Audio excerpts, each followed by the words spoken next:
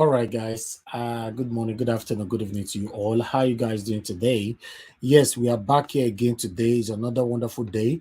Please help us to share and like. It's going to be another wonderful topic today. In fact, a wonderful broadcast today. Thank you very much. Thank you for joining us. Good morning, good afternoon. Hallelujah. I decree and declare by the power of the Holy Spirit, whatever represents shame, reproach, and stagnation, after this miracle service, you will see them no more.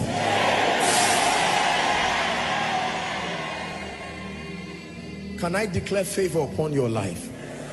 In the name of Jesus, I call upon Ebenezer, the helper of men, the one who can open doors, granting you unusual kindness from men, unusual access and unusual acceptance. May that grace come upon you now. Hear me. You are a man of God here. I release grace upon you. Go back and do ministry at another level of impact. You are a businessman here. I prophesy upon your business. Provided what you are doing is with integrity and is towards the building of men, I declare prosperity upon it. In the name of Jesus. I pray for every home here. Any demonic spirit that is orchestrating to scatter any home here and cause troubles, we curse it right now in Jesus' name. For someone, my prophetic word for you for the month of April is good news. Good news. I say it again, good news. Good news. Sounds of joy. Good news in the name of Jesus Christ. I decree and declare, where you have been weary and discouraged, may the Lord console you with manifold testimonies. Everything that has fought your prayer life, let it give up on you now. Everything that has fought your word study life, let it give up on you now.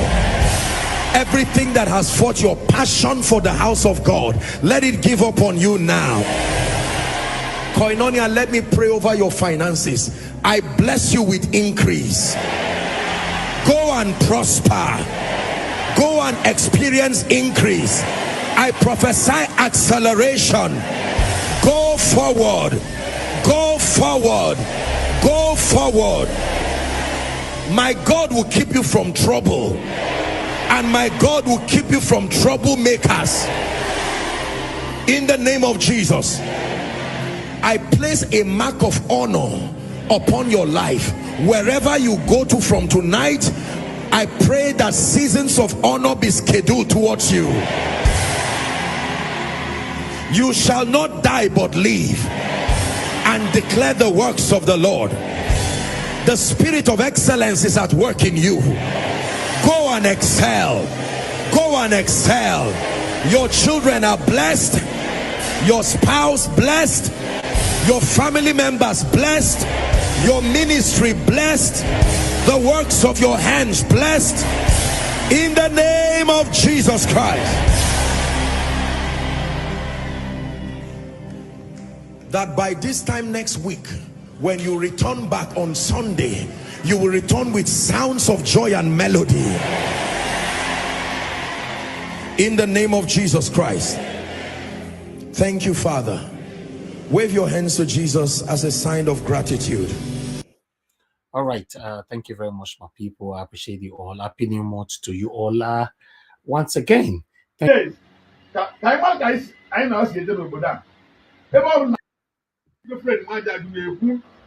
We must shut down Lagos. If not 1 month, 2 weeks, if not 2 weeks. That word was strong though. We must shut down Lagos. That word alone, you know. But let's listen to the full video. We must shut down Lagos. If not 1 month, 2 weeks, if not 2 weeks, 1 week. If not 1 week, 3 days. Shut down. Yes. But 1 week, 2 weeks. Yes, what to accord. No going back. Only when Christmas, I understand December, but not empty. I don't think Lagos are busy. Go to lab. shop ihe niile na-adị busy obodo agbagharịwa and ndị akụtakọbana China ka a kwụsị iji anyị nwanyị na na-eyi anyị egwu. We will stop this. This will stop. Period. Securities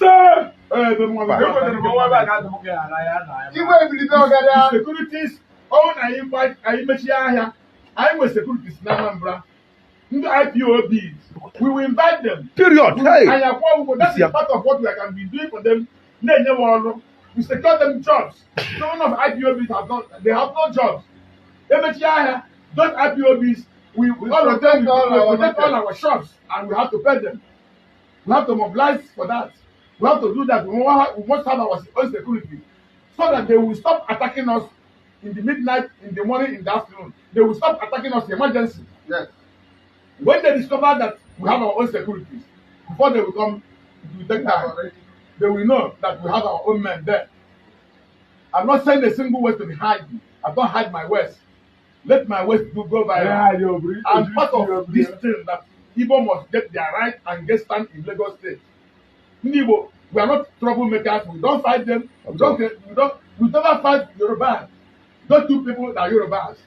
When we decided to vote where you want to vote. You cannot force someone to vote where you don't want to vote. You cannot force yourself to be a leader. When you want to be a leader, the communities, the entire town, the entire state will bring you out and say, come and lead us. When you are forcing yourself to lead, that means you have a skeleton in your cupboard. Good. A party to collect money anytime from anybody. A party to become one Nigeria and let Igbo come to stay in Lagos. Any part of Nigeria, Igbo must be there. Yes. He said.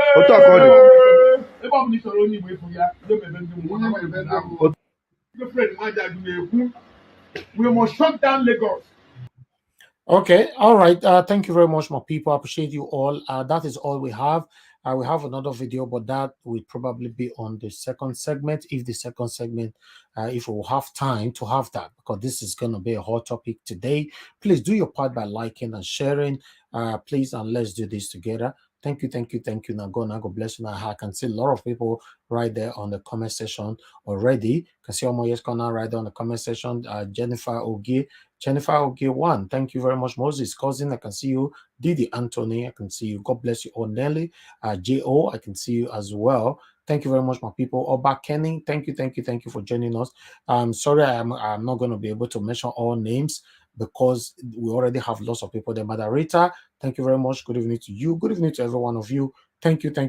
And I can see Eva line. In fact, more people are right there. Okay. Good evening to every one of you. Good morning, good afternoon, good evening. Let's talk about what is going on right now. As you all, since the governorship election, in fact, before the governorship election, because that is when everything started, not even presidential election, right? Yeah. Was it presidential election? Yeah. Let's say it started. Yeah. It started when, the 25th of February, where some of the Yorubas in Lagos started threatening the Igbos in Lagos to go away and move to the east. But it gets worse. That was during the time of the governorship election. A lot of violence were recorded in different angles in Lagos. We saw a series of videos. Some of the videos could not be showcased on this platform due to YouTube rules, but we posted lots of videos on our WhatsApp group. Even me myself, I was not happy at all. But now we've also seen a couple of videos, about 2 or 3 videos, where the elders of the Igbo people, came out saying, even before they came out, I condemned it myself. So the Igbo man coming out to say, now, no, you can't do this to us, shouldn't be a surprise. I condemned it. And many of you that is watching me right now, you also condemned it. That what some of the Yorubas were doing to the Igbo people in Lagos was very, very, very wrong. As you know, this platform, we don't preach hate here. We don't support anything to do with division when it comes to ethnicity. We don't. But unfortunately, these have been going on even after the governorship election in Lagos. We have also seen a video where should I call them Yorubas? Because I don't really know, but we saw people intimidating some Igbo women in inside keke napep, inside the bus as well, and some of them walking on the street, collecting their phones and all that, telling them to get out from Lagos and move to the east. But now we're now seeing the elders of the Igbo community now coming out to say no, they can't take this anymore. The actual one that triggered everybody right now is the one I just played. Where you saw that man saying that we must shut down Lagos. We are sending the IPOB to Lagos to protect us.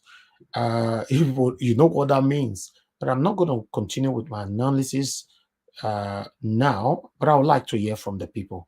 What is your take on this? What is happening? What could happen? Yes, that should be the area we should focus on. Remember, ethnic war, people we could not play with them. Even you, where they talk say not concern you, so I feel talk and since it go concern you when it happen. Meanwhile, I'd like us to move on. We have one space here. Somebody just left. I don't know. Or yeah. I'd like us to move on. Let me hear from the first person here with us today, which is Mother Patricia. Thank you very much. Good evening to you. Please talk to us. How are you doing today? And what is your take on what is currently going on? Good evening, everyone. Good afternoon, good morning from wherever you are watching us from. Good evening to my Thank you. co-panelists. And thank you so much again, Niger, Thank Mr. you, Elvis, yes. for having me. Thank you so much. Yes.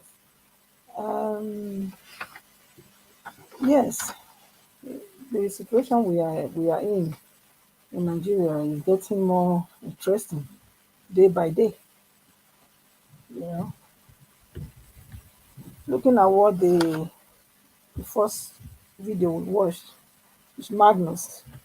I believe that was also what I also reiterated. I mean, said the first time when I was given the opportunity to give my submission on this platform about what is going on with the hatred of the some Yorubas towards the Igbos right now. And just like you said, I also mentioned then that if we all fold our hands and we are watching what is happening, and I said that there's a danger there because um, Nigeria is not just made up of three ethnic groups. You know, we are over, it's still counting actually, we are over 500 ethnic groups.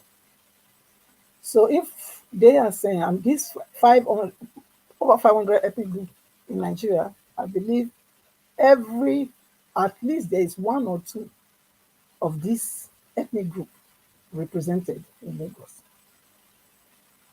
Now that common election, which is every citizen's right, you know, to perform, has become a problem between some Yorubas and the Igbo ethnic group.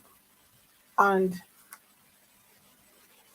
the rest, even the people in Lagos, the rest ethnic group that are not Yorubas, or even the Yorubas that are in Lagos, that are not among these wicked people, wicked and evil people, if they don't stand up, very soon they will include, the Yorubas, they will include the Edos, they will include the Injos, they will include the rest of the ethnic groups.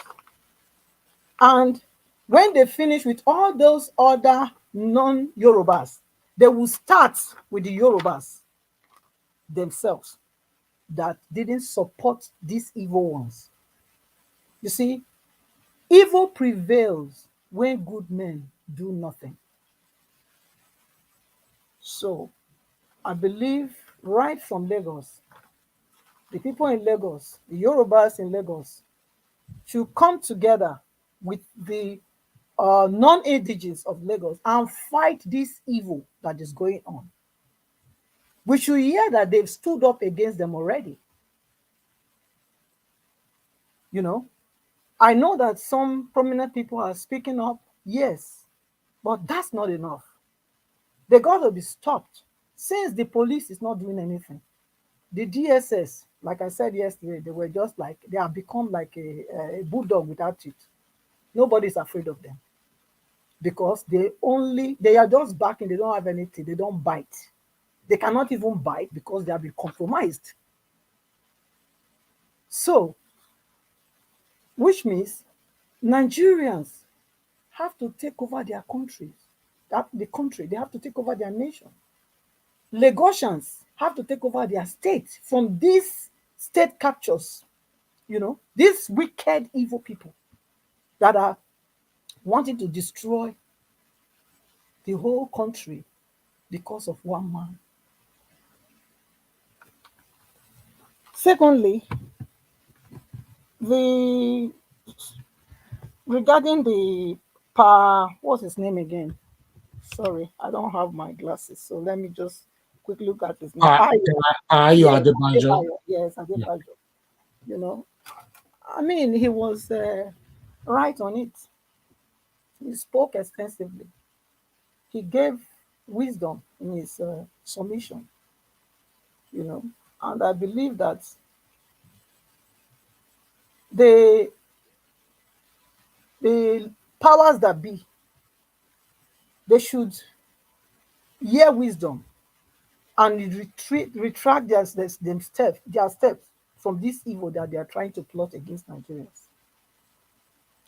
Because what we are looking here, the problem, what we are seeing now can escalate to become a big problem, a war in Nigeria. The Rwanda genocide, that's how it started. Nobody, I don't think anybody forgets it. What happened there. So, and we don't want that to happen in Nigeria. I'm for one Nigeria, but there must be equality. The leadership must not be that it must be two particular ethnic group. If we really are one Nigeria, what stop an Edo man not from being the president? What stop an Ishekiri man not from being a president?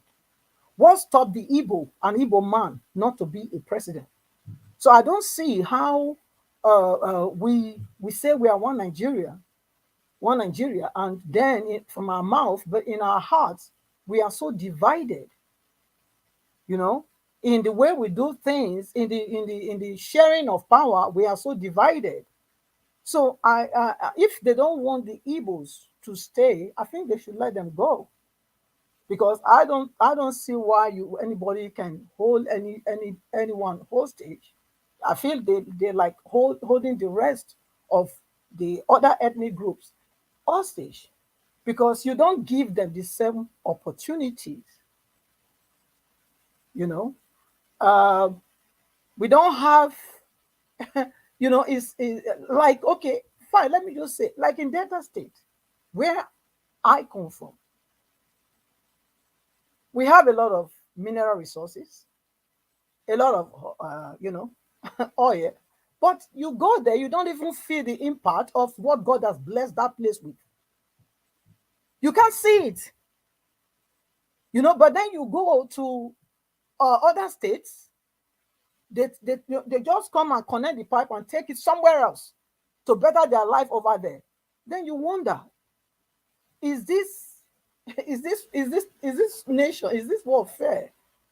So I believe that if you don't want to treat people equally, if you don't want them to enjoy their natural God-given wealth, I believe you can just, Nigeria can be, we can split it. They can say, okay, let's dissolve this sole country called Nigeria.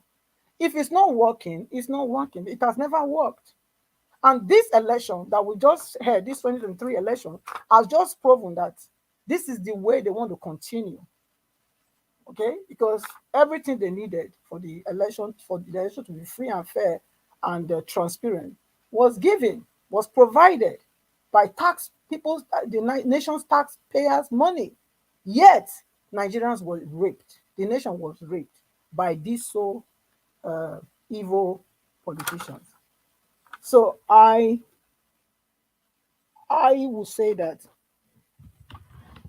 if you don't want people to if you don't want an inclusive governance, then let us dissolve. Let us dissolve the the union. That's my take. Then the iPod calling the chief of the iPod calling for the Igbo chief calling for the iPod to go to Lagos to protect the Igbos. I believe it's their right. It's their right to do so. If you are in a nation where you have the police, you have the army, you have the DSS, you have the navy, you know, and they are not protecting these people. I believe it's like everyone has to now go and protect his own. So I don't see anything wrong with that. He didn't say they were going to war. He said they are going to protect their people. And he said he still believe in one Nigeria. He still want the nation to function as one. But then there must be an inclusivity. There must be, you know, a there must be equal opportunities and protection for all. So I don't see anything that is wrong with that. I think it's a good step to go to the aid of the Igbos in Lagos. Thank you. Thank you. Thank you, madam. Thank you. Thanks for your submission.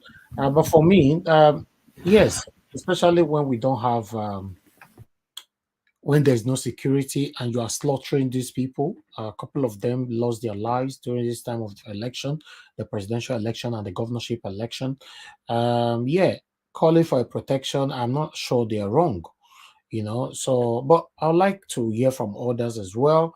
I will start taking calls soon. Please just hold on, guys. Okay, let me hear from Ed. That's Patriotic Nigerian. Thank you very much for joining Yeah, us. Good evening to you. Please talk to us, sir. thank you very much, Mr. Edigan. And greetings to everybody on the panel.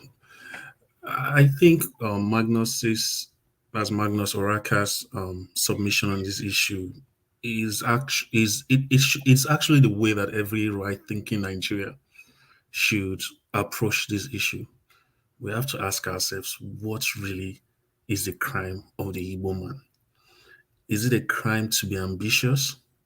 Is it a crime to go through a genocide, which you actually went into as a means to protect yourself and your civilization?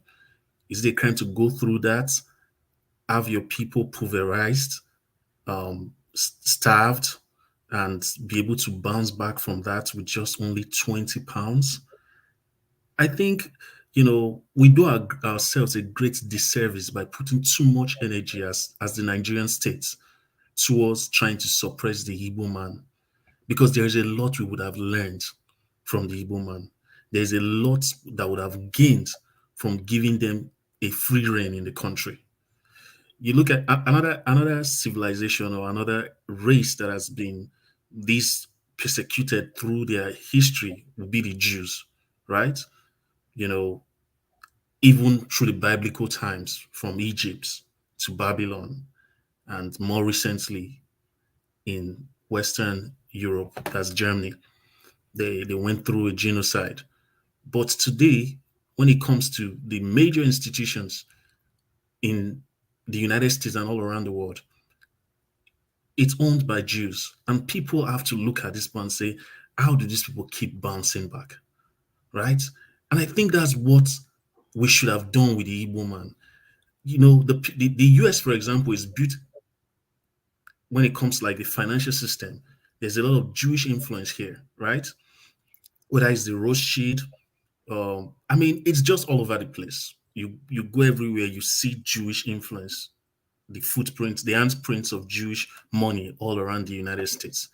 These people just want to do business. And that's the same way the Igbos are. They just want to do business. Give them an enabling environment. Give them ease to do their business and see how Nigeria is going to get better. Even deprive them of presidency, but just give them ease of doing business. Bring a port closer to them. Allow them just be able to import their stuff. Give them that free reign to be creative and see how much Nigeria will benefit from it. By the time the Igbo people started the Biafra, I mean, by the time of the Biafra War, I'm not saying they started it. By the time of the Biafra War, we know that the army of Biafra was nowhere to be compared to the federal army, but we saw that they could hold still for 3 good years because of their ingenuity. They fabricated weapons from the scratch. If it was in a place where things are done the proper way, we probably would have said, okay, how did you people do this? Imagine the homemade technology, especially military technology that Nigeria would have developed by just studying what the Igbo people did. We probably would not be importing a lot of our weapons if we had just allowed this Igbo ingenuity to prosper. And for what reason, really? We say they are very loud, but let's be honest. That is the way that everybody sees Nigerians. We think it's just an Igbo thing. If you, I mean, Mr. Edigan, you live in the UK. What has your Ghanaian friends said about Nigerians? Those people are very loud. They're very ambitious. Okay, if we know that this is the way everybody sees us, why do we use it against our own selves? Just because someone speaks a different language. And look at even the existence of this country we call Nigeria. A lot of the initial drive to see us become an independent state was done by Igbo people. Nnamdi Azikiwe came from Lincoln University. It was his newspaper writings. A lot of it went into the independence of this Nigeria. And so if the Igbo people wanted to structure Nigeria in a way that would benefit only them, they would have done it from the onset. But yet, they believed that we, as a country, we are better. I mean, at least in Nnamdi Azikiwe's estimation, we are better as a whole than as in parts. But yet, I imagine how he will feel in his grave now, seeing what his own people are going through, just for that decision he made. We are really, it's like we are concentrating our efforts in pushing the Igbo man down. And in doing that, our hands are also tied. We can't stand up as a nation. Let's even forget the presidency. I support Peter Obi. Let's forget all of these things. The basic things that would make for trade to prosper, for commerce to prosper, that we have deprived the Igbo man of. We think it's just them, but it's affecting everybody. And this is where I really have an issue with most of us from the South, Niger Delta, when we try to buy into this narrative of, oh, there's something probably wrong with the Igbo man. Let's be honest. A lot of the things that we suffer in the Niger Delta and the South is somehow related or is somehow linked to the fact that the Nigerian state wants to oppress the Igbo man. Imagine if this Benin-Lagos road was really well done all this while. Will the Benin people not benefit from it? If Gelegele Seaport, Warri Port, or even if there was a direct international flights to Benin City, of course, the Igbo people would prefer that to going through Lagos. They'll prefer Calabar Port to going through Lagos, right? And that's a benefit that we would have had, even though we are not Igbos. So I think as a state, we should start thinking, let's study these Igbo people. There must be something about them that makes them prosper, no matter how you push them down. And let's learn it as a nation. It should probably even be co-opted into our education. And let's use that. I mean, I think it was in Harvard or one of these Ivy League schools. They were doing the case studies of the Igbo apprenticeship system, right? They were doing, because they said it's one of the, if not the biggest apprenticeship system in the world. You know, this whole thing of an Igbo man going to the village, taking one of his relatives to go work in the shop, and from there that one becomes a big man, and they keep it going like that. They study this thing in Ivy League universities abroad. So what is depriving us as Nigerians from co-opting that even into our local education? You know, I just feel like we're doing ourselves a great disservice. We think we are doing the Igbo people, but we're doing ourselves as the Nigerian state. Thank you.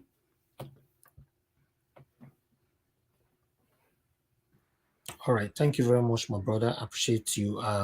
To be honest, I'm not a supporter of what is happening or what is about to happen, because you should know that the Igbos are not the kind of people you can just push around just like that. If they are quiet, they are only quiet. In fact, have you guys noticed that everywhere is quiet just because of this, especially the presidential election? All the Igbos are quiet. Before the presidential election, you know what was happening. We saw all of them here on social media and all that. To be honest, you calling, if you're that Yoruba man or woman who are speaking ills against other tribes, it's better. It's not too late. You can stop it now. To be honest, it's better you stop it now. I'm not sure any reasonable human being will support what you are fighting or about to strike. To be honest, it's better you stop it now. Okay, let me hear from others. Let me quickly move on now to okay, the next person I have here is Winning Igbinomba. Winning Igbinomba, good evening to you. Thank you very much. Please, I would like you to talk to us. Can you unmute yourself if you're there? Yeah, good evening, my beautiful people. Thank you, madam. Thanks for joining us. Please talk to us. Thank you for your good work. Oh. Thank you. I thank you and I bless you. I praise your efforts. So this Thank issue you. we are nice for all of us. It's not just for only Igbos. Me, I'm from Delta. All my life, I've seen how the Yorubas and the Hausas, they've been embezzle our money. Coming to London to buy house, they go to America, they drop our money there. They are not using our money to develop our land. And they will still die and leave those money in those banks. And Nigeria are still suffering in poverty in a 21st century. So I praise all our youths, and I also praise our president, Mr. Obi, for this confidence he gave to us and for opening our eyes. So my advice to our youth, everybody should go and register and come into this politics. The game is over for Yoruba and Hausa. You understand? They are not the only people that own Nigeria. We all own Nigeria. So nobody's praying for war. But what is coming now, we can see it.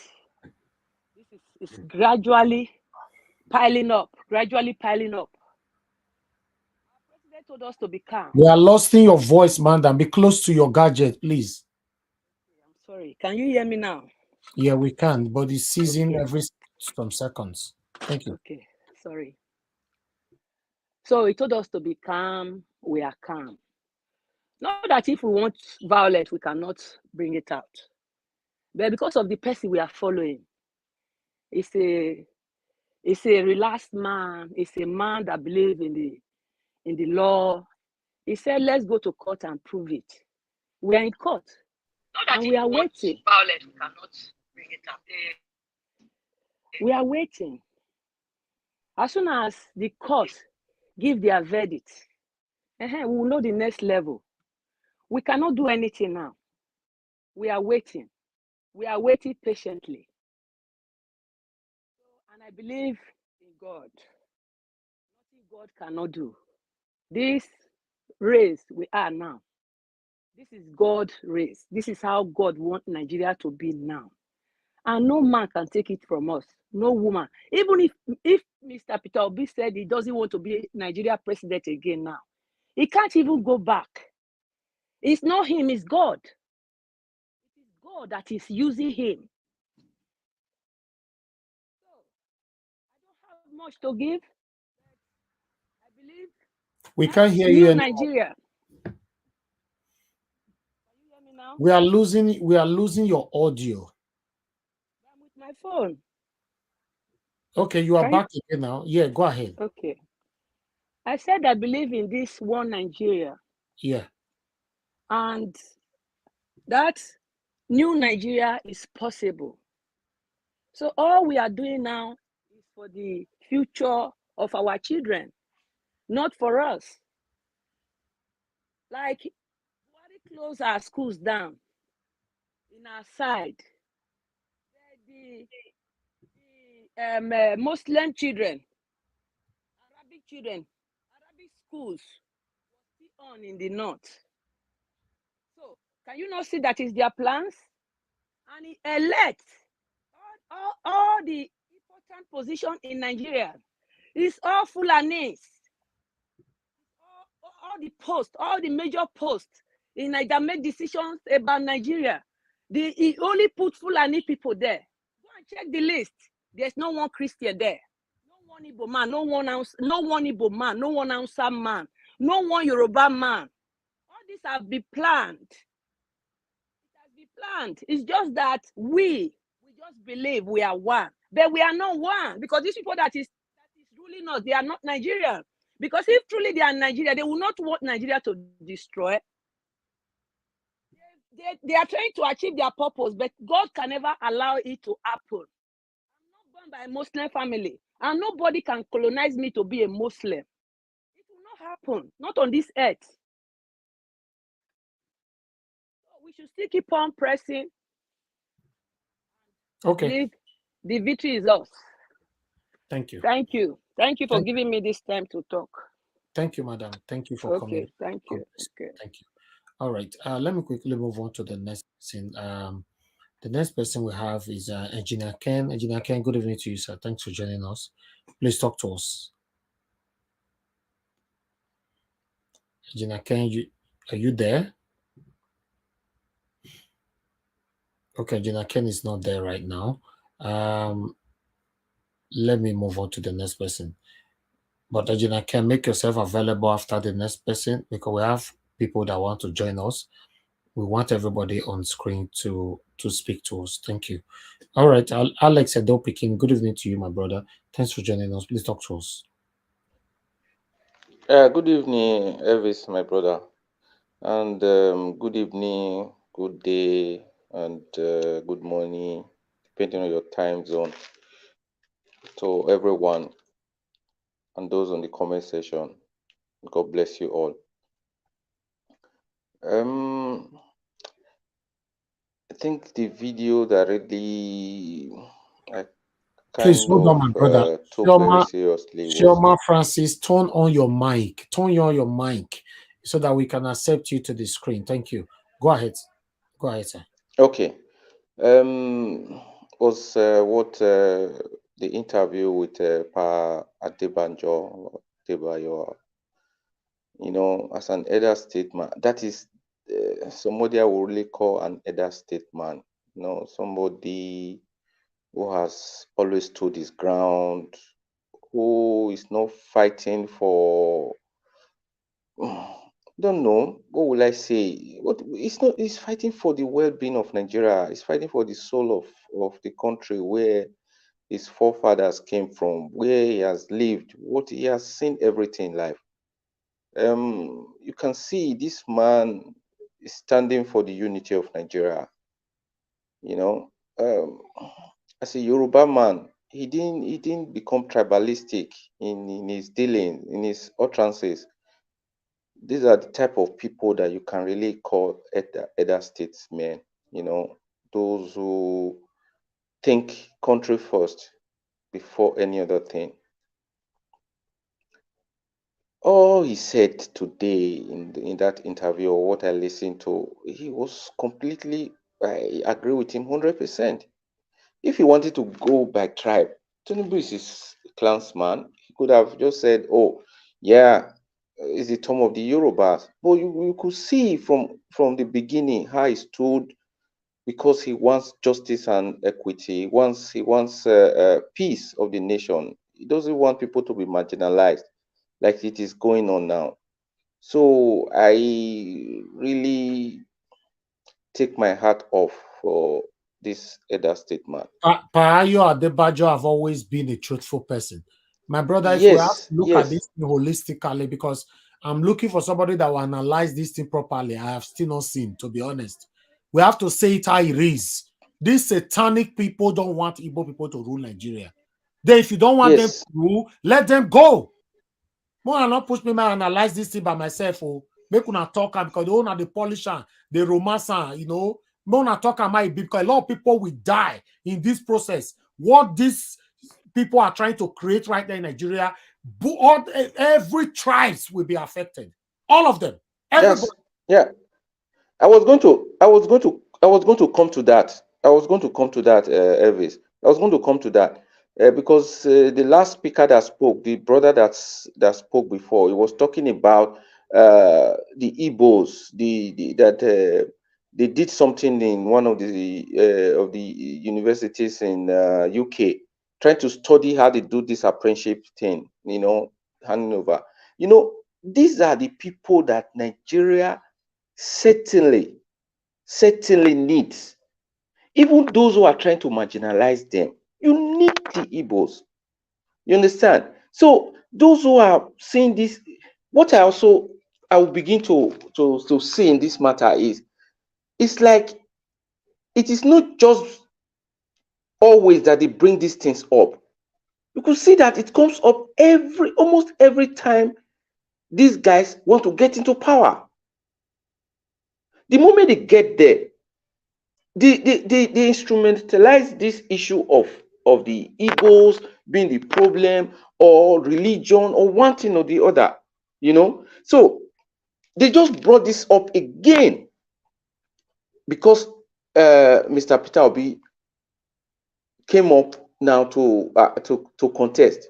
It has always been there, but they always bring it. It becomes more pronounced when it is under 4 years.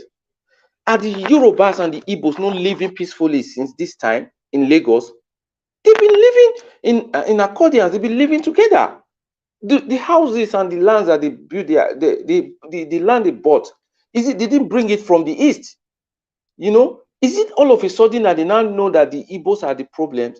These guys. That is why we never take any word that comes from a Tinubu. I don't hold it with a pinch of salt. This man saw everything. He sent his people out there to go and wreak havoc. And after the havoc, he now came up and he wants to make peace. After killing people, after destroying their properties, this thing is always there. The Yorubas, I'm not trying to use tribe again, but it comes in.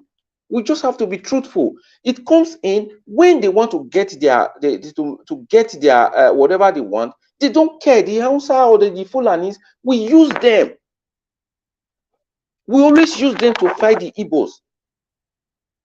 But after they've achieved whatever, they throw them off the bus. So it's just like a never-ending story. And what made it really pronounced now is because Peter Obi is now in the picture. That is why it is so pronounced. We all know that Obi won this election. We all know that this mandate belongs to him. But what are they trying to do? Yakub, or whatever his name was, they saw the results live. They were seeing it. And he said, wow, if we don't stop this now, we don't have any other thing. Let's just do this. Then they went into action and began to manipulate the whole thing and brought us to this mess we are in now. So it's when we want to discuss, I don't know how to really go about it. I don't know how to go about it. This injustice is just too pronounced. It's just too much. It's not just the Igbos that are being marginalized. All Nigerians are being marginalized just by these few people. We should not forget that it is not all even the so-called tribe we are talking about, the Fulanis or whoever. It's not all of them. Is that not part of them? Is he not on the good side of history? And many of them not on the good side of history. But the bad ones and the ones that are into power, they want to put us there to remain there and use this tribe and religion and whatever to always make us to have friction all the time. So that is why we have to be extremely careful in the narrative. The chief that was talking about IPOB or whatever, this is something that is complicated. On one hand, he never really said he's talking about how the Igbos should be protected, and it's their right to be protected. Everybody has the right to protect himself. Look at what they are doing to them. Okay, when we all now say, "Oh, it's not my tribe," it is going to come. If they do it to the Igbos and nobody cries out, it's going to happen to other tribes. So it's the same circle. All we are fighting for is that this mandate should be returned so that there will be rule of law in Nigeria. There is no other way this can happen. We just have to be patient and wait for what the court does. So that is my take on that. There was something else that I was going to say. Yeah, the DSS. The DSS is already a political party and they belong to the APC, because I don't see any secret service that will come out and begin to say some parties are bringing up frivolous, what did they say? Frivolous petition in the court. Is that their business? Is that the business of the secret service? You are supposed to protect the country. Whenever anything comes up that is going to endanger the nation, you step in. So this whole system, this whole thing is making me. I don't really know. I don't know what goes on in my head sometimes when I think about my dear beloved country, Nigeria. These people are making somebody really come. So that is just the thing I see in this whole in this situation. DSS has become a political party. Look at the injustice that has been happening in Nigeria. You never saw them took action. You never saw them make statements like this to warn the people who are trying to cause confusion. The ones that were so vivid, these people came up and were saying, a particular person came up and said, this tribe, if they don't vote, they are going to do this, they are going to do that. All right. And there was nothing done. Thank you. So please, I don't know. I don't know. Thank you. I just somebody will say, yeah, let's pray and just hope that Nigeria doesn't we don't need collapse. Brother. Let's face it, not prayers at all. Prayer doesn't have anything to do with this. Nigeria is backward today, and we have been praying since you and I were born. So let's just remove prayer out of the reality right now. UK, they don't pray. Other countries, yeah. I understand your point. When I say pray, I'm not that religious and begin to think you just pray and then wait for manners to fall from heaven. No. I'm not part of that. Having faith that things will get better. Everyone, prayers is something that is personal. You don't impose it on people. I don't believe in that. I live in Germany since years. I work hard. I don't need to pray to have a good road. It's just there because the people pay their taxes and the roads are done. Okay. So I am not all right then. Part of that. All right. All right. Thank you very much. Ejinake, are you there now? Are you available to speak? Ejinake is not with us. I have to remove him for now. Let somebody else come in. Please, let me see who is the next person here. In CBD, good evening to you, sir. Thanks for joining us. Please talk to us. Yes, good evening, Mr. Niger Watch. Good evening, the panelists. Thank you so much for having me. Good evening, everyone listening to us. Thank you for tuning in again. Well, the thing is that all these things happening, you cannot I will even be disappointed in the Igbo people if they've not Ninja watch. organized Hello, some hello, kind of. Obi. Hello. Okay, hold on, Engineer Ken. I'll call you. You'll be the next. Please Um, stay with your gadget, please. Thank you. Go ahead, CBD. Yeah, thank you. So yeah, I will be disappointed if they've not kind of organized some kind of vigilante, or the Igbos in Lagos. Somehow they should be able to, maybe the ones who are concentrated in a particular area, they should be able to kind of form some kind Maybe of the reason why they have not done that, they are waiting for the government to protect them. Normally, is our right, constitutional right, for the government to protect us. Even the yeah. highest government we have in Nigeria now is already rubbing shoulder with APC. So who can we run to now? Yeah, imagine that. But unfortunately, we have seen the breakdown of our security system all over the country, even before the election. And now, with that in mind, we should be able to now try to, take care of ourselves within the law, because I'm sure vigilante and protecting yourself is not against the law. For the IPOB, I don't know. I can't say more speak on that, but I believe that they should be able to organize their own security somehow. Obviously, the people in Alaba and the other markets, Ladipo, Idumo, everywhere that they are, they should be able to. Um, I don't think they'll just be there. I don't think even those guys can really do much, because those are people that are seriously in business. One can open their eye and you just come and say you want to damage their business place or something like that. But at the same time, they should also still have some security kind of services around, so that when they go home, will not start, so that they can also stop hearing this thing of markets being burnt overnight, because we know the people that are responsible for all these things. It has been happening over the years, and it's just that the Igbo people have been trying so hard not for this thing not to escalate, because of the way we are mixed, or the way we are kind of together, and people are trying not to let this thing go, out of control.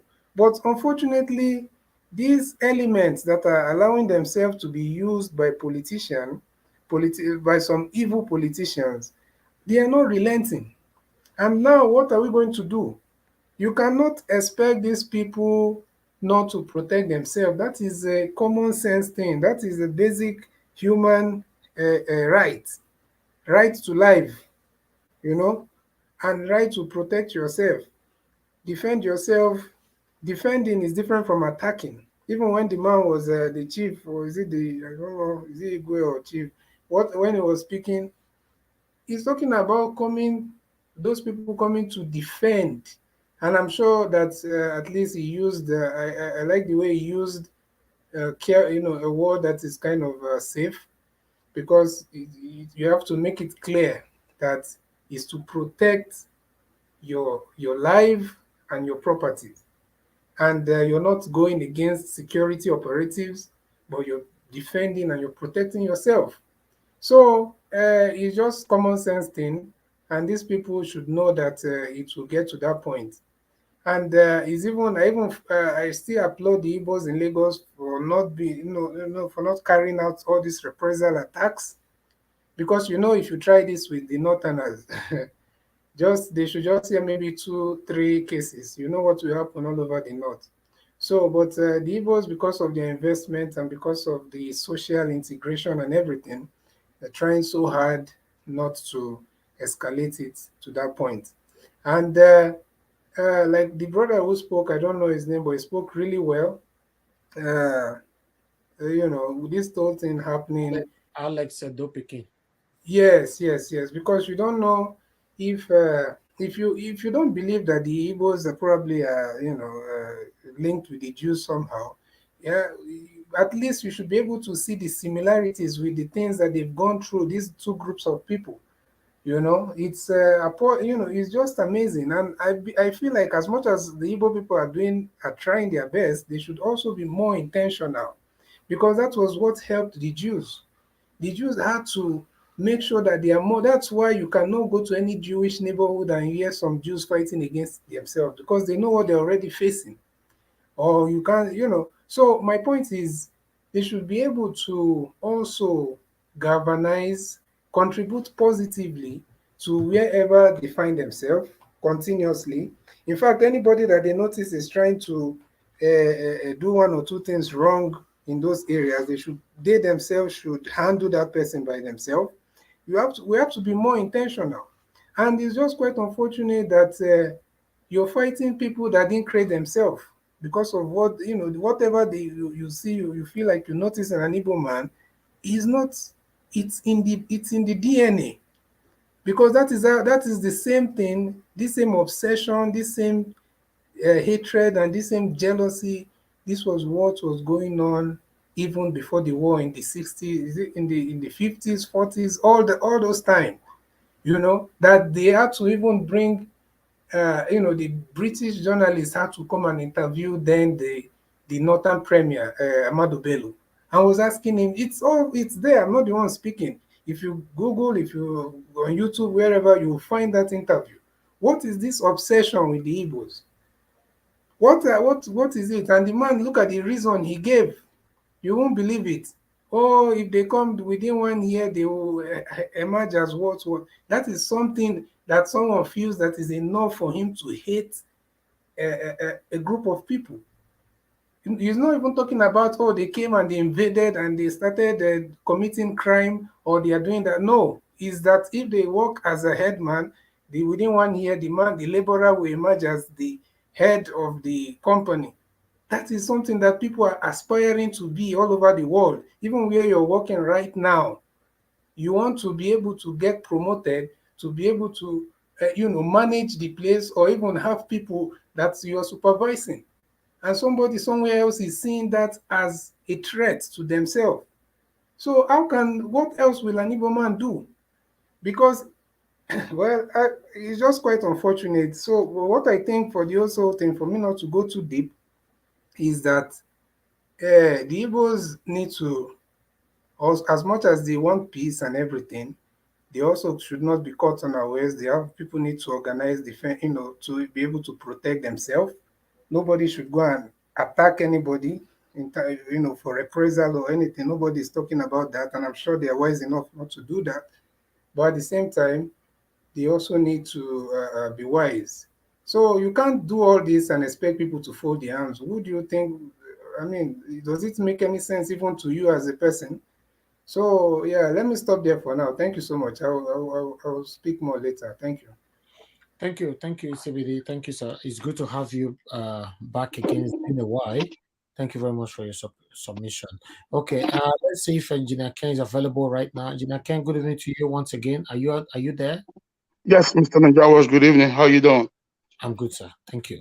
Please talk to us. I guess you watched the videos I showcased. Yes, I was one of your first person that logged in. Okay. Mr. Najawas, good evening, Nigerians, and good evening, my co-parents. This thing is, to me, the way I see this thing is this: the Igbos messed up.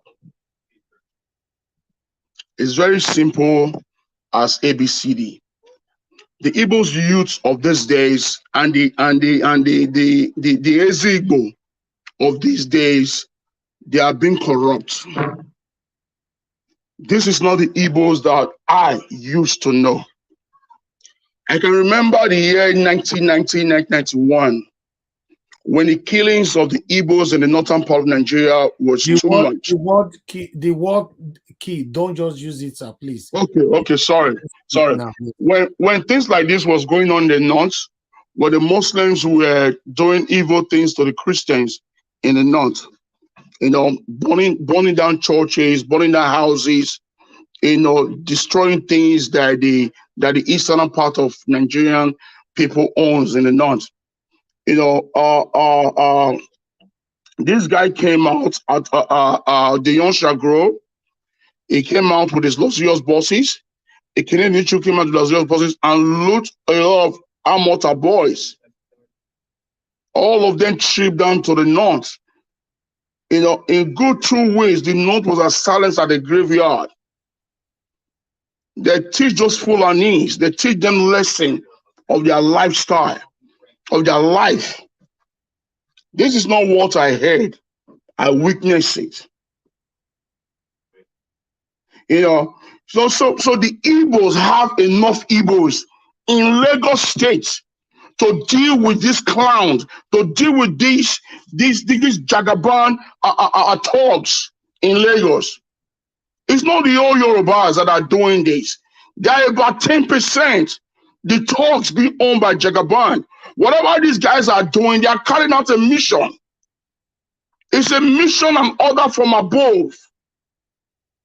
We all have to set this record clear.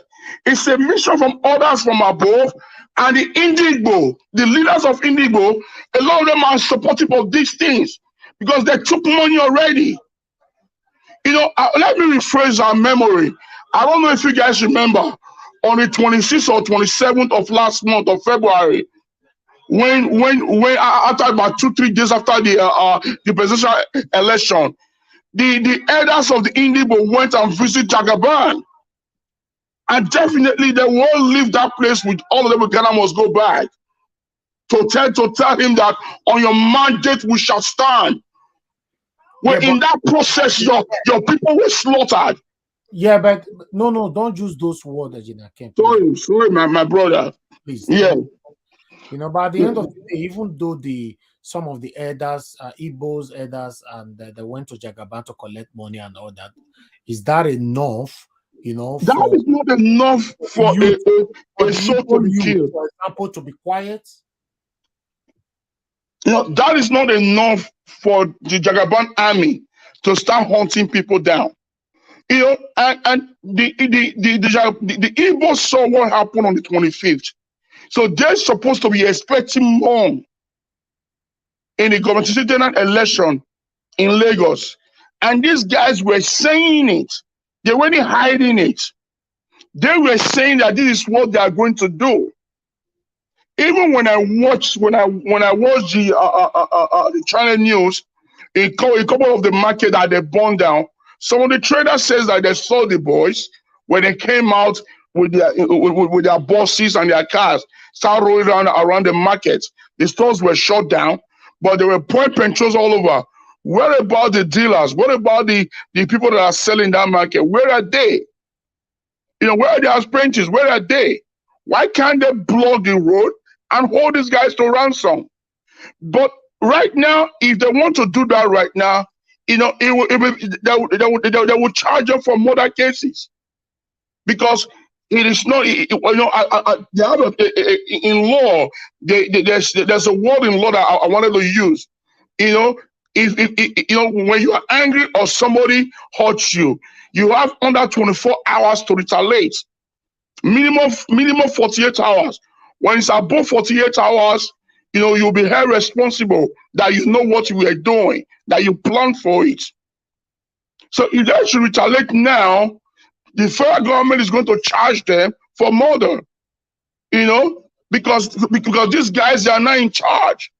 What they're supposed to do on that very day is to do payback. They don't have to invite Igbos from the east.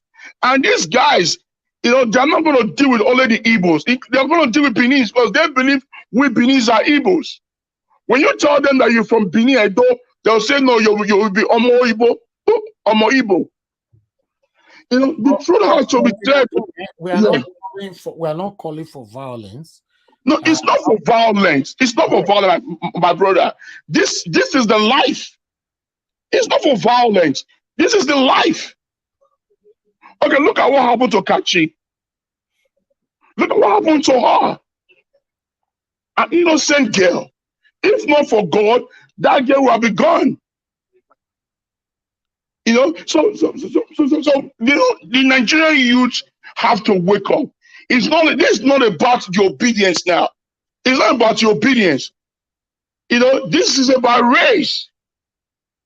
This is about race. Just what I'm seeing right now is like the Fulanis and the Yorubas, they are not collaborating because the president is a Yoruba, a president elect by INET, not by Nigerians. The vice is a Fulani. So this thing is going to stand. This thing is going to stand. So let every ones that lives in Lagos, when you know that you are not an Yoruba origin, you have to join up. You have to muscle up.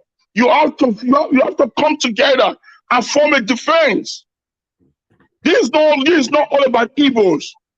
As long you don't speak Yoruba, you don't have Yoruba last name, you are Igbo man. You are from East. You are an Igbo person. They don't care if you are Edo, if you are Delta, if you are Rivers, if you are Calabar. As long you don't have Yoruba name, you're done. So our people has to wake up, regardless about the business you own there, regardless about what you have. And what pains me more is when the governor of Lagos State came to the market that was born by his own talks and giving them 100 million naira. And my own brothers took that money from him. Why would you do that? The stores that get born, one of them is more than 100 million naira. One of the store is more than 100 million naira. Why would you took that money from him? Leave the money for him. Instantly tell him you don't want the money. They should take the money back. Then he will now know that what they have done is wrong. Because this is a good plan. Their plannings go there, intercept their jobs, burn their market down, they will come back and give them money. These Igbos are greedy, they love money, they will take. Sometimes money is not everything. Money is not everything.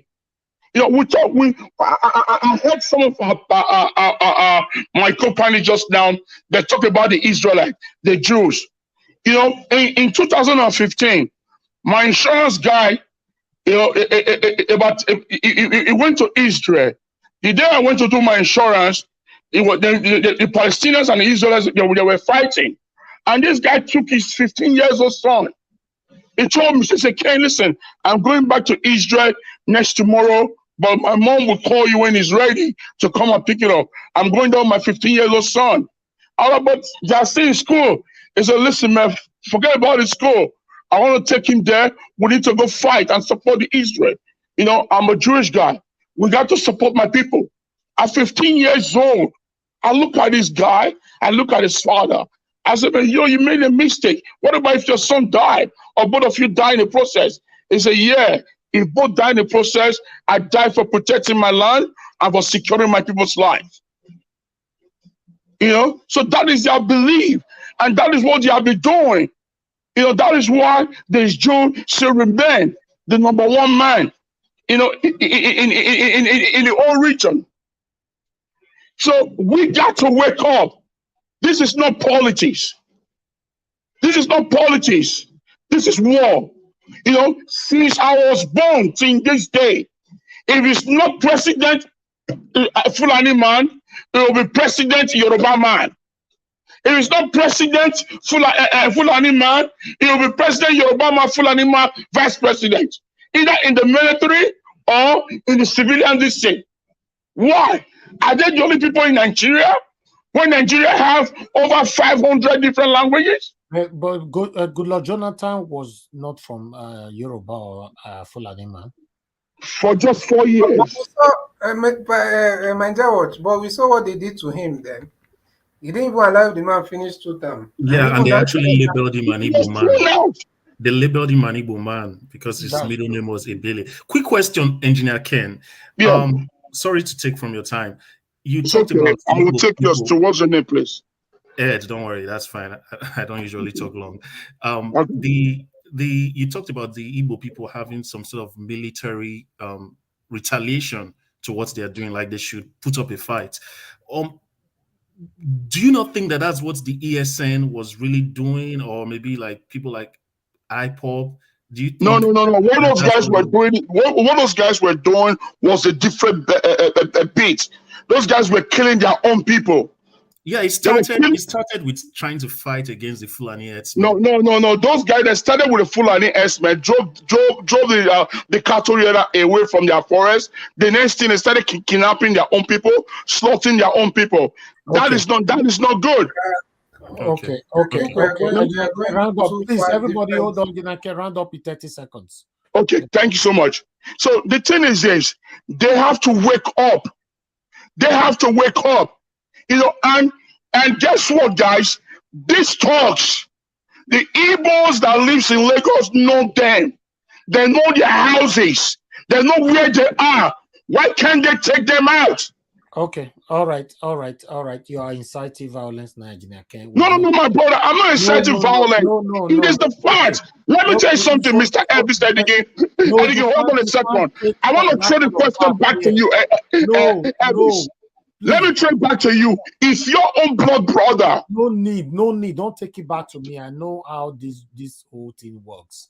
You know, there are words you can't use on oh, air. my brother, I understand about that. Pick anybody out from this platform.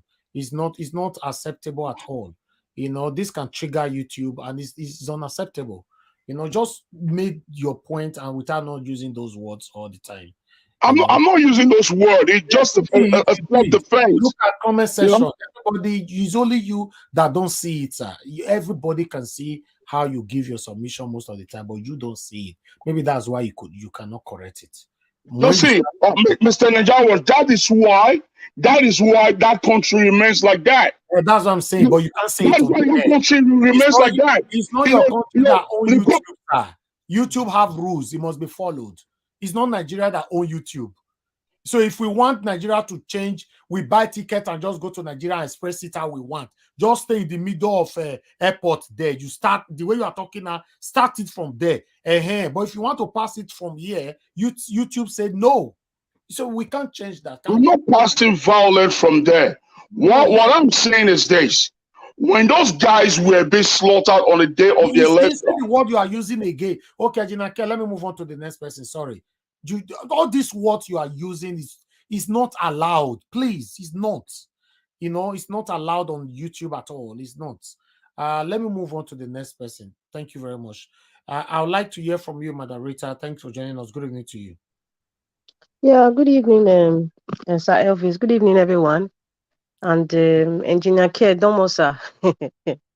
um, thank God for today. I was listening to Paradebanjo speak, and I'm very proud of that man because when all this mayhem was happening in Nigeria, at least I think he's the only one I can remember that was actually speaking up about this tribal fight between, the some Yoruba touts and the Igbo people, the hardworking Igbo people. Um, this is what we're talking about. If you know that you don't support as a Yoruba person, if you know that you don't support what these touts are doing, although we all know that these touts have their master, but and we all know who their masters are. And if we don't have influential Yoruba people coming out to speak against that, it's a shame. And I'm very happy the man said they should be ashamed of themselves. These people who are using these tribal sentiments just because they want to get political power, they should be ashamed of themselves. And those of you who are listening, who are part of this evil APC, you should be ashamed of yourself. Wherever you are, you should be ashamed. You want to lock yourself in a hole. You should be ashamed of yourself that you're supporting this kind of thing. And anyone who's supporting this kind of thing, it will happen to you, it will happen to your children. If you will be alive and you will see the pain your children go through, what you are supporting right now to other people's children and other people's businesses. I'm very proud of that man. And it's unfortunate that we don't have I can mention influential people. For example, the Are Kakanfo of Lagos, Gani Adams, he didn't speak about this. The only thing that I read a few days ago was like he was saying, this thing is escalating now, it's going beyond. But I didn't see Gani Adams, and we all know what that his title means. That his title means a war general in the Yoruba tradition. I mean, having that title, I think, what's his name? Abiola had that title before, but for somebody to have that, and he's an educated man too, but for you to have that kind of title and you see what is going on, you live in Lagos, you see what is going on, you kept mute. And that is why you see all this. The reason why they're keeping mute is because they are part of the government. They are part of this insidious wickedness. They are part of it because they are gaining from it, they are benefiting from it. All of them, the so-called influentials who were Yoruba. I would even say, musicians like Fowles, I was even talking, on the side. I mean, he's doing what he can do. But when I'm talking about influential Yoruba people, people that are already in government, people that, that have Yeah, Fouls, as we speak right now, Fouls they're already planning, to attack him, you know. it's so you see, it's that is a typical example of it is not just about tribe, it's beyond that, it's power. So they're even willing to pull down their own son, their own tribesman, just because of power. So that's why, we all know that this using this tribal tool of Igbos, and Yoruba and Igbos taking over, it was just a tool that they used.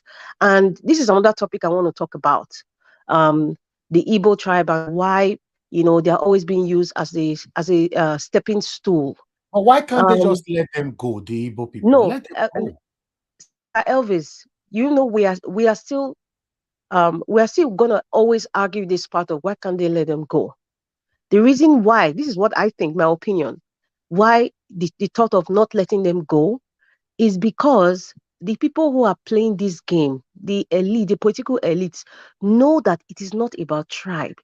The basis of all this is because of political power. And that is the only tool that can be used to the gullible, suffering Nigerians.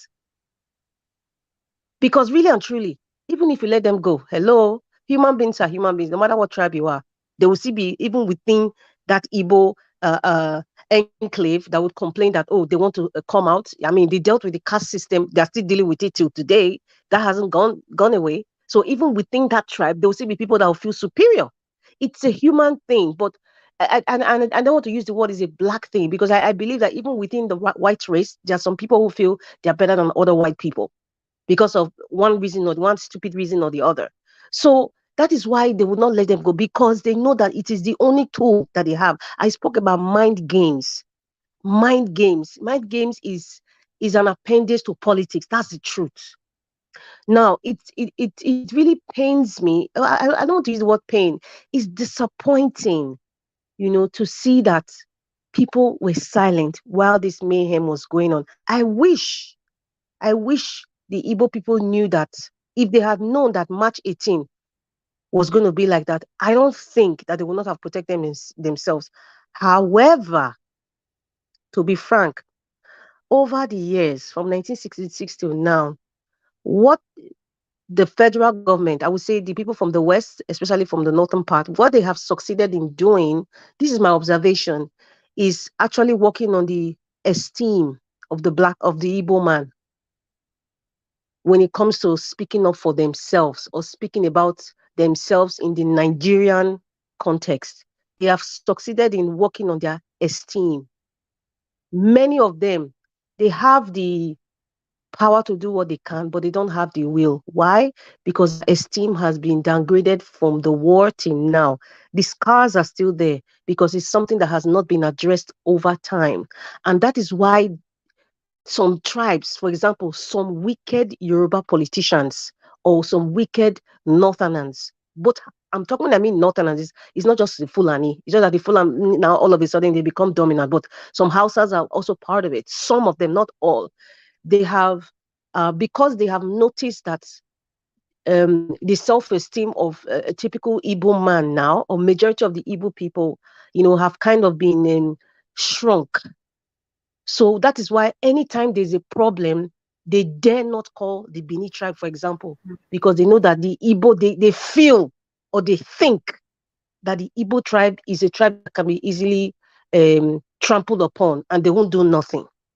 That is why if you go to the north now, any issue, the first tribe that they will call is Igbo. If you go to this the southwest, anything now they call them. Why can't haven't you ever thought that why can't they call an Ijaw man and let the Izon people come? Why can't they call the Benin man? So it's so that they've worked on the esteem of the Igbo man constantly over the years. And that's why, there's this feeling of, okay, I'm an Igbo man. I work so hard. I come to your community, with nothing, and then I rose to be something. It's hard work. It wasn't bribe. I pay for every little thing that I have. I worked for every little thread that I have. But there's this kind of esteem, like, okay, I know one day you people might hit me on the back, or you might tell me that leave our land, or use some derogatory words upon them, and they won't do nothing. They've worked on the esteem Can of I, the Igbo man, can and that I, is the esteem. Sorry, please, you will spoil my train of thoughts. Don't interrupt me, please, sir. Thank you. So that is there's something no that the Igbo interjection in elders, this, excuse me, please. sir, please do not interrupt me. It spoiled my train of thoughts, please. But And you're making you are some still very interrupting me. extreme. You're You making are still extreme interrupting me, statements sir. now. I think it's wrong, and it's It rude to doesn't interrupt me. matter. Unless if Nigeria Watch I would says that not nobody let you should keep talk quiet. until you keep quiet, sir, You and let me cannot finish speaking. you Thank you. cannot say you won't let me when you're not the Excuse me, moderator sir. of the It is a platform. panel. It's one person at a time. When Engineer Ken was speaking, it was only Nigeria Watch that interrupted Nigeria him. Watch is here. If he tells me Okay, but okay, CBD listen, keep sir. This is quiet, my let her time. finish. You I are will taking keep my quiet. time. Mr. No, CBD, you are taking my you're making time. some kind of statement that one needs You to are taking my. If you cannot take my Sir, statement you when it's get your a turn, time you can to reply me. retort. Just let her finish, please.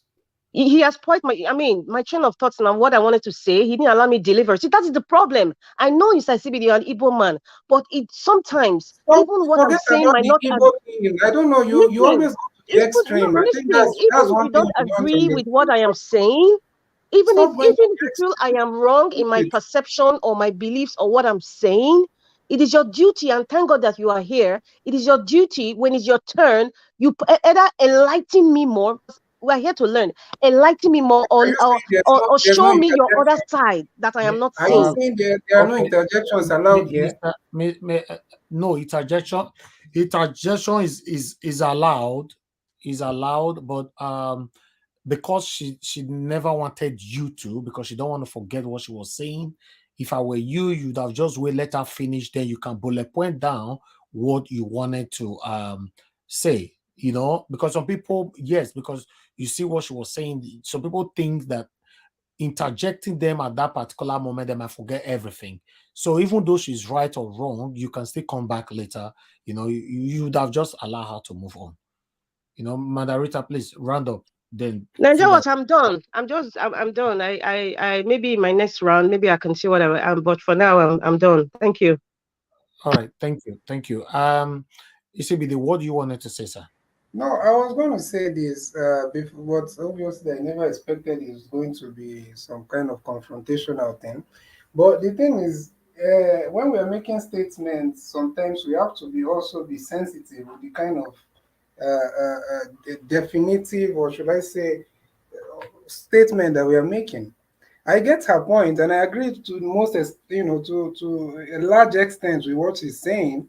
But now, when you're coming to the point of, I think we should not make it too much a tribal kind of thing, and also going to the extreme by saying something like esteem or being crab. It's not a rocket science. What happens or why it seems that way is because these people, they understand that during the war, the Nigerian Civil War, there's a way the Nigerians, as a collective, came together against the Yeah, but Igbos. what did she So say? What you wanted no, to? I'm trying to get to that point, sir. Yeah, please. So they came This together. They already. came But together make as a it way brief. of disagreeing. They came to that together with in a way of disagreeing with the Igbo man or with Igbo people of Biafra living. So it's easy for you to, to try and, address the sentiments of those people and point them to the fact that, oh, these are the same people that cause that are, that are the problem. So it has nothing to do with an esteem or self-esteem. No, it's just a matter of making people remember and have the same thought process of during Okay, that Biafran era. So okay. I don't think we should be going to the extreme of saying things like self-esteem what. No, it's just a matter of reminding people that these people have always wanted to live. These people, you should see them as the problem. That's all, you know. Okay. So All let right. us not too extreme with some of the things we are saying. Okay, thank you, thank you. Let me quickly pick one or two calls right now. Thank you very much, Madam Florence Omorigi. Thanks for calling in. Please talk to us. Good Okay. evening to you. Hello, greetings, everybody. I just want to say that at this point in time, I feel very pained. I feel pained because the politicians are now bringing up a tribal thing just to distract us from all the shenanigans and plotting they are doing behind. Okay, it's the same politicians who brought up the issue of tribalism before the elections, and after the elections, they kept that fire burning, and that's why a lot of Igbo people have been killed. Okay, I am saying that I was born and raised in Lagos. Okay, I went to school in the trenches of Lagos. I went to school with Hausa, Igbos, and Yorubas, a melting pot right there. And in my school, high school group, in the last after the elections and before and after the elections, it's not been easy for you. I'm talking about people who grew up together from the age of 8. They went to primary school and secondary school. You should see what has been going on there. And I kept quiet until yesterday. I had to tell them. I said, "You guys are not even as wise as I thought you were. These politicians are hitting your heads together. You're telling the Yoruba man the Igbo man is the enemy, the Igbo man, the Hausa man is the enemy, and vice versa.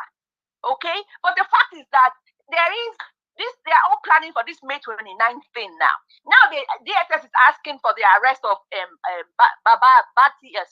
Dati Ahmed, and we're here talking about what's going on because these politicians are the ones that are instigating all this. We should look beyond what's going on. I'm not saying that we do not have ethnic issues, but I'm saying right now the embers of this tribal embers that is being the embers of war, embers of tribal bigotry going on right now is being fanned by the politicians, APC, to be exact. So you understand? I'm saying let us look beyond this picture right now. It's bigger than what we think it is. Okay. They are trying to distract us because now everybody has stopped talking about them. Now they're talking about Yoruba and Hausa and Igbo. Okay. That's my contribution. Thank you, madam. Thank you so much. If I have to support what Madam Florence is talking about, yes, distractions have already started. Remember we have a pending court case right there. We are waiting for the judiciary. These people, they know what they are doing. They remember from the beginning they distracted every one of us by Naira redesign. Everybody were confused, talking about Buhari is doing the best for Nigeria and all that. It's frustrating Tinubu and all that. But at the end of the day, we'll see what happen. But now, other things is happening now. These people, they can go that extent and be paying people to be intimidating the Igbo people in Lagos. In fact, they want the war, or rather, whatever that want to happen in Lagos to happen, so that a lot of people will be distracted. Most of the platforms will now be discussing that instead of focusing on the outcome of the petition. For me, yes, I can't rule that out. Hello, yeah, good evening to you, Mr. Chris. Thanks for calling in. Good evening to you. Talk to us. Hello. Hello. Hello, sir. Talk to us, please. Yeah, good evening. My name is Chris. I'm calling from Dublin. Good evening, sir. Can you hear me? Yes, very clear. Go ahead. Yes. I'm just following the discussion. Well, I think everybody has contributed beautifully, but I think Madam Rita has made some assumptions that are not totally correct. And for example, I don't think the problem the Igbos have has anything to do with self-esteem. It's just the perception how the other tribes in Nigeria, what they feel about the Igbos. Now, you understand that whatever the Igbo man does, there's always a problem with it. If an Igbo man supports his own, they say that the Igbo man is tribalistic. If he doesn't support his own, they say the Igbos are the problem. They don't support their own during politics. They are all divided. But if they come together, they tag them that they are ethnically oriented. So whatever the Igbo man does in the context of the Nigerian political situation, people will always come out to blame them. And also, when Madam Rita said that the Igbos, the other part of Nigeria, they don't talk about other tribes like the Igbos and the Benin. The reason is very simple. I lived in the north. Now, to the typical northerner, if you are not a Yoruba person or Hausa person, they classify you as Igbo. Whether you are Ijo, you are Bini, you are Kalabari, it doesn't matter. So that's why they lump everybody together, just like we call them the Hausa people. But whereas the Fulanis are actually different, the Bagis, the Nupe, we have different sub-ethnic groups in the north. So that's just the same thing that happens when it comes to the Igbos. Once you are not a Yoruba person and you are not somebody from the north across the Niger, then they automatically consider you as an Igbo person. Then talking about the ownership of the real people that are supposed to be foreigners in Nigeria are the Fulanis. Just like 150 years ago, you don't have people like Fulanis in Nigeria. They just came from nowhere. They occupied the vast majority of the states in the north, and they went ahead to introduce their religion. They brought Islam to the north, and they dominated everything there. And the Igbos have not even done 100 of what the Fulanis have done to the north. To the extent, if you are not a Fulani man, you cannot be the traditional ruler in the north. Imagine the Sultan of Sokoto, the Emir of Kano, they all have to be Fulanis. And also, if you are in the north, in their mosque, when I worked in a government establishment in the north, you know, they usually have this their mosque where they go to worship. Once a Fulani man is there, no other person can lead a prayer. I think the Igbos, they've not even done half of this. They've not even done 100 of this. But people are just tagging them, giving them names that are not their own. Like one speaker said earlier, we are all just dancing around. Now, if we don't give the Igbos the opportunity to drive the economy of our country, I think we have a long, long, long road to walk. Because the Igbos, they are naturally entrepreneurs. After the Civil War, the highest amount of money that they got was just like 20 pounds. And look at what they've turned themselves into. How many years? Just about 60 years. Look at what they've done for themselves. So I think we all should wake up. And anytime we think these people are dealing with the Igbos, we think it is not. We know it's a big lie. The Igbo man is just an umbrella that covers every other one of us that is not Yoruba or from the north, because they see all of us as the same.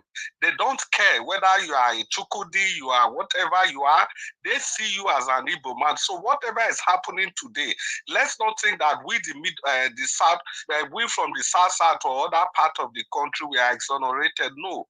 We are all under the same canopy. We can see the way they systematically edged out Goodluck Jonathan from power.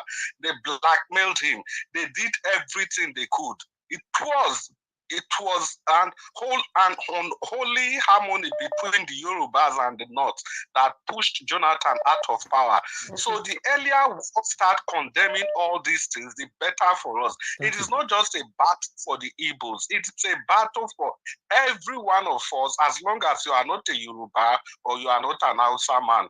Thank you very much. Thank you, Mr. Chris. Thank you very much for calling in. I like this. Hello, good evening to you. Your name and where you're calling us from. Okay, Dorothy, thanks for calling in. Please talk to us. Good evening to you, madam. Can I talk to you? Can I talk now? Because yeah, turn down your device. We are hearing ourselves from your TV, madam. Okay. Can I talk? Yeah, go ahead, madam. Talk to us. Good evening once again. Okay. Good evening, my brother. Thank you so much. Thank everybody that has been contributing. I've been following the program, but at times I want to call in, but I would not. So thank God you picked my call today. I wanted to ask this question. It's true what we are facing today. We are talking about getting our mandate, but a lot of things happened. This is not the first time. I'm talking about the killing of Igbos or using hate speech concerning Igbos. Like the last speaker just said, anything happening in the north, even the Yorubas are being killed. It's not first, it's not second. And other tribes are being killed. For them in the north, that word, YouTube don't like that word, madam. Please use another word as an exchange. Okay, let me use another thing. Yeah. The people in the north also attack the ones in the south. They don't care whether you are Yoruba, whether you are Igbo, whether you are South or whatever. But then what I want to say is this. In this Nigeria, all of us are clamoring today. Who brought independence in Nigeria without shedding of blood? Go to the whole nation in Africa. There's no state or country, rather, that got their independence that did not shed blood. It was only Nigeria, courtesy of Nnamdi Azikiwe. And when they were in that place, I don't know, I am over 50 years and I read history. I wanted to know can anybody tell us what happened before that war happened? And after the war, do you know the word Aburi? Check it. Do you know that before that war, what they were doing, and before and after the war, they agreed, before that war started rather, they agreed, the governor, the president of Ghana invited Gowon, Ojukwu, and others. When they got there, at the end, they settled them and said, let every region take its resources and continue. They agreed on that and signed it. And when they came back, Gowon refused and they started fighting. And again, when the war ended, he went as far as removing the Southerners from the Easterners to make sure that they made Igbos smaller. But that is not even the issue. After that, Igbo man dust his clothes and shoes and went away and accepted one Nigeria as they said. Today, can we really say from the heart of our hearts and say that we are really one Nigeria? A Fulani man who is a visitor that migrated in the north with Islam and now overshadowed the north. Do you know, go and check the history why the northeast is being attacked today? Because that time you have Borno Empire. You read history. At least I did some in my high school. Do you know that because they couldn't penetrate them at that initial time, now they came back still attacking them to make sure that they conquer them because their agenda has not been achieved. Let me just stop that. Today, Igbo man is the most patriotic man in Nigeria.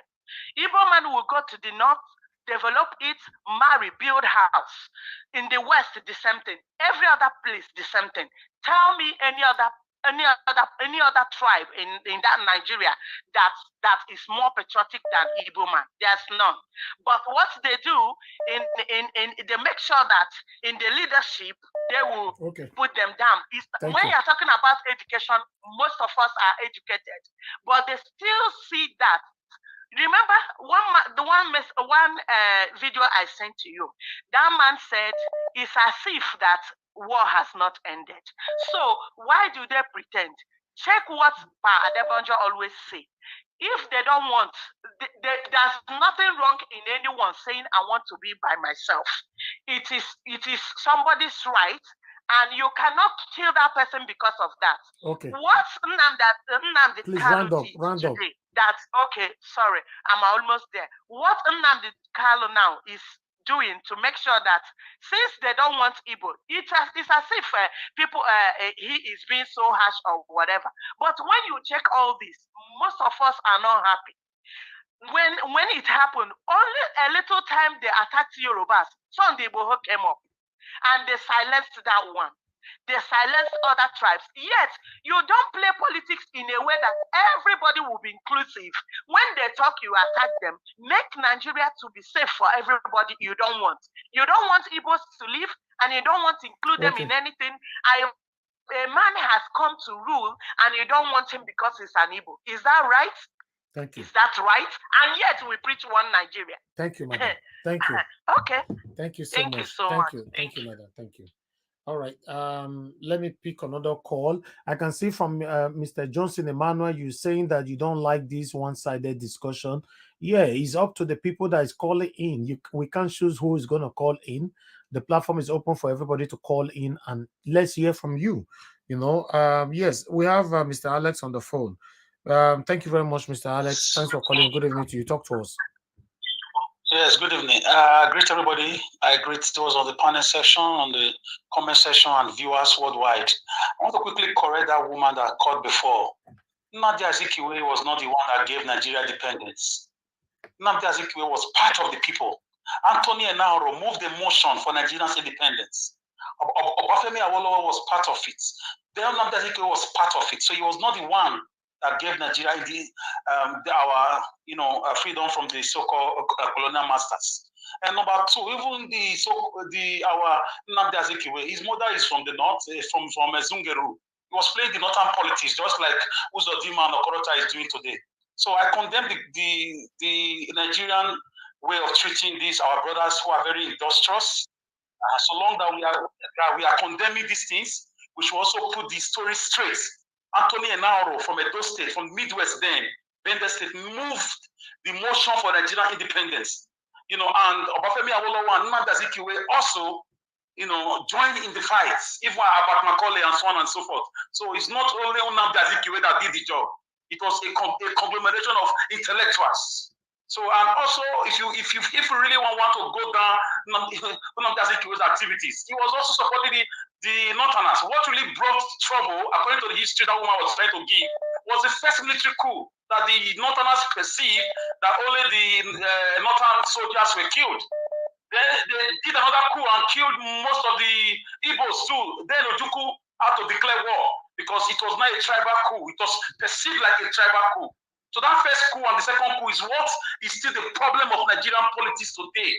That led to a war. And Ojukwu told Aguiyi-Ironsi, you don't surround yourself with northern bodyguards. The person that killed Aguiyi-Ironsi is still alive. It's Theophilus Danjuma. He was his bodyguard. I'm not alleging. I have this in good faith. This is the real problem. That two military coup. Because the first one, it was only Northerners who were killed, and it was carried out by Ziogu. And Aguiyi-Ironsi became a president. And the Northerners were angry, and they retaliated. So Ojukwu declared war. They've not settled that problem. It's among it. And the people that fought that war are still alive. Ojukwu is still, what's his name? Obasanjo, Buhari, Theophilus Danjuma. They are still alive. They have refused to settle this thing. It's between the generals. And they are just using us to play politics under the guise of democracy. This is the real problem of the Igbos and the Northern divide. So please, I totally condemn the way they are treating our brothers. If you say this is one Nigeria, they should give them equal opportunities. If you don't give them equal opportunities, if you keep attacking them, they're going to leave. Why are you against Biafra? If you don't want to allow a free and fair election, you don't want to allow Obi who is more credible, who we all voted for. The whole nation voted for them. If diaspora could vote, everybody would have voted for him. So if an Igbo son cannot aspire to be a Nigerian president, then the Nigerian state should be divided immediately. Thank you. Thank you, Alex. Okay, callers, hold on. Let me go back to the panel. And hear from the people on the panel for now. I can see one of our panelists on the Barry. You're saying you've been here and you don't understand what we're doing. I don't understand what you're writing. Can you speak to me, Mr. Barry? Because you wrote on the private chat. Please, I'd like you to explain that. I said my observation is this. I don't know the criteria at which you bring in people because I've been there with you right from the beginning, inception of this program. And but you were locked out and you came back, right? No. It was your. I don't know what happened.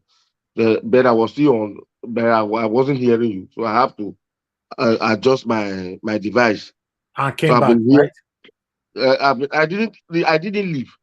My device was just breaking and coming. So I have to work on my but we still have system. we still have one person before you. Madam Nena came before you. No, all those people you have called since. I knew when they came in. So okay. Are you the first on the panel? I don't know, but I saw the way people were coming in on the panel. So that means maybe your network logged you out. One thing about network, I have been here right from when you started the program. And so then I was on the line, listen, Oga, on the line right now. The first person on the line here is Patricia. Then go to ED, Winnie Gbinosa, Alex Edopike, ECBD, Madarita, Madanena before you. You understand? So if you've been here, that means you were logged out, because a lot of you have been logged out since. When you come back after your network removed you, automatically you're not going to start from number one again. You know, we used to do that. We used to keep your spot for you, but we don't do that anymore. If your network remove you and you come back, you are going to start from the beginning again before it comes to you. But when it comes to callers, you know, when we are taking callers, we don't do who came first. When it's time to take calls, we ask everybody on the panel to wait. I believe this is your first time here or so. That's why you don't understand that. So It's not prioritize. my first time. It is Okay, not my first time. okay. Don't worry, I've sir. always Don't been worry. participating. Don't So worry. On this platform, we are not biased. We call it how it is. So it's not even your I turn. never said you are biased. I only asked a question. Now, what are the criteria at which you use in bringing people in? Because it was somehow I've been listening. I saw people coming in and coming going out. Yeah, So that's that what I'm was why saying. I had to ask. I just explained to you. Okay. We still have one person before you, sir. All right. I'll come back to you. Let me pick this one call first. Then I'll come back to the panel. Hello. Yeah. Good evening to you. Your name and where you're calling us from. Good evening, my brother. My name is Derek. I'm calling from New York. Thank you, sir. Please talk to I us just, a I minute, just have, please. okay. I just have just a short thing to add. I've been following your program, and I so much love it, and because you are doing what so many millions of us cannot do, I should appreciate it so much. But like what I just heard from there, I don't know the madam that just spoken just a few minutes ago, and somebody add something on it. I think I stand on it by saying the cause we are fighting here is because I have to get our mandate back. Please, let us not use distraction by all this Yoruba, Igbo, Hausa, things that happen 60s. And please, let us focus how to get our mandate, because this distraction, because a lot of Nigerians are listening to your program and things are going on now. People are trying to get themselves back. They don't just forget about this part. Let's focus on matters arising right now, please. That's just my suggestion, personal suggestion. Thank you, sir. Thank you. Thank you. I appreciate it. Thanks so much for your help. God bless you, sir. Thank you. Hello. This is the last call for now. Good evening to you, sir. Your name and where you're calling us from. Hello. We are not hearing you. Hello? Hello. Can you hear me? Can you hear me? Hello. Turn down your device. You are watching me from somewhere. Can you hear me? Yeah, I can hear you. Can you hear me? Yes, we can. Go ahead, sir. What's your name? Where you calling from? Okay, my name is Simon. I'm calling from London. Okay, go ahead, sir. Right. Brief. The guy that spoke, Alex, I think they spoke before, after the lady, he's got a point. But the question, I know these evil politicians or the Fulani Caliphate, they have actually, all these Fulanis, they've diverted this politics. It becomes against Igbo and Yoruba. But what I really want to know, the people who come from the middle belt, well, not only middle belt, or even the middle of Nigeria, the Edo state, the Delta state, and the Cross River state, and River state, the so-called minority from Southwest, or whatever people might say. Right now, that after these people, do they not realize that the Biafran cause is not an Igbo cause? It's not for Igbos. This way from that has not benefited. What has the Doma benefited from Nigeria? What have the Delta man benefited from Nigeria? All these things Igbo are suffering today. If there is a port in Warri, do you think an Igbo man will be in Lagos to do what? If there is a port in Sapele, do you think an Igbo man will be in Lagos to do what?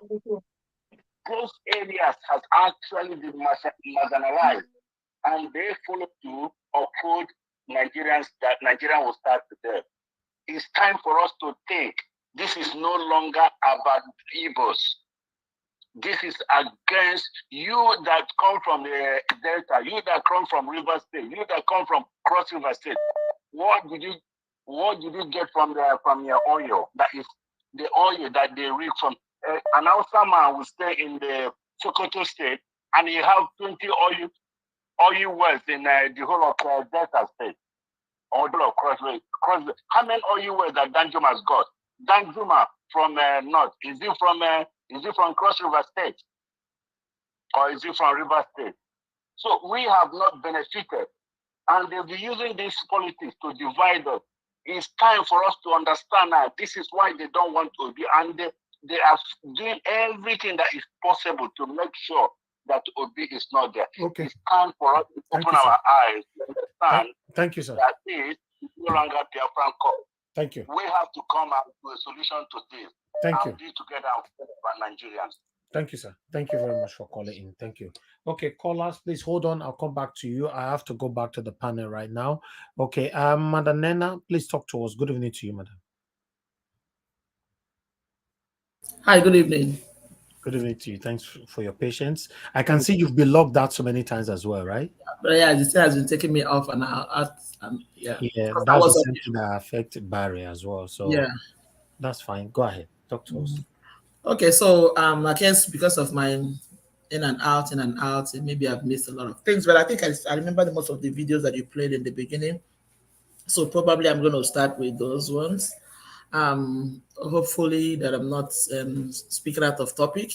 So first of all, I just want to talk about the guy that was met and the guy that was in the plane that was screaming, "Obedience, are you here? Are you here?" I was one of the people that said that guy is not an obedient man. The reason why I said that is this. First of all, anybody who is in Nigeria today who is a true believer in the obedient movement will know that what that guy did is completely contrary to what P2B has been saying. If you are an obedient member, you want to carry out a protest, the place to do it is not in the aircraft. It's not in the aircraft, because coming to the aircraft to do it is sending a different message altogether. And because the first time I saw that thing was at on this guy's Twitter. Of course, they always jump on things like that and they begin to tweet and begin to talk nonsense about it. That's Festus Kayamo. He now jumped on it immediately and say, "Yes, you see it. That's what we are saying." Da da da da da. Start making a lot of nonsense about noise about it. Now to plane to hijack plane to disrupt. That's kind of nonsense. You see that this is the narrative that they want to always carry around. And that's why they plant people like this to do things. This kind of a thing. So me, I personally believe that guy has no affiliation with the obedient movement. I am strongly because what that person was doing, because when he was caught, and he started be obedient to be, he was basically trying to seek for the sympathy of the obedient movement. And if people had jumped in to support him, to fight, to give him the solidarity he's looking for, automatically the story will not be the way it is now. I thank God that nobody stood up to fight for that man, because as far as I'm concerned, what he did was condemnable. This is more like hijacking a plane. The P2B we know, and the obedient movement does not believe in that. We've been clamoring for protest. I don't know if that man has been protesting on the street. If you want to carry a protest, go to the streets, organize protests and do a peaceful protest. Why go in the plane and start disrupting people? Me personally, I wouldn't want to get into the air. Plane, when you enter the plane, a lot of people have phobia for flying.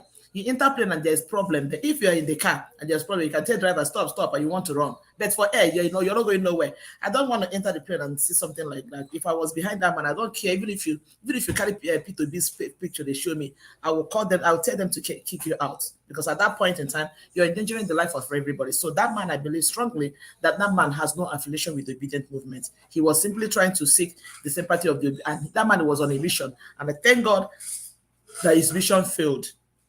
I'm just grateful for that. I let him come out and prove it to the world that he is truly an obedient person. Because what he did is contrary to what the obedient movement believes in. That is for that. Then I come to the point, the part of that statement that spoke. I've forgotten his name. I can't remember his name. That man is one of the people that I respect so much, that I've always stood on the path of truth. Everything the man said is correct. These are people the kind of people that you will always, reference them, and you cannot help but just respect them for their standing for the side of truth. Tell me how posterity will not remember and respect such a person. Somebody that has stood on the path of truth up until this time and is still speaking the truth. there is nothing legitimate about what just happened in Nigeria. There's nothing legitimate about the presence of or rather the selection on election, so-called election of Tinubu. The whole world, like he said, the whole world has seen what is happening. The whole world sees it. The whole world is talking about it. The whole world is clamoring for. Everybody saw what happened in Nigeria. So I don't even know why some people are trying to make it as if. And now the DSS coming, like he said, shame on the DSS, because I said it before. DSS is like the FBI. FBI cannot see danger coming to the US, and all they want to do is to come and do whistleblowing. That is not the job of the DSS. You see danger coming. You say you know the people who are perpetrating the evil. Go for them. What are you coming to tell us for? What are we supposed to do? But with you telling us that there is something, a danger that is looming. What are we doing? What are you there for? That is your job. And that is why people keep asking all these questions. When all the other things that have been happening in Nigeria were going on, where were the DSS? Where have they been all this while? So why are you suddenly coming to tell us that some people are trying to come? Don't go after them. You say you know them. Go after them. Get them. Let the world see them. Why are you telling us? Shame on them. It's also unfortunate that a group like DSS has been bought, because that is what it looks like at this point in time, that they've been bought. They've been bought over, and they can come out and start. These are people that before, when they speak, people have respect for them. But now, nobody has no respect for them. And again, I come to the part of the Eze, of people that was, saying something about IPOB. Honestly, I want to say something. Somebody like, I don't know how many people that follow that once in a while go through Fani Kayode's tweet. That man makes more insightful things that are more horrible than what that Igbo man, that King said. It has gotten to the point that how long, like everybody has been clapping, how long will the Igbos stay on the receiving end? These are people that you burn their shops, you destroy them. From what we hear in history, that there was a time that their properties were collected in River State. Then there was a time after the war they were giving 20 naira and everything. And these people, each time you do this to them, they still bounce back. People are talking about Lagos and Lagos. Look, let the truth be told. I believe that the 80%, if not more than that, of the revenue of Lagos State is generated by the Igbos.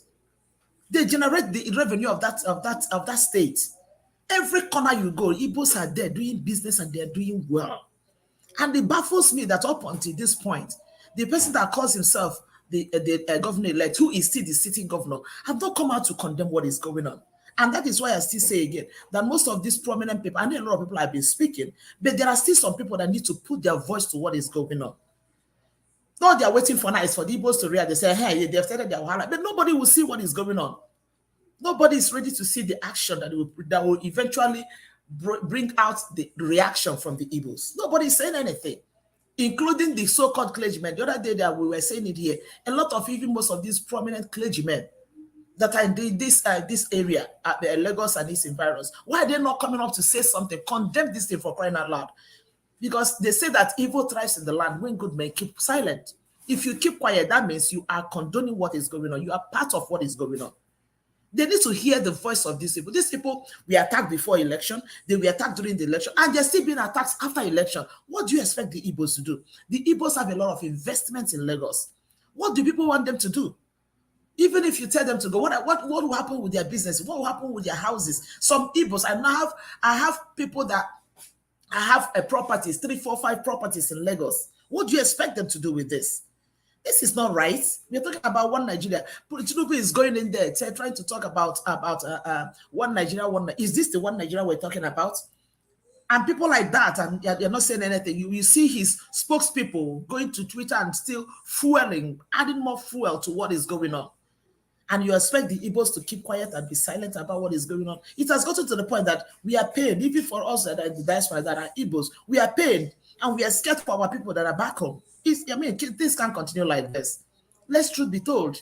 This can't continue like this. And like people have been saying here, the one that people need to understand is that when this whole thing that is happening, if eventually it gets to the point where it cannot be controlled, it will not just only affect the Igbos speaking part. That is the truth. It will not just affect me. I believe if there is a way that we can make the Nigerian society to work, I believe in it. because there's nothing as beautiful as peace. But when you get to the point where people just outrightly just don't want you to breathe, what else do? You have to defend yourself. What else do you do? It's too, and like I said, it's not going to just affect the Igbo speaking part, because during the election there were some people that were attacked. They say you look like an Igbo. When they start, they don't discriminate. They won't wait for you to start speaking your language before they know where you're coming from. So it is important for everybody to speak, to get up and speak against what is happening and condemn what is going on. And we're using this medium now to call on the governor-elect, to call on every well-meaning person, because like I said, I always say, I do not believe, and I know that it's not every Yoruba man in Lagos State that supports what is going on. No, there are still some well-meaning people that are not part of what is going on. Majority of these towns that are on the street that are doing this, they don't even know the effect of what they are bringing up. They don't know, because when this whole thing will bust out the way they're expecting it, most of them, they don't know how much it's going to affect that city they love so much. They don't know. It's so sad. Thank you, Madam Nena. I can feel the pains from your submission. Thank you so much. I would like to hear from Mr. Barry now. Finally, is your turn. Please talk to us. Good evening to you. Good evening, viewers, and good evening, listeners. Good evening, co-panelists. And good evening, Mr. Moderator, Niger Watch. Thank you. I have a very few words to use, and these words might be very powerful, because I want to start with this man who was saying he's going to have to invite the IPOB to come and protect their properties. In the first case, has he ever buy the idea that IPOB was having? There are several things we allow people to just mention in that nation. This same man, or whatever he calls himself, has never been in support of IPOB. And it is not now that you want to think of, IPOB. And I put it to him that he's being state managed by the thugs. Those statements, whether they are arresting him, they want to feel as if they want to show Nigerians that, see, we don't condone this. You see, when he mentioned, it's a lie. It's a lie, big one. The idiot that was on plane shouting obedient, that will not be obedient now. We all know. Hey, we know where he's coming from. APC, there's nothing they cannot do. There is just nothing they can't do. The only thing they can't do, they can't create human. They can't create life. All manners of evil, lies, is in the hands of APC. Right now, the way it is now, that Igbos are, not only Igbos are being attacked in Lagos, but the whole tribes, I don't want to be an ethnic bigot. I don't want to be, to speak as an ethnic person, because I am from the Yoruba and from the Edo. I know what anybody can do within those two tribes. The issue on ground is not about Igbo. It's not about the Hausa. It's not about the Yoruba. It's about these political elites that are using us to fight ourselves, that are making us to hate ourselves, that are making us to ferment troubles. We should not forget their objectives and aims: to kill, to steal, and to destroy. That is their objective. Daily, they come out with different things to cause confusion. They told us that when we started, that don't worry, when BB Niger starts, you see all these people who lock themselves in one room and be tweeting, they will lose focus. They are youth. They sponsored Big Brother Niger, but they discovered that none of us lost the focus. We were still focused. Then they came up with another thing. They discovered that nobody lost focus. They came up with ethnicity, tribe. They discovered that nobody lost energy. We are still on. They brought the financial issue, which they said zero. How do I put it? That cashless economy, old naira retrieving. Instead, some of us were saying, and they want to punish Ashiwaju. Which Ashiwaju? Who told Nigerians that the man is never affected? He's the bank himself. Before you give to a common man in Nigeria, he has gotten his own part completely. These people, you see all these politicians, They have banks inside their compound, inside their house. Then how do you expect them to feel the pain that the common Nigerians are feeling? Many of them are not perturbed. Today, look at what is happening. Only one man, the true Yoruba man, does not stand for this ethnicity or this bigotry or this whatever. You are not a Yoruba man, you can't stay in Lagos. You are not a Yoruba man, you can't vote. You are not. The true Yoruba man does not stand for that. When it was presidency, it was a collective effort. Nothing like the Fulanis, the Hausas, the Igbos, the Yorubas, the Edos, the whole Nigeria collectively voted for Obi. Yes, I will say it. But some group of elements, some few individuals who felt when we take them out of position, they become irrelevant in the society. Their stakes, whatever they have stake, the evil stake they have given to the society will be withdrawn, will be taken off completely, and they will now become powerless. Then they devise a means to say, oh, an Igbo man wants to rule Nigeria, it can't work. If you don't want them to be relevant in our society, let them go. Let them go. I still say it. If at the end of the day, the court did not decide a nice decision or that a better fate of Obi, Nigeria will break. I'm very sorry to say it, because we cannot continue like this until the son of a poor man now be in the hands of our fair. There is nothing we will tell ourselves. Whereby, see El-Rufai's son won the position. See the other one came out as Senate. The other one came out as rep. The other one coming out as governor. All of them. What happens to you and I that is discussing here? We have no stake. They're only bringing ethnicity to distract us. Ethnicity is just a minute 1/10 of the whole issue. The true issue is they belong to a social stratification, a political stratifications that they don't want any other person to belong to. Only them. They want to handle the affairs. They want to be in charge. They want to make the decisions. And they now ostracize a certain group, which is the Igbo ethnicity, Igbo origins. And they are now using that to tell Nigeria, oh, we don't need this, we don't need that. They will divide us. They will call for, if you give it to Obi, they will call for their nation. When you are not doing things right, who wants to live with an idiot? Who wants to dwell with these animals? That killings becomes order of the day. Femi Fani-Kayode did worst. Nobody has arrested him. MC Oluomo Musiliu made evil statements. Where is the DSS? Have they gone to arrest him? It's a pity. We have no DSS. We have APC in DSS uniform. No DSS. We have no police. We have APC in police uniform. We have no army. We have APC in army uniform.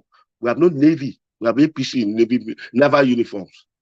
These people, they are just there, rigmaroing, pretending, disguising to be police, to be DSS, to be army, and to be so on and so forth. But they are not. One thing I do tell Nigerians, let us keep our unity. They will get tired. We are not going to get tired. Let us, whether you come from the west, from the east, from the south, from the north, we are all facing one common problem, one common issue, one common attack. It is not an issue of ethnicity. They are only using that to divide us. It is not an issue of religion. They are only using that to divide us. It is not an issue of where you come from. They are only using that to divide us. Just as some part of the region is being maligned totally, being shown wickedness. They know what they are doing. They are using those parts of the region to put a front so that those people will say, oh, they are dividing. And some of these are brothers, not with them. People like Uzokalu that is just moving up and down now, calling for, he wants to be Senate. He said it's my turn to be Senate president. You can imagine the shameful man. This same Igwe or whatever, were they not those who collected money from Tinubu? Why are they crying now? Why is he crying? It's a pity. Sometimes let us not handle this issue with levity or handle these issues with a kind of ethnicity or nepotism. We have to open our fourth eyes to see the intention of these people.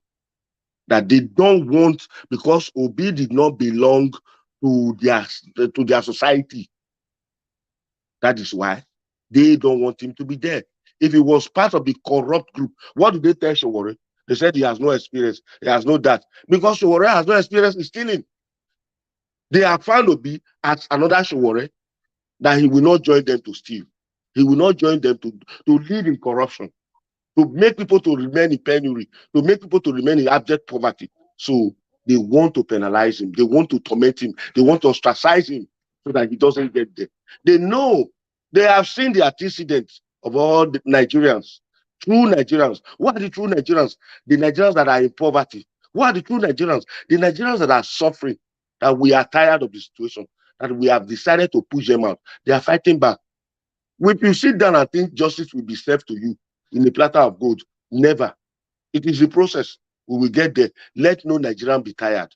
A true Nigerian, let us leave the issue of ethnicity. They are only coming with that to divide us. They are only coming with that to weaken our strength. And they decide to be attacking. My own sister was attacked in Lagos. Yeah, Omoyibo. The Yorubas believe that, oh, when you don't speak, when you are not, you don't answer. According to one of our persons said when you don't answer a Yoruba name, they attack you as if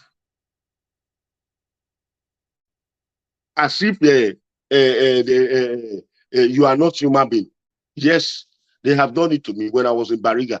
They did it to me when I was in Antoni village. I grew up in Yoruba land. My parents are partly Yoruba and Edo. When you are telling me Sowore and are nothing, are not the same, who told you? Because everybody has a way of portraying his idea. You cannot say they mean the same thing. It is the message Sowore is preaching. Obi is preaching now, that enough is enough. That we cannot continue this way. Somebody said revolution now in 2019. DSS trooped to his house and arrested him. When these animals were killing, do they troop to their place, to their village to arrest them? Even when the herdsmen were threatening that they will destroy everything, do they troop to their leaders to arrest any of them? We know what is happening. We know what is in play. Because those herdsmen belongs to the ruling class, to the ruling group. So they have no right to arrest them because they are all one. If you know what happened some days back when somebody wrote a petition against this dirty boy who called himself a celebrity. What was his name? He said, "I work for APC." If you have not seen it, go and look for the video. I don't even want to call his name because I hate seeing his antecedents. In the next thing he was saying, he's a monkey, he's from the zoo. Okay. Will another person say that DSS will not arrest him? Look, Oshomola said, if you doesn't belong to us, we will torment you. Why did Femi Fani-Kayode went to them? Because they were threatening him. And Obasanjo said something that just give him food. He's always hungry. Just give him food. He will lie for you. He will do anything for you. We know them. So the issue we are having here is just the evil against the good in Nigeria. They're only fronting Igbos as one thing so that it looks like an ethnic fight. It is not. Do Igbo only have one market? The market they went to put fire is only Igbos that are selling them. I watched a guy who speaks Hausa, speaks Igbo, speaks Yoruba some days back on YouTube. I watched him. When he was duly interviewed, he said, "I am a Yoruba man." He mentioned his name. He said, "I have never gone to the East to go and live. I learned this Igbo language from the man who taught me this business." You see those papers? He said tires. So it is not only the Igbos that were on that market. They went to put fire. How can you, because of a rat, set your house ablaze? Is it not funny? Then after doing it, the governor went and was now consoling. They say, "I donate 100 million. 100 million of what? How much is 100 million? It's so funny and it's so painful that we are being allowed to be used by all these animals, illiterates. I saw Professor rigging the election for stark illiterate, a man without results. The same professor will come out tomorrow to say, school, they've not paid us our salary, they've not paid us our monument, they've not paid us this.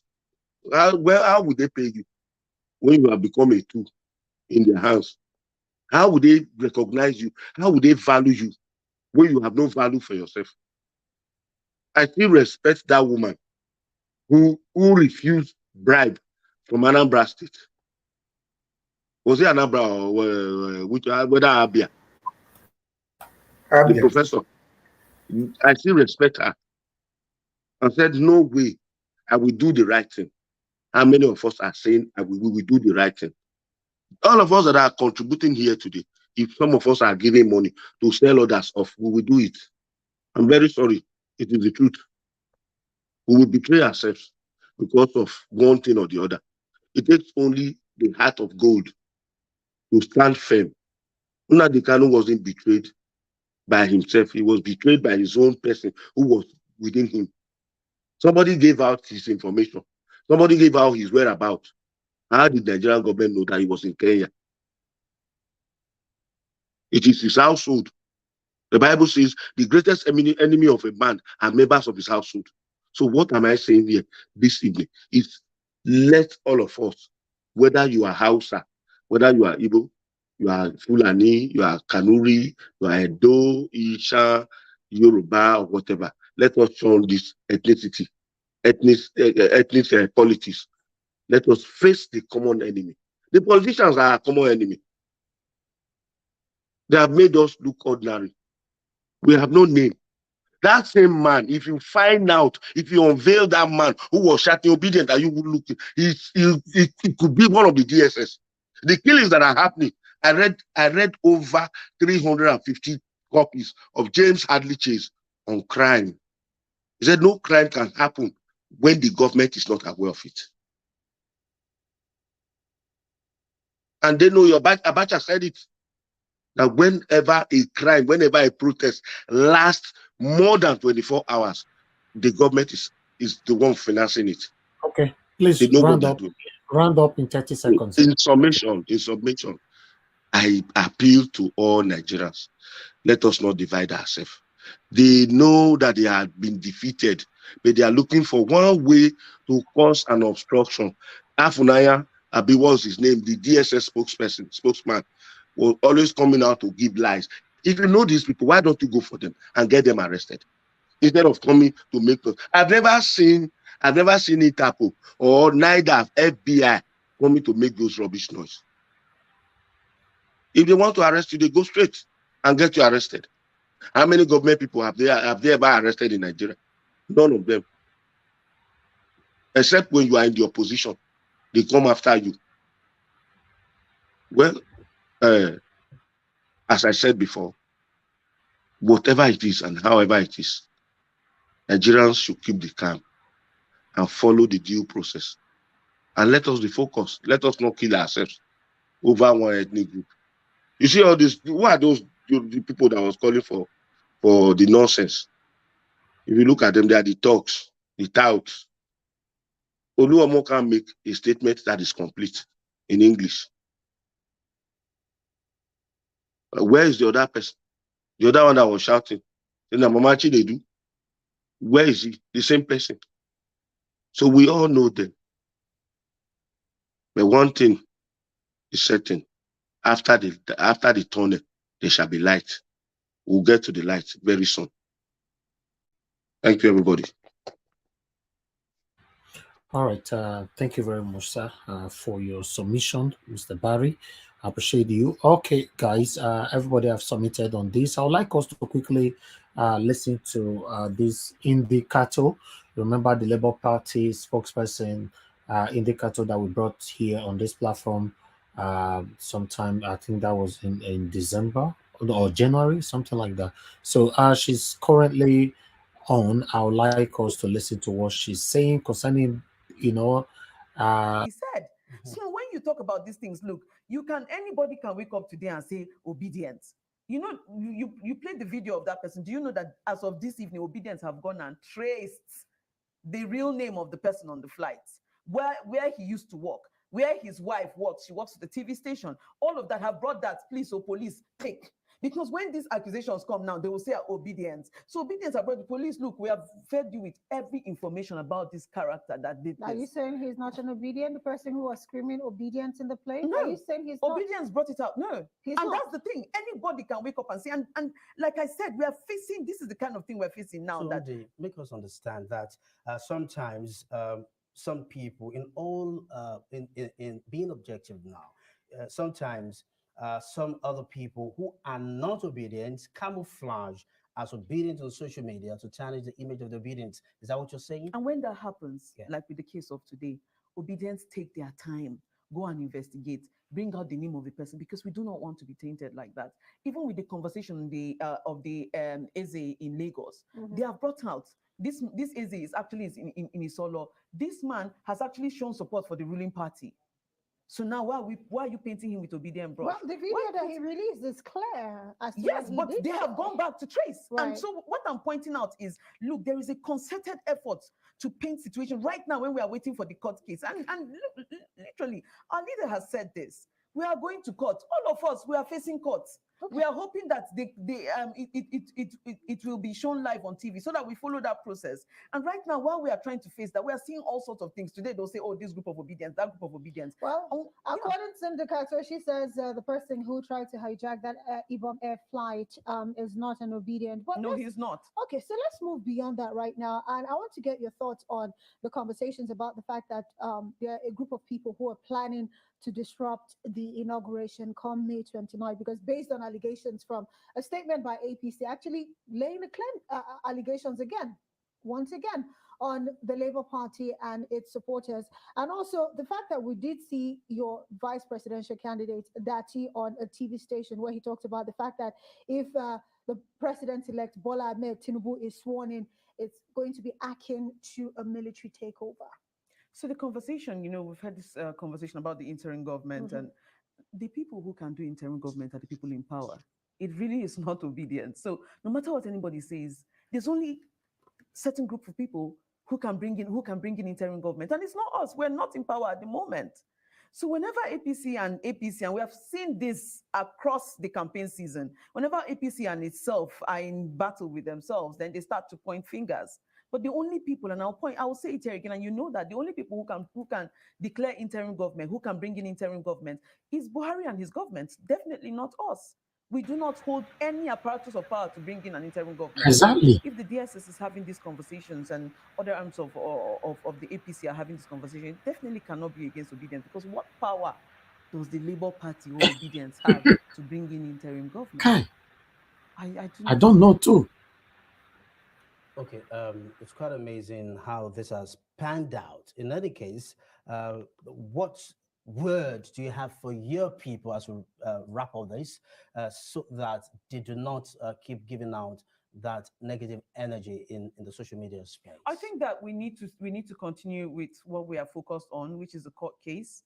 We need to continue to focus on the candidacy of Peter Obi, getting justice at the court, testing the strength and integrity of the judicial system. And that's what we are focused on. That is the conversation we're having. That is the conversation I see on my own TL. That is the conversation I have with young people around the country. That's the conversation I have with young obedience, older obedience, all our spokespersons. That is what we're on TV talking about. The court cases, this electoral system was flawed. We are going to test the judiciary to see that we get justice at the court. And that is it. We're focused on that, and we need to ignore the distractions. Good place to drop the anchor tonight. Ndi Kato, of course, a member of the Labour Party and one of the spokespersons. All right. Thank you very much, my people, for that. I thought we should bring this in here because of the video we played earlier on. So as they were discussing it, I just said, okay, make a quick go career. Make a career, come up, we talk.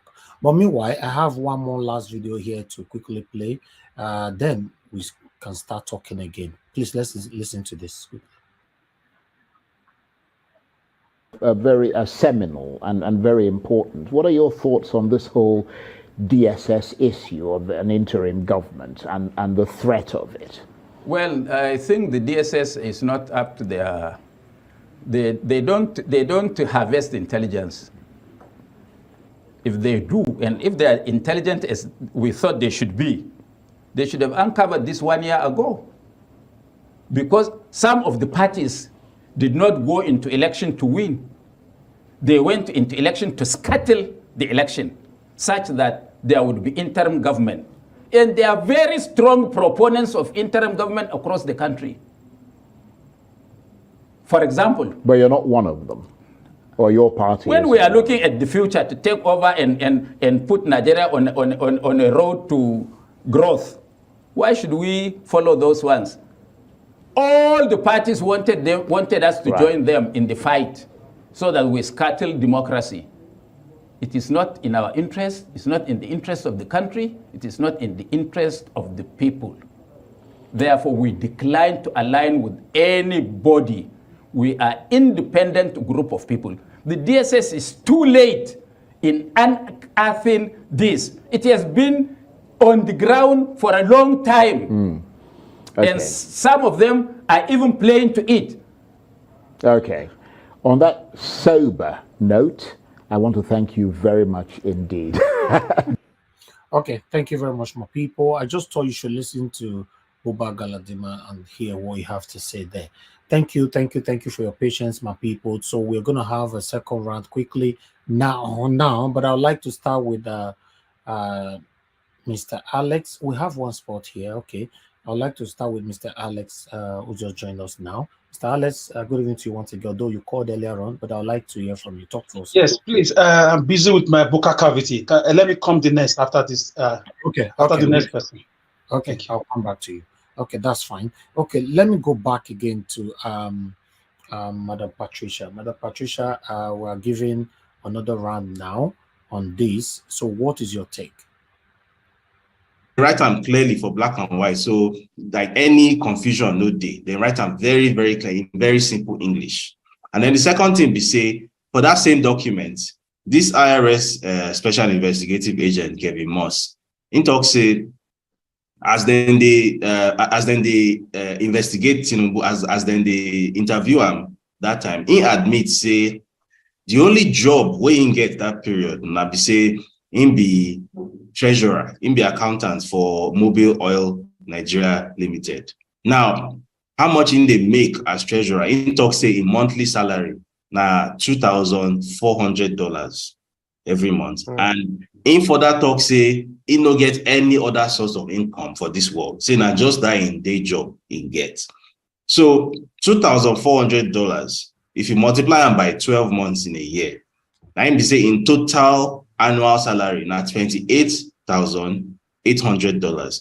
So may Festus Keyamo can explain how person we use in own mouth in sworn statement talk say only income na $28,800 a year. How that person can't owe $1 million for tax? May Festus Keyamo answer that question. But this one way you do like this, hey, na bulldog way you just bring that to. Before you chip in, you get one important thing. You know, say some people they talk say all these allegations where they come in saying outside of Nigeria, then they call them saying outside jurisdiction. Say the thing no be say it happen for Nigeria. You understand? So and now we be say they don't make Tinubu. INEC don't make him president-elect. And these things will be say, then they talk for saying outside Nigeria now it take happen. This crime now, this alleged crime, say this involvement in crime is considered to be outside of this country. Waiting, you think say be the implication now, whether just tell us what you think. Are you will be say you sabi this thing and how the thing take be? Tell us how it go take be. So one of the big problems with Nigerian law be say people with the write laws, they always write them in a very ambiguous way. What that mean be say they know they write 2 + 2 is 4. They go write 2 + 2 may be 4. So person fee go court, go argue, say the law no specifically talks say 2 + 2 must definitely be 4. So in the go use technicality, argue and one kind. And the problem is that now the constitution no dey explicit, it no dey very explicit to explain whether if person commit crime outside Nigeria, the person go fit dey qualified to run for election in Nigeria. So far as say the crime no dey inside, commit the crime inside Nigeria. The constitution dey very ambiguous. So wetin that mean be say basically now the judge who can interpret wetin dey that constitution, and based on the interpretation wey that judge give, the judge fit talk say this law applies to any court anywhere in the world. So if you are convicted anywhere in the world, you cannot run for office in Nigeria. Or the judge fit talk say it only applies to Nigerian jurisdiction. So if so far as they no convict you inside Nigeria, you fit still run. So now the problem in Nigeria with that, in the very ambiguous. Okay. Now the judge will give no interpretation. Okay. First of all, I want to stand on the 16 protocol. Brothers and sisters, I want to let you know that part, or if not the 60% of the problems we have in Nigeria is the British and the French. Why did I say so? I know that you have this, some of us have this mentality of saying you can't blame somebody else for your problem. You can't blame somebody else for your problem. Because growing up, my parents used to go to some 3-4 streets away to go and warn people to leave their children alone. My dad and my mom will dress up, go and warn other parents to warn their children to not to influence us. So why is our president always going to UK and France when they win election or when anything is going on? What are they doing in France? In France, they are very mean. If you look at the way French are treating the Francophone African countries, they are the most dangerous colonial masters you can think of, followed by the Portuguese. British are also dangerous in the way they treat their former colonial territories. Have you ever seen anybody that won the day they nominated the UK Prime Minister? Did you see him in Abuja for treatment or for anything? The day Joe Biden won election, did you see him in Abuja or Lagos? What is the business of the British and the French? Are they trying to give another face mask or another mask to somebody else to act like Tinubu?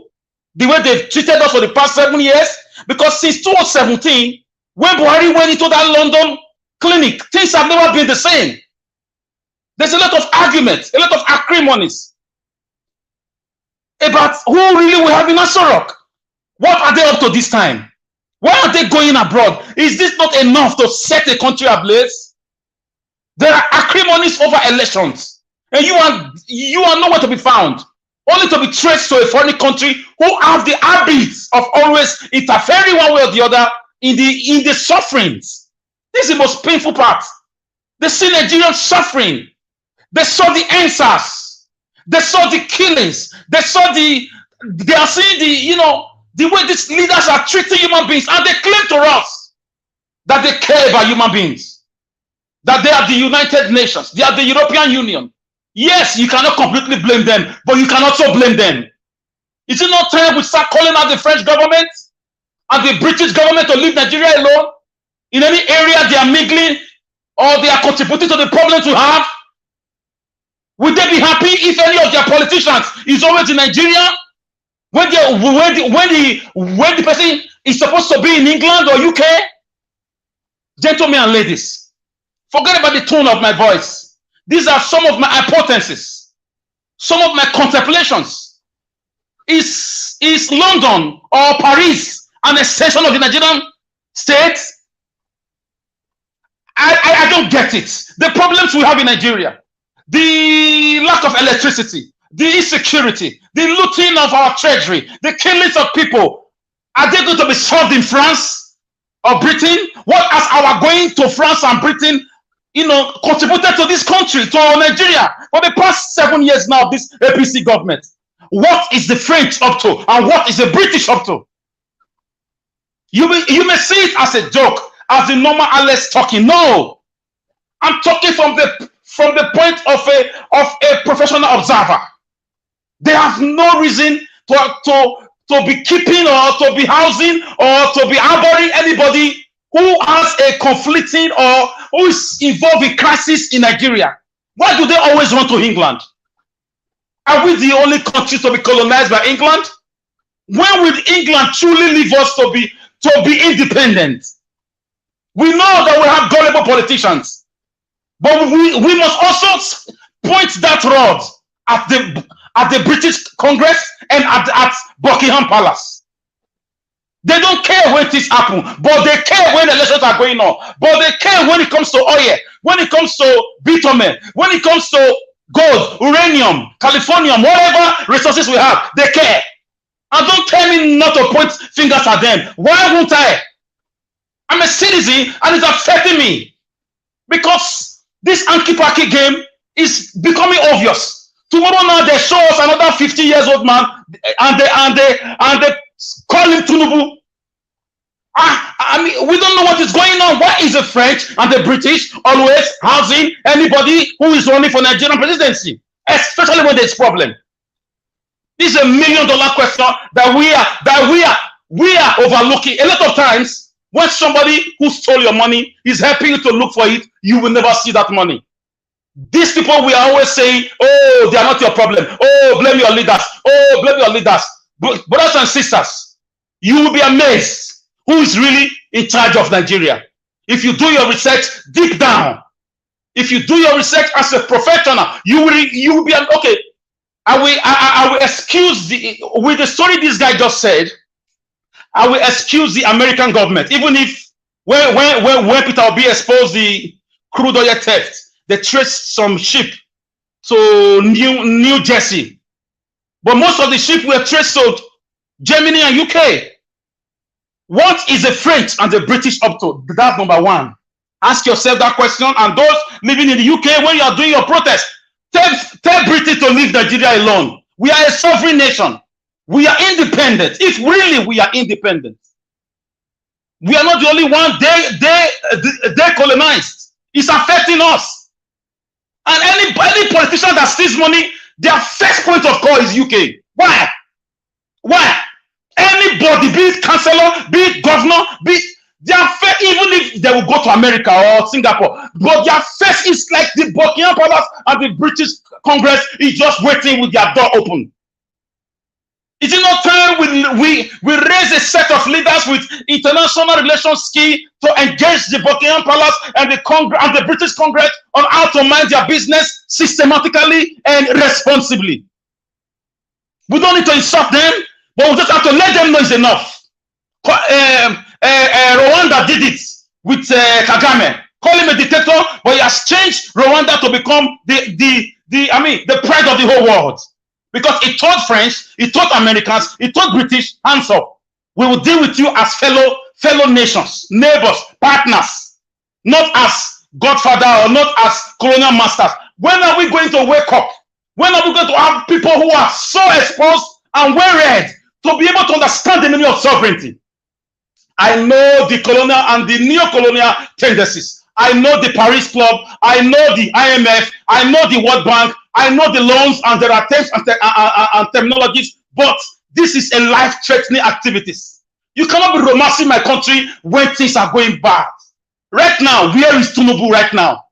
How can he be keeping a man, either France or Britain, a man you know that is at the core of these acrimonies, of these problems? Why can't you let us see these people? Will that happen in Nigeria? If a UK minister is missing and is traced to Nigeria? Guys, let's think. I want to speak about the tribal bigotry going on. Like somebody said, the guy spoke very brilliantly. He said it's not about tribe. It's not about, but I want to also counter him a little bit. My dear brother, from the way we are seeing things, it's about tribe. Some northern people don't want the Igbo people to rise to the post of a president. How can you tell me since 1999, even during the military government, before the Civil War. Why can't an Igbo man aspire to be a president? The first coup that was perceived to be an Igbo coup against the North retaliated. That was where the problem came from. And the people that did these things are all alive. Danjuma was the one that killed Agui Ronsi. Ojukwu told him, withdraw the northern bodyguard from you. If you cannot lead, come to the east, let me go to Lagos. Agui Ronsi did not listen. His bodyguards were northern boys. They betrayed him. They took him out. Ojukwu warned him 6 months before that thing. Ojukwu was a graduate. Agui Ronsi just came from Zaire. He led a United Nations peacekeeping force to Zaire, present-day Congo, where Patrice Lumumba was killed. Something like NSAS happened there. It was so bad that they were killing themselves. UN appointed Agui Ronsi to lead the troop, and he succeeded in bringing peace there. When he came back to Nigeria and there was problem, he was made a leader. So Ojukwu saw all the dangers and declared, a country of his own for the Easterners. This is the first set origo of the Nigerian struggle with the tribes. They not see Igbo man as a threat to them. They just believe once an Igbo man comes, they will die. But the Igbos have been so peaceful. They've moved on, but the North have refused to move on. Argue with your computer. This is a real problem. You cannot get this truth everywhere. Value it, work on it, research on it, ask questions. If your grandfather or your father is still alive, ask questions. They will tell you the truth. So some Northern cabal, Buhari was part of the boys who fought that war. Obasanjo was there. Dokabale was there. There's another man. Danjuma was there. So these guys are already sworn with the British. The British assisted the Nigerian state to win the election because Ojukwu was winning at the time. That's a story for next time. So there is a lot about tribe. It's unfortunate that is when they want to play politics, they bring these things to bear. When they want to, loot money, they don't care about tribe. I said it before that there is a mystic, abracadabra, a voodoo they use on Nigerians to make them have short memory. Nigerians forget about Lekki Tollgate killings. They didn't talk about tribe. Nigerians forget about the kidnapping going on nationwide. For the past 7 years, they didn't talk about tribe. Abuja Kaduna train had all tribes in that train, and it was done in the north by the Northern Cabal because nobody was picked up. Till today, nobody was shown to us as a criminal. The brother was killed. Nobody was arrested. Nobody, no. Nationwide, you cannot use our road because of herdsmen. Killing spree because some people in Abuja chose to let you know that they are in charge of this country. So the tribe thing is there. You can't take it. It's between the cabals. I hope all of them die so that a new set of people can come into office and heal the land.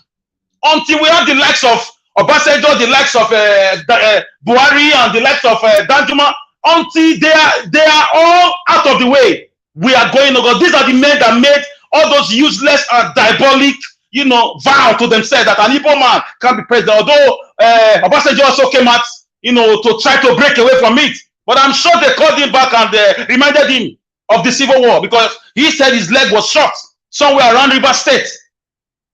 So guys, we have to come together, stay united, continue to educate ourselves.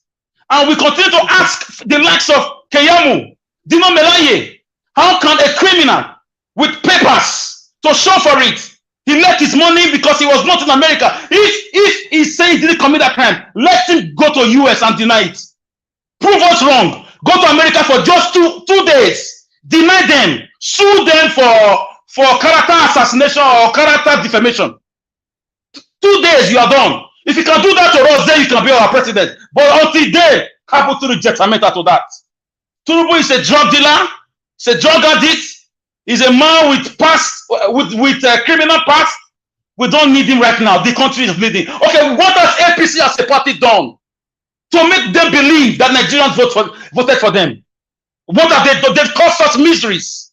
They've caused us killings. They've caused us bloodletting, kidnapping, slavery, money. They've caused us insecurity. They've caused external decay. They cost us, brain drain. All our family members are all abroad because there is no opportunity. They've made the country unlivable for citizens. It's only Nigeria I see leaders don't want to help their own fellow human beings as citizens. Countries all over the world are helping. They are giving, succor to their citizens. They give them loans. They give them scholarship. They give them job grants, job opportunities. They give them protection even outside the territorial integrity of their country. For example, a friend of mine told me somewhere in Lagos, somewhere in a remote part, I think around Ogun State, a guy from Sweden had problem. It didn't take 1 week for the Swedish government to just arrange a way for the guy to go to Stockholm, because he lost his passport, he lost everything. It didn't take in less than 4 days. The guy was back to his country. This is what countries do for their citizens. It's only Nigeria I see leaders hate citizens with a great passion. They just want to see them suffer. They just want to see them lament, see them in hunger, see them in backwardness, see them in darkness. It just gives them joy to drink the blood of their own fellow citizens. I don't understand. It baffles me. It scares me to death. How leaders will just be, they will swear with Bible or Quran for the next 4 years to kill their citizens, to steal money, to create chaos, to drive away the best brains. Go to clinics anywhere around the world. The best doctors are Nigerians. The best bankers are Nigerians. The best policemen are Nigerians. The best soldiers are Nigerians. The best cook, chef, drivers are Nigerians. It's only Nigeria that chase away their own pride, their own treasure. What other countries are fighting for with different visa arrangements? Nigerian leaders are just too dark in their hearts, and they claim they are doctors and professors. They buy these degrees because if you cannot give what you don't have, you don't need to tell me who you are. Your character will prove it to me. So I don't know how we found ourselves here, like someone said, when God drove away Satan from paradise. He landed in Africa. He landed in Nigeria amongst our leaders. I don't know how we're going to leave this leadership quagmire. We have to find a way to chase away these guys. They just enjoy the way Nigeria is. In 2023, we are still discussing roads. We are still discussing lights. We are still discussing infrastructure. When countries are building cities on top of water, countries are building movable stadium. We saw it in Qatar. Shame on you, leaders. Shame on you, Kayamo. Shame on you. God will judge all of you. Thank you. Thank you. Thank you. Thank you, my brother. Alex, thanks for your submission. All right. Yes, in all that you've said, I agree with you 80%. The only 20% part I will disagree is that you blaming the foreigners over our problem. No, the foreigners, they are capitalizing on our stupidity, because at the end of the day, we don't know our left or right. Are you going to tell me they send foreigners that did not colonize some part of the African countries that is doing excellently well today? They did. Our leaders choose to be satanic, and the foreigners are, they capitalize on that space, because you choose to. It's a choice. How many parts did they colonize that are doing well? Only 1 or 2, 3 of them. The rest of them, they still how them. come we are not part of the 1 or 3? 1, 2, 3. Yeah. I mean, they should leave us alone. One. Why can't we be that one? What I'm saying is that our leaders failed us. Our leaders failed us. It's not the people that colonize us or the foreigners or whatever. No. Okay, Najawas, let me ask you one question before I drop it, please. Yeah. Imagine, for example, I call you. I say, please, I'm coming to your house, Najawas. You say, okay, no problem. I say, but wait, hold on the phone. I stole money, $10 million. Please help me keep it in your house first. You say, okay, no wala. I come to your house, you open your door for me, you serve me coffee and tea. What does that make 2 of us? Please. No. The biggest problem there is you, not me.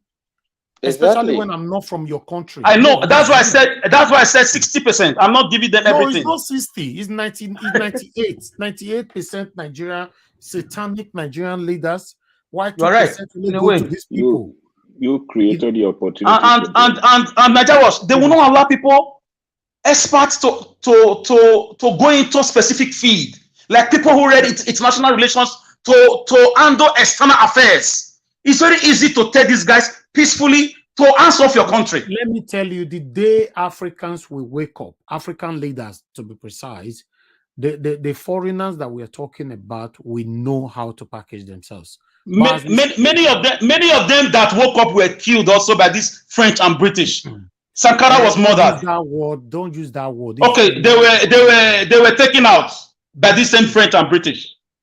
Many of them that rose up in different countries. One guy rose up in Togo one time in 50s. He was taken out. A lot of them were taken out by these same people. How I beg, continue. How? Okay. Yeah, go they ahead. Will infiltrate your party. They will use somebody within you too. It's a problem. When you catch the person that did the job, he will tell you he was paid by France. He was paid by a British company. Most of them are like that. To be honest, but they have choice. I think you should focus your energy on our satanic leader. Yeah, but I did. But I just blame those guys for just 10 minutes. The other part was on our leader. I blame them for 10 seconds. 10 minutes is too big. To be honest, we need to wake up. You know, you are talking about the foreigners. Look at the heart of our leaders. You know, do you think even though the foreigners decided to leave them alone, if they really hold them, do you think these satanic people will allow you and I to enjoy the dividends of democracy? They will never. These people are just naturally wicked, satanic. If they refuse to give Obi's mandate, they should divide the country. Because obviously Obi won it, and the man is not qualified to even contest Tinubu himself with all these charges left, right, center, with documents flying out.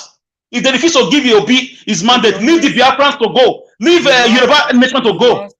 The last hope right now is Peter Obi. You know. Yes. Thank you. Yes. To be honest, in fact, it's Peter Obi that is uniting Nigerians right now. Anything that make that rope to cut, my people. Anyway, let me keep my opinion to myself, and let me hear from you, Mr. Patrick. Good evening to you. Thanks for joining us. Please talk to us. Mr. Patrick, are you there? No, I can't add anything to what the last speaker, which is Alex. I can't. You don't need to add to it. Just give your submission. What I'm saying is that he has said all I wanted to say. So thank you. All right. Okay. Wonderful. Okay, that's fine. Thank you, sir. Thank you.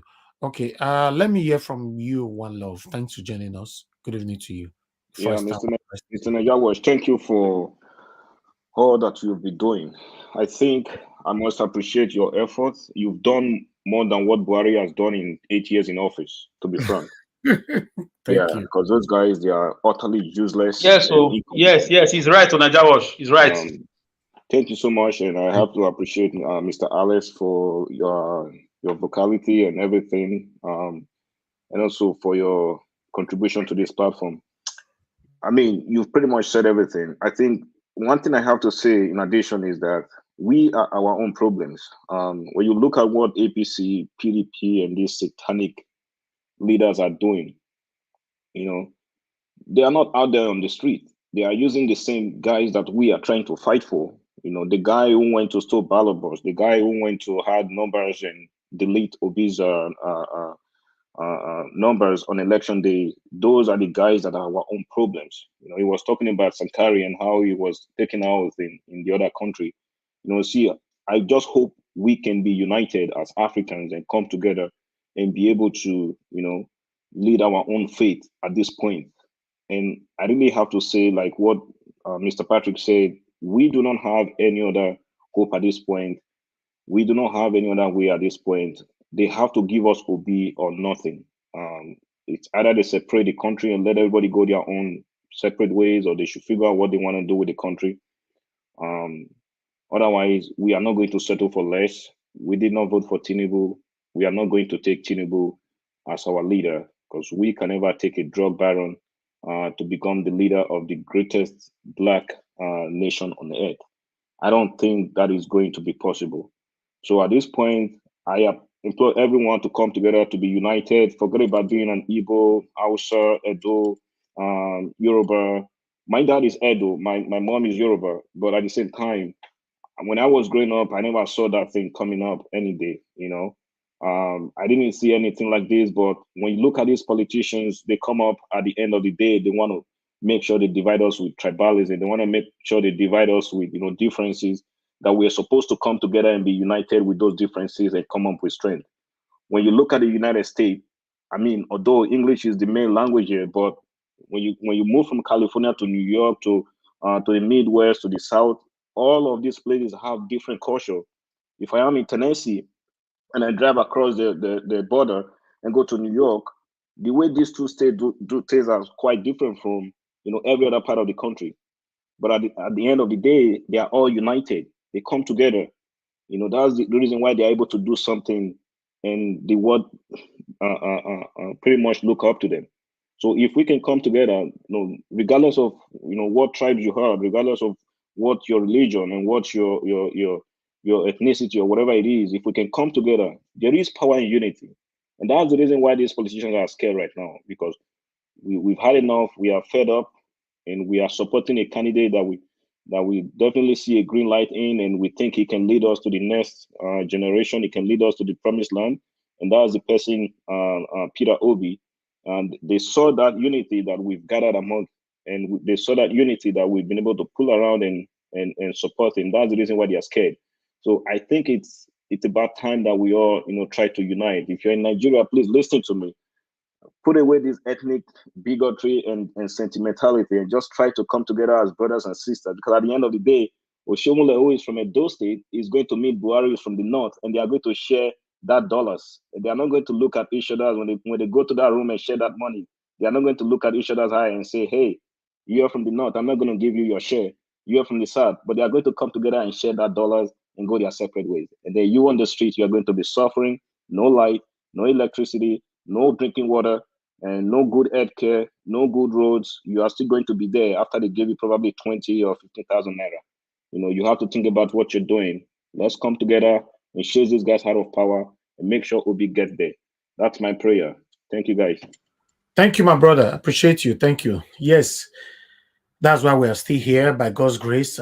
Peter Obi. Yes, it is well. All right, let me start from top again. Let me quickly go to ED. ED, thanks very much for your patience, sir. Please. Yeah. Thank you. Thank you. And it's always good to be here. It's good to hear the very impassioned submissions of people like Mr. Alex, Sister Rita, and indeed everyone, not trying to be selective. But I just wanted to quickly touch on some things. I mean, the points that Indicator made, that's quite intuitive. We could see that this is just a propaganda that's been fueled by APC. If there's something that APC is good at, it's propaganda. While I think APC was built to be an opposition machine. They don't know how to lead. The only thing they know how to do is to fuel propaganda. So that's why they were very effective as an opposition. That today, instead of leading, you still see them blaming themselves. They are so good at it. They are so good at manipulating information. So you would see the APC talking about an interim government when they are the ones that are in best position to, engender something like that. So it's the only thing they know how to do. It's like, when the only tool you know how to use is an hammer, everything will look like a nail to you. So that's the story of APC. Mr. David Undain's claim about Tinubu, I mean, props to him. He really did a good job, and that's why that thing is still so much in the media space today. For his age, because I know he's quite a young man, he's doing so well. He's doing so well. I'll just leave it at that. I wanted to quickly touch on some things based on the previous topics. I wanted to quickly make some clarifications, because I noticed that there were some comments that were being made in response to my submissions earlier. So I wanted to quickly clarify something. When I said the Igbos did so much with respect to the independence of Nigeria, I was not trying to undermine the efforts of other ethnicities. To be clear, I'm an Edo person. ED is actually short for my name, which starts with Edo. So I don't think you can be more Edo than that, right? So I understand the work that people like Chief Anthony Enauro, a proud Edo son of blessed memory, did to ensure that we're a free nation. But I also wanted to point out that Anthony Enauro was actually started out as a prodigy of Nnamdi Azikiwe. So my point really in saying all of this is that a lot of the foundational work for Nigerian independence, the whole ideals of Nigerian nationalism started off with people like Nnamdi Azikiwe. If there's any person that I would put above him in that regard, it would be Abat Macaulay. So he formed newspapers, like a chain of newspaper companies, to ensure that there was a lot of writings, a lot of sensitization to the Nigerian people to know that we can be a free nation. So someone like Kwame Nkrumah, who by the way also went to the same university as Nnamdi Azikiwe, was actually mentored by Nnamdi Azikiwe. And he came, and to put this thing in perspective, he was actually a student of Lincoln after Nnamdi Azikiwe already had his master's. But Ghana still got their independence before Nigeria. That's telling you that Nnamdi Azikiwe has been doing a lot of work to see that we're in an independent nation before anybody came into the picture. And when I said that they had the Igbo people had the opportunity to structure Nigeria the way they would have done, what I actually meant was that at the time of our independence, the most influential politician in Nigeria was Nnamdi Azikiwe. The military echelon, the brass of the military, that's the officer cadre of the Nigerian military, was controlled by Igbos. And that's why the 1966 coup is still being seen as an Igbo coup, because the people who were in charge of our military infrastructure at that point were mostly Igbo people. It was it was like the lower rankings that was populated by Northerners. You know, so people like Buhari, they were like the lower rankings. So these people were not even like, you know, the Igbo people were people that were very educated, like the Ojukus, the Colonel Kaduna Nzeogus, and all of that. They were actually in control of the Nigerian military infrastructure. And that's why they could carry out that coup at that time. So what I was trying to say is that if you see what the Northern and by extension, the Yoruba hegemony today is doing because they have power, I'm saying that the Igbos could have done it at that time and perpetuated themselves in power. That's the point I'm trying to make, not to undermine any other ethnic group, but just to say how much they had like some sort of proximity to power. That's the point I was trying to make. And then I wanted to quickly say something. I mean, I know Madam Rita is here and she can speak for herself, but I think the point she was trying to make was not to undermine the psyche of the Igbo people.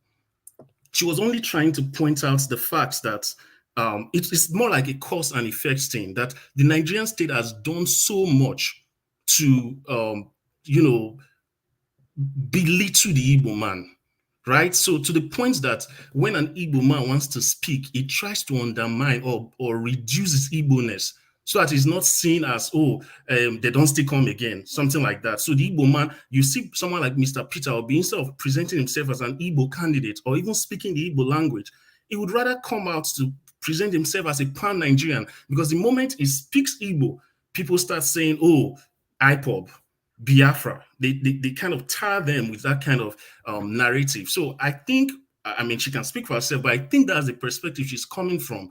Not to say that the Igbo man has a sense of low self-esteem as it was being interpreted. So what she's just trying to say is that the Igbo man should realize that you don't owe anybody apologies.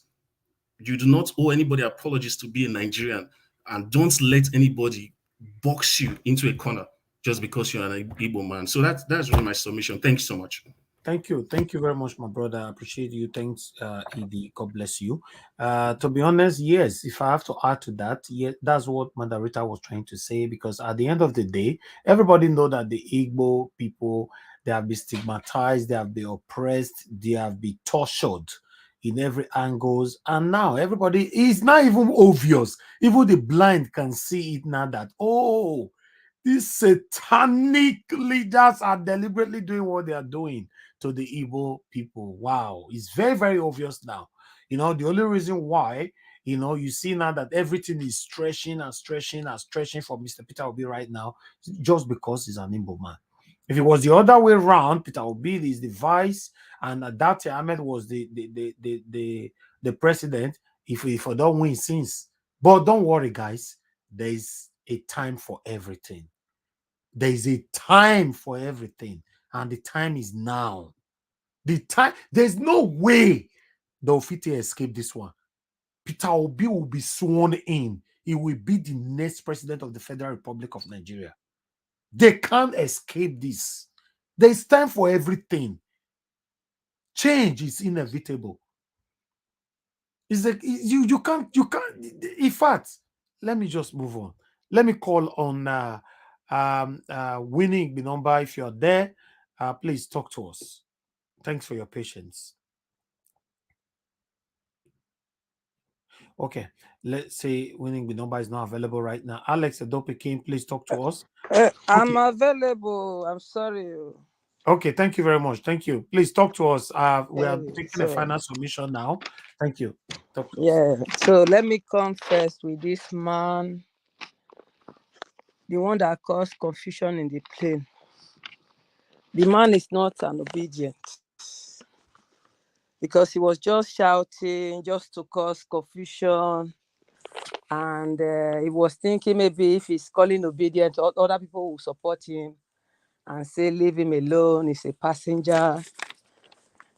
And I believe maybe they've paid him to come and cause that chaos in the plane. You know, but his plan, he didn't carry it well, because if he's really clever, he would have waited first for the flight to flew. Then when he starts calling obedient, let's see who will answer him. You know, but we thank God that is how that one went. For the DSS, they swear to Nigeria, they swear to Almighty God, they swear to heaven and earth that they are there to serve us. They are wearing that uniform with an agreement with us, with God. They are not working for us the way we are saying it now. They are working for the for the APC. We have to direct it, because we have about 18 parties that contest for this past election. So, and one thing I'm seeing here, it's like our leaders, they are not seeing it. This fight is not about Igbo, about Hausa, about Yoruba, but we have to know that this thing on ground now, these are the Fulani plan. This is their plans. We all have to wake up. If a Fulani man is not elect as a president of Nigeria, you see fight in the country.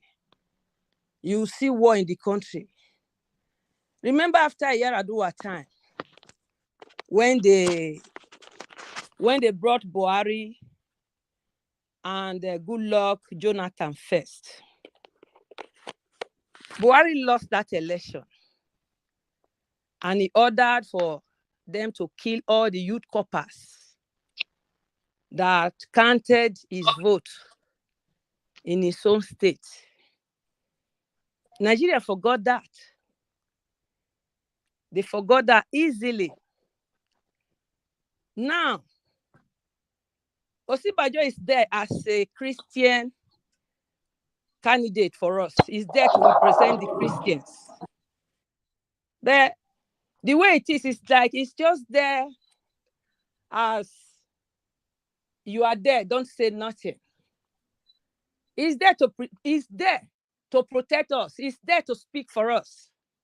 If Buhari doesn't want to talk, Osibajo doesn't have voice, or is it true that what they said that there are 5 people in the Aso Rock that is saying what is happening in Nigeria? We should wake up. This is not God about bless you, Igbo. madam. Please speak on. Go ahead. Osibajo cannot stay silent like this. It's part of them. Oh, okay. I know it's part of that is what I'm saying. We should not just be saying it's Igbo, Igbo, Igbo, Igbo. This is not about Igbo. You that is speaking now, the Fulanis, they are seeing you as Igbo. We that is in the southwest, not the answers. They see them as Igbos. This is what we all have to know. Our governors, our senate, our judges, the one that really have the true heart of God, they should wake up. This is a Fulani thing. This is not about Igbo. It's a Fulani thing. We should know it now. It's not about Obi. You understand? We should wake up. Obasanjo have spoken. When these Yoruba people, when they were making their threats, where was the DSS? They know the people that made those threats. How many people have they arrested? You said because one man said, oh, you can go and protect your own. Then they should get him arrested. So where is our voice? Where is our voice? We should go straight to the point, the truth. The Europeans are still in our country, causing these confusions. Imagine, they lay pipe from our own country. They brought this pipe to their country, to their countries, taking our oil. So if we say we want to prosecute them, how many countries can we prosecute? How many? We that own the oil, we are not seeing it. The Fulanis are using our money to be developing their country. And we are sitting down, looking at them. We are calling ourselves one Nigeria. How are we one Nigeria in this case? Buhari is living now with how many trillions? Left a debt that a child that is not even born to come and pay. And the money he did not even invest it in Nigeria. He invested it in another country. Does that make any sense? We should wake up. We should wake up. This is not about politics. This is about Fulanis. They know they are not the owner of the country. So they don't want you that owns this country to come in power. They will do every means. They know Tinubu is weak. He's already old. Anytime somebody from our area will come as a leader, the Fulani will talk his own person to get rid of that person. Look, all the power, people that is making a serious voice in Nigeria today, they are all Fulanis. I will still say it. It's all of us that is the Igbos. It's not only Igbo. It's when you go to the north, you will know you are not, they will not see you as a Nigeria. When you go there, they will see you as everybody is Igbo in their eyes. It's just that they are pushing Yoruba to be doing the fight for them. So they've almost wiped all the answers. They've almost wiped all of them. Every church is in the northern part of Nigeria today. The Muslim or the Fulani, they can just go in there, they kill them, no justice, nothing will happen. So we the Christians, we are the one to suffer the sins that we did not know about. The time they ask us, when we have our Midwest states, we have our northern, east, south, we have peace. There was nothing like war then, nothing like hatred. So why would the European came? They said they came to colonize us. You colonize us, you refuse to go. Carrying our oil to your country. Can we do that to them? Can we do that to them? You lay a pipe. You know this is another man's wealth, but you allow them to bring it to your country. They all store together. If we have to say, let's probe all of them, how many countries are you going to probe? So that is why They are just propaganda and say, oh, this election was blah, blah, blah, blah, blah. They still don't want us to come in power. They still don't want us because so that they can be doing all this, they are evil. Our politicians will steal our money and bring to them, hide it in their country. They will be using our money to be investing, using our money to be developing their countries. The time you say you want that money back, that is when they will ask you, where did you get this money from? Come and give us where you got it from. If you cannot prove it, you can't go with that money. So we should wake up. You know, the man that this man that spoke today, is it fire something? He tried. All we are crying for is the unification of Nigeria, but we have to know that you are thinking it's only the Igbo. It's not Igbo. It's more than that now. Policemen, they don't do their job. They are working for the politicians. The military men, the APC government can just tell the military men, go outside and block the whole street, let nobody come out today. They will rush out. They are not protecting us. But I think it is wise for us from the South. We start putting our youth, the ones that want to be a military, police, they should train them. Because what is coming now, I pray for God to take control of it. If the judges, they refuse to make the wrong decision, and I pray for God to touch their hearts, they should know the Nigerians as a country is in their hand now. God have already done his own. It's left for us as man now to do our own. If they want to say, oh, now we'll follow the Fulanis, and we'll say, oh, we still declare Tinubu, everybody will eat out of it. It's a cake that we have already baked. If we let it down well, we will eat it. If we also say, no, we will not let it down well, we just want to rush it the way it is now, everybody will enjoy it. So I pray, all right. Thank you. God will help Nigeria and God will bless Nigeria. Thank you. God bless you, madam. I really appreciate your submission. Thank you. Okay, Mr. Alex Edopikin, please talk to us. Yeah, thank you, Mr. Ivis. Thank you. There are some points that I noted when different speakers were making their submissions. What really got my attention was this issue of, you talked about it too, Alex was talking about the foreigners. I would just like to trip in there a little bit. I think it is high time that we'll get this out of our mindset. There is nobody that is going to determine how you run your home.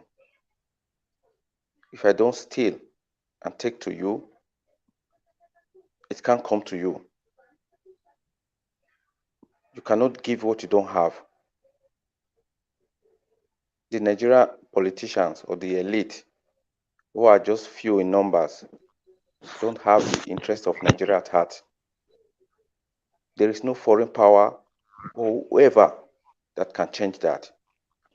My brother, can I ask you a question on that? Can we discuss on that for a minute? If Nadawash will allow me for 1 minute to ask you a question. I would rather, can I just make this submission so that no, let's make it like a discussion for 1 minute at least, so that we can learn. Okay. I can learn from you too. I know that you have to blame the leaders back home. What about, do you have an idea how a ship that carries oil, how big it is? A ship is very big. It's like, of course I know. It's like a 24-story building. It's very big. A ship will enter a country from another country. That means there's an agreement between the two governments, no matter what.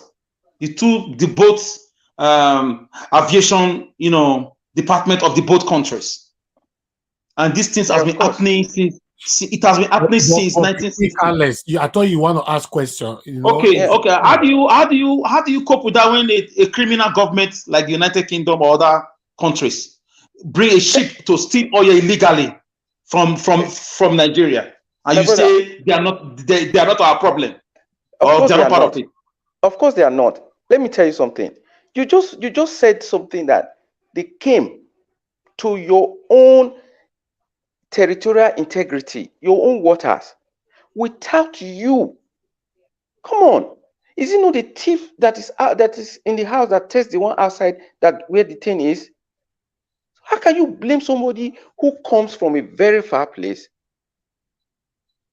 to come to your own land and take your own property? He connect with you. If you didn't agree with him, he cannot force you. So this blaming game, it is hard time we stop it so that we can focus on how to get things right. If we don't do that, we will just be living in the same circle and there will not be progress in our land. Okay, you are talking about the British, the Germans, why is it that these same people don't steal the citizens of that country, or the leaders don't steal and bring to your own land? Why? Because they love their country. They love their citizens. There are rulers of laws. We don't have that. And this is what Mr. Peter Obi is standing for. That is why he's been opposed by these wicked people. Let's call a spade a spade. You cannot, it is what you present to the mirror that you will see. If you destroy the mirror, it will not change the image. That is just a fact. Okay, they gave him whatever now. They selected him. The British now say, please come to our place. He left and went to them. They will, as far as you're coming to spend your money, they will accept it. They're not going to stop you. The people are just wicked. They don't have empathy. Everything about them is wickedness. They don't love the country. So why should I blame an outsider for the wickedness and the in fact, I don't know the word to use for them. The satanic art, the way these people behave. They steal, they destroy, you know. So that is just the point, my brother. If we can take care of that, if we can take care of our home, there is nobody, no matter how powerful you are, that can be able to make your land not be good. I will respond to you when it's my turn again. Anyways, yeah, thank you. We're not the only country that was colonized. It's like time we leave this and move ahead. You know, that's my point on that. Like I said, I would like more to talk. I would like another thing is there are certain things that are facts that are established that you cannot change. I would rather be more solution oriented than emphasizing on the problem. We know these people don't care. We know they steal from us. We know these things. It is so obvious. Somebody knows that there is no electricity in the land. Even a child that is not born yet, he feels it because the mother is in heat. If you don't have enough money, you are going to use generator. Those who can't buy for it. Everything about Nigeria is just upside down. What has that got to do with a foreigner? It's the same people, our people that do these things to us. So that is where I'm talking. That's what I'm talking about. We're not in dispute on this, but I'm just trying to make a point. You understand? So what Indicati was talking about, you know, this propaganda these people are trying to bring up, I think is the best game. They are very good at this. You know, they are expecting you that has been beaten, a child that has been wounded, that the child will not even say a word. They stole from us. They did all sorts of atrocities. And these same people had the audacity and the impunity to tell us to go to court. Now this man went to court. They are still finding ways to say, so I don't understand. Everybody condemned the election, that it was flawed. Even the so-called foreigners we are talking about now, they condemned it. But our people, Mr. Yakubu has nothing to do. He's a foreigner. But he stood against the people. He's working against millions of Nigerians. Is it a foreigner that's influencing him? No. You cannot give what you don't have. What they have is wickedness. What they have is corruption. What they have is evil. That is what they dish out to the populace, to Nigerians. So that is why I would rather that we look at the core of this whole problem, then begin to think about the solution. And thank God Mr. Peter Obi came up to give us a hint, to give us a direction.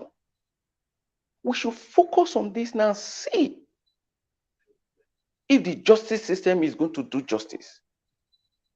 That's where the focus should be on now. And to our biased and cowardly journalists, they really get on my nerves. You see the way they ask questions. You see the way they faint out when somebody even is trying to give them the right answers. They just go and start beating around the bush. They see injustice. They don't measure it. They want to pick. So they in fact, those are some of the things that make me really no. Nigeria is in a situation where it gets confusing.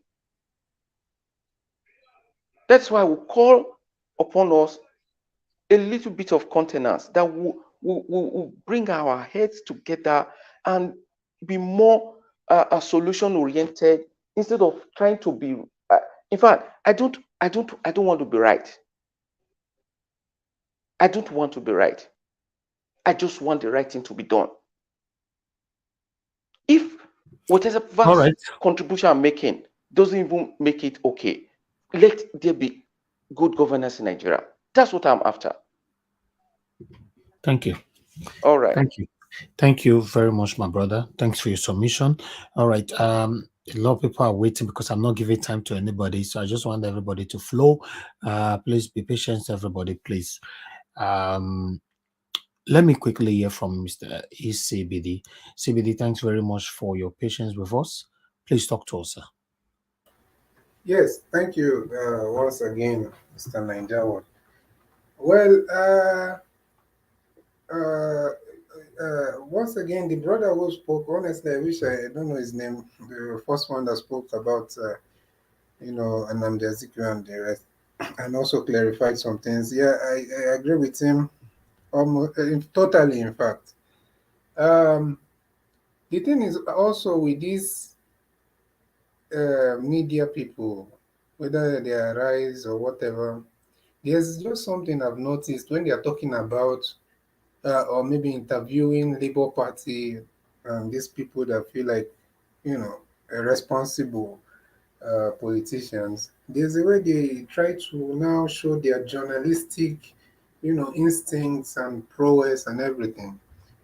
But when you see them talking to this APC and all these other people, there's a way they are kind of choosing their words, trying to be careful. So you can Not all of them. It's some of the journalists there, like the yeah, ones you saw today.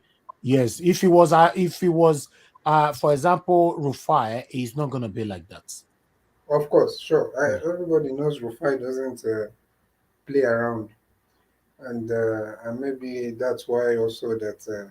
So, but the point is, they should not try to show one side that they can do their journalistic work, while the other side they are not being doing it the way they should. And at the same time, all these people are supposed to go, these DSS are supposed to go after people like Keyamo, FFK. It's just quite unfortunate, that the main people that are the problem, they are not looking for them. That's to show you that they know what they are doing. And I don't even think it's all about something like, if I don't think these people really believe that the Igbos are their problem. It's just that for them to be able to maintain power and everything, they have to now come up with narratives. The same FFK, the man cannot keep his eyes, out there, away from Igbo women. His first wife, whether the second girlfriend, I saw him sometime posting, The same, what's the name of this other one that works for PDAPC? Because I don't believe he works for just PDP. I think it's PDAPC. What's the name? Is Reno it, Mokli. is it okay, Reno? Ren, Okay. yeah. I think one of his, I might be wrong, but I think his wife or his girlfriend, whoever the lady is, I think her name is something, is some Igbo name like that. Then even the Tinubu's son, I think one of his wife has some link with Igbo as well.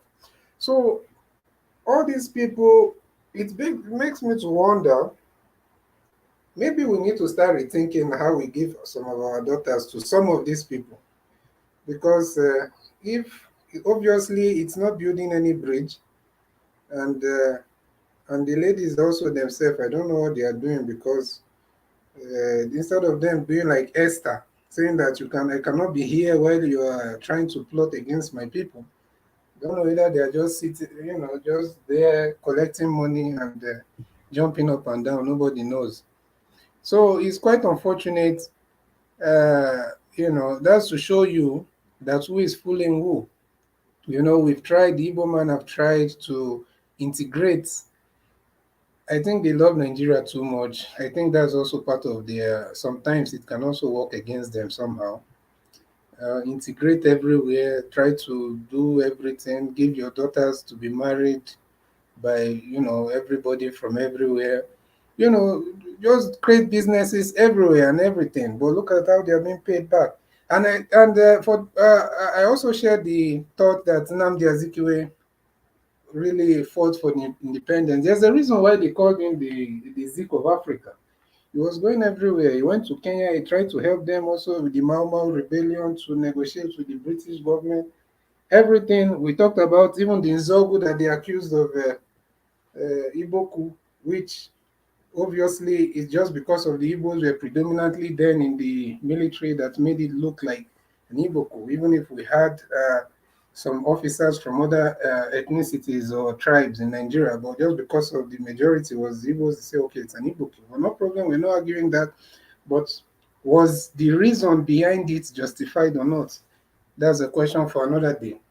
Then the same thing, even I hear, the former president of South Africa, Thabo Mbeki, was speaking the other time in some kind of conference in his country, and he was talking about how during the height of the apartheid struggle, how some the Nigerian foreign minister then, something Emeka, something, I'm not sure, that the man actually gave them the idea that made them to be able to negotiate with the apartheid government for the power to be transferred to them, because at that point they were ready to just go all out. If they are all going to perish, they should perish.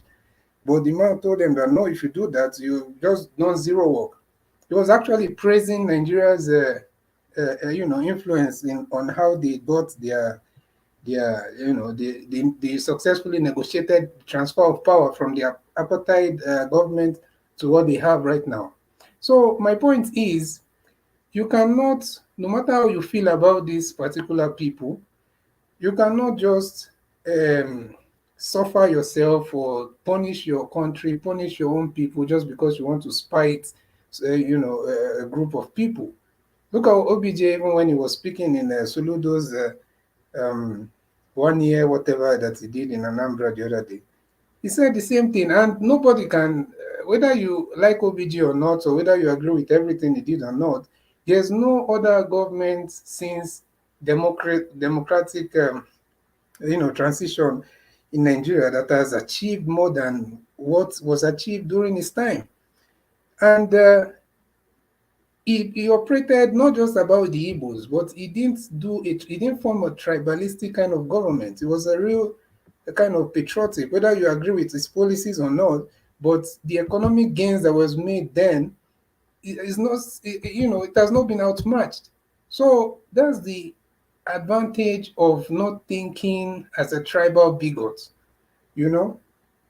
So finally, and for the clarification, yeah, if that was what Madam Rita was trying to put across, I agree 100%. To be honest, there are some Igbos that obviously feel like they have to now, be apologetic and always try to, tone down their Igbo-ness or whatever just to appeal to, the support or somehow of the larger Nigerian population. So yeah, I agree with that 100%. It's just that maybe there's a misunderstanding because of the self-esteem and all those kind of. But it's okay. So let me stop there for now. Thank you so much. Thank you very much, Mr. ACBD. I really appreciate your time with us today. Thank you. Okay, before I'll call on Madarita, please, my people, make una press like now. Like I said today, we'll not to emphasize more on this like. Not say na freestyle we already do today because of na Saturday. No more no more restriction. Just saying it how it is. I bet make una help us press the like button. We currently have 374. Let's take that to 400, please. I beg make una help us share as well. Yeah, Madam Rita, thank you very much for your patience. I beg talk to us before Madam Nena. Yeah, thank you very much, Nanja Watch. Yes, I want to start with there's something prior to the first part of this interview, if I am using certain words that might sound offensive or might sound like you don't like it, perhaps sometimes something needs to hit you very hard in order for you to realize yourself. And I think for the Igbo people of Nigeria, a lot of things hit them hard, and that is why they have a reputation of entrepreneurship. They have a reputation of helping each other. It's just the same way the Jews, how they were hit so hard. Look at them in the United States, and in fact, one of the most powerful groups in America. They probably control maybe all the pharmaceutical companies. So what has happened to them has actually made them stronger. So something gotta give, something gotta push you. Something terrible has to happen to you, or somebody must have told you something so painful that it will drive you to recognize that comment and then to change on it and then to act on it. So that's why sometimes we might hear things that might not be agreeable because it kind of stirs up something that you don't like. Perhaps sit down, sit back, and really think like, okay, this thing this person said, is it true? If it's not true, give me instances. Think of instances where it seemed like, okay, what this person was saying perhaps might be true. And I don't mean it in a bad way. I mean it in a good way. And I was going somewhere when I was explaining certain things. Now, there's one thing I keep saying. I repeat, we cannot be tribal blind in Nigeria. It is the same thing, we cannot be regional blind. Regional blind, because it is embedded and intertwined in our political system, in our way of life, in everything. So when people say, okay, let us focus on one Nigeria. No, yes, focus on one Nigeria, but you cannot be tribal blind. You cannot compare the United States of America. They're all Americans. Nobody is any tribe there except the First Nations and the Aboriginals, and they are recognized too. Same thing in Canada. It is embedded in the system now. You cannot take away the Aboriginals, even from the Constitution. Even till date, as at last year, there were certain things in the Constitution that was edited in Canada. And every comment or anytime a government wants to make a statement, they always acknowledge the Aboriginal, the original owners of the land. So therefore, in Nigerian context, we should stop being tribal blind, like it doesn't exist. And when we talk about it, people seem as if maybe we're digressing from what is at stake, or we're digressing from the issue. Tribe is part of the politics. Tribe is part of why Peter the Rock Obi is facing what he's facing. Tribe is part of why people like FKK and Keyamo are saying rubbish on Twitter and every social media outlet. It is tribe that is embedded in it. And it is same tribal issue is actually making what is going on with some gullible Yoruba people in Lagos to be antagonizing the Igbo people in Lagos. It is tribe. We cannot be tribal blind. When you're talking about racism, skin color, the first thing that they've identified is you cannot be racial blind to say, oh, we are all one. No, we are all one. We have the same red blood. The color of our blood is red. It's the same hemoglobin that's making that our blood red. But really and truly, they have black skin, they have white skin, they have yellow skin. They have in-betweens. They have in between. So you have to identify that first. And then we start to respect each other and understand each other and look at the differences and see what is making us hate ourselves and see and identify the people who are using these tools now to cause confusion. So we cannot afford to be tribal blind. And if we're talking about it, our eyes is still on the ball, people. Our eyes is still on the ball. Peter Dirokopi is still part of this court case, if you guys don't know. This tribal issue, we should stop being tribal blind in Nigeria. It doesn't mean that we are not Nigerians, but we should stop being tribal blind. Say it, because it is part of our constitution, it's part of the way of our way of life. And then, I really like Indicator. We just need women like that these days. In fact, men and women, not just women. Need men and women like that can stand for intelligent men and women that can stand for the truth, and they can counteract the evil people and tell them, we know your tricks. We know what you are driving at. Don't come and complain, because when your own comes, nobody talks about it. This times that we are in now, we have seen bold people come out boldly to speak. Brave men and women coming out bold to speak. I can tell you today, Peter Dirokopi is the bravest man in Nigeria in my time. Listen, for you to be a brave person, you don't have to hold the gun. You don't have to maybe to 200 wars. The most bravest man in Nigeria today is Peter Obi. Facts. I can argue with it, anybody. Do you know why I say that? Do you know what that man deals with every day? Forget the spiritual aspect. Do you know what he deals with every day?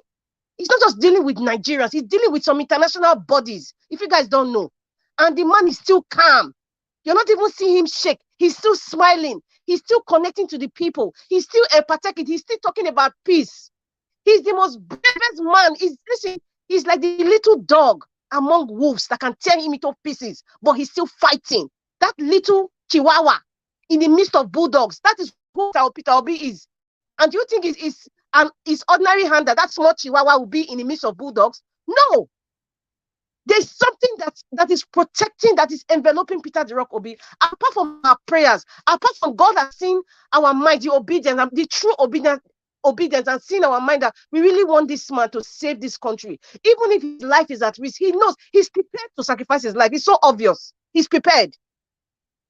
That's the most bravest man in my time, so far. I don't know about you. In my time, in my life now, the most bravest man that I can identify, can call, even in my sleep, is Peter Obi. Nobody else. Not even Obasanjo. It's not as brave as Peter Obi. Not even Agbado. Not even Mikano. They all run away to Europe and France and start hiding themselves like hermits. But this man is still there. He's still there, straight face, smiling, still connected to the people. What manner of a man is that? What manner of a man is that? I wonder. I really wonder. And if I notice something, there's so much media presence of the APC these days. With their surrogates, they're trying so hard. There's nothing for them to fight us anymore. Like I said yesterday, what they're fighting for is image and mind games. You see them every other day. They're surrogates. They come to Twitter, they come to Arise or Channel or NT or just any other, or just come to any part of the social media. What they're trying to do now, they're trying to make it seem like the obedience are repulsive, or even Peter Dirokopi and Amedati themselves, are repulsive, aggressive, they're violent, they're inciting violence. That's the narrative that they want to advertise. That's what's going on. An example is the man in the plane. A grown man, and I'm so happy that we are in this generation where, like what Indicator said, we are in this generation where anytime you show your face, or we can find out where you work, where your wife works. She said that his wife even worked in a TV station, and I won't be surprised if it's TVC where his wife works. I won't be surprised if it's NTA. I won't be surprised if it's channel. Miss Madam Rita is TVC. The wife works with TVC is owned by who? Bola Ahmed Tinubu. Tinubu, yes. And it's owned, I think, the national papers or so. The national. So You see what is going on now? So anything anybody does now, and that's why I was crying the other day when Sir Edwin was saying I shouldn't say it. If you know that if you live in diaspora, you know where the nation's newspaper, not national. The Nations. Thank you very much, Sir Elvis. When I was talking about if you live in France or if you live, say Agbado is in south of France or northern France or even the UK or even in a rat hole in Pakistan, I don't care. If you know that you know where this person is, whether you're doing Uber Eats or you've taken a ride with his wife or something, please let Nigerians know. Take a picture or just go anonymous. Give us a location. Why am I saying location? Or if you're a nurse or doctor, anybody, or you're a driver and you heard something, you work for these people, anybody. Why am I saying it? I'm saying it because let Nigerians know where these people. If we need to carry placards where he's residing, we will do it. If we need to speak to the government of the country where he's at, let us go and meet it. Because why are you harboring this drug baron in your country? This drug baron that has caused so much mayhem in Nigeria. That is the reason why. That is the reason why. If they have to kick him out, let them kick him out. If it's medical tourism, there's a limit to medical tourism. Even if they're making money, it has to be spoken to. It must be spoken about. So that's why we need the location of these people. Please, if you are out there, help Nigerians. Help 200 million Nigerians. Help your generation. Help us. Don't be silent, people. Don't be silent. Be brave. If Peter Jirokobi, a Chihuahua in the midst of bulldogs, can still stand up, then who am I? Who are you? Why can't you? Why can't you? Even if you collected money, you know your conscience that these people are evil. Please, if you're listening to the sound of my voice, please, my name is Rita, I'm in Nigeria Watch. Please, let Nigerians know. Let somebody know. Give us an information. Give us something so we can go and appeal to the government of the country where they are hiding, that they are aiding and abetting a criminal that is causing mayhem in Nigeria. That is the purpose. And as for David, I don't want to talk about Boba Galadima, please. That's the sidekick of the man in red hat.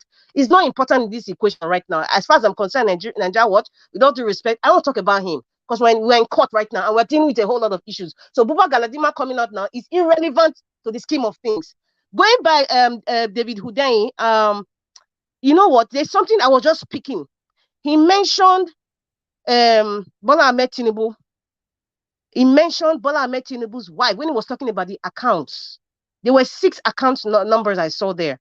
And he mentioned Bola Ahmed Tinubu, his wife, and the wife of another person called Mohid Akande. So I will not say now, based on what Udain said from the investigation, because we don't have that 70-page document. I don't have it with me now. So if he's saying that means Remi Tinubu, if it's Remi Tinubu was his wife then, or was it Sheyi's mother, or the Aloja of Lagos? Who was his wife then? Because nobody knows the number of wives he has or the number of children.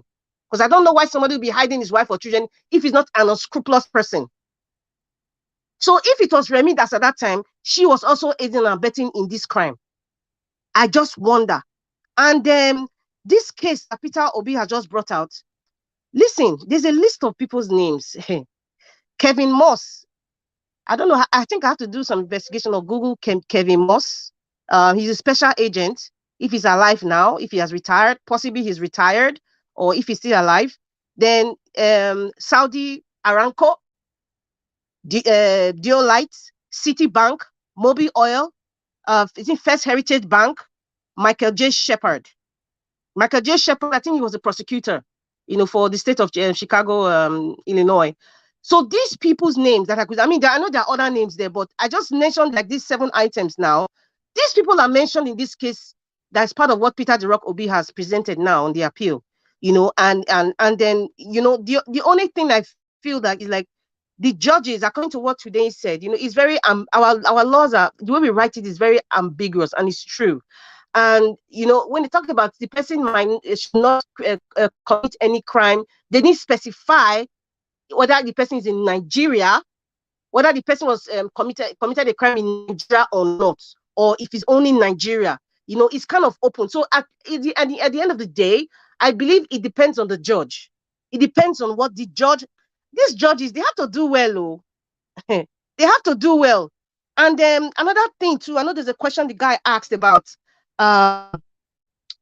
if the judge can say, okay, that is the judge that is not honest, or he might come out and say, okay, Bola Ahmed case does not refer, it didn't happen in Nigeria.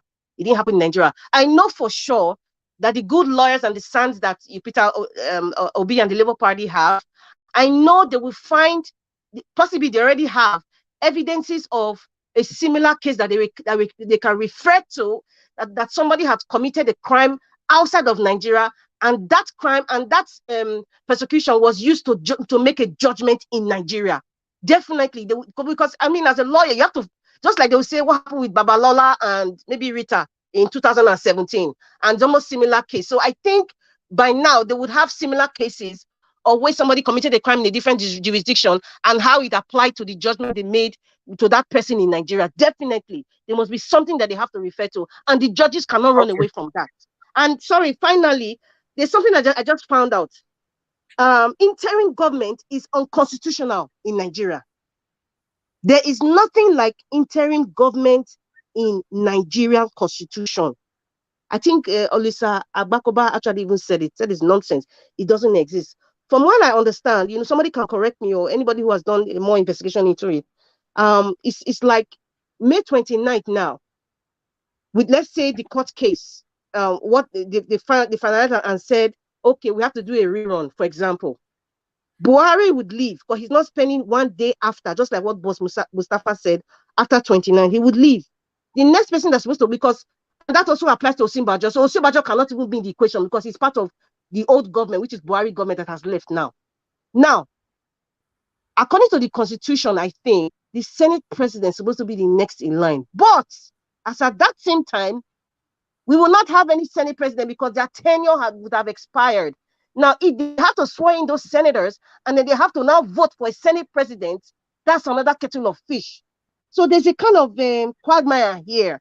That's one part that we really, really need to understand, because interim government does not exist. So what I am looking at now, at that point, the army can come and take over and they do not decide an election or whatever the case might turn out to be. Perhaps, I'm just thinking that, it's kind of scary. I'm not afraid. Don't get me wrong. I'm not in a yo-yo feeling. I know Peter Obi will win, but we all need to know the facts, and we need to know what is on ground. There's nothing like interim government in our constitution. So maybe we should not even be mentioning it. What happens if this happens and if this happens? Thank you. Thank you very much. Thank you. No time for question. I'm so sorry. We don't have time anymore. The people are waiting. You can keep the question. Maybe at the end of the day, if I have a minute or two, I'll call you for that.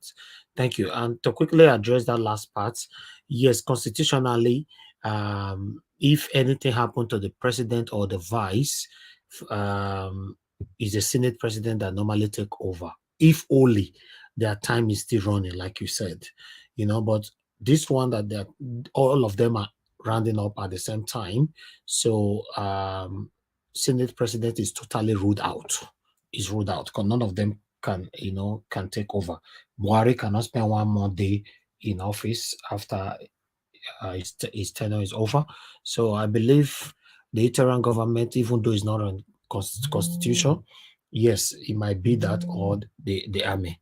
So I would like to hear from Madam Nena. Madam Nena, thanks for your patience. Please talk to us. Thank you. Yeah, thank you so much. Thank you. Miss Madam Rita, I always like your submissions, I just love to listen to many people here, and you are one of them that I just love to listen to.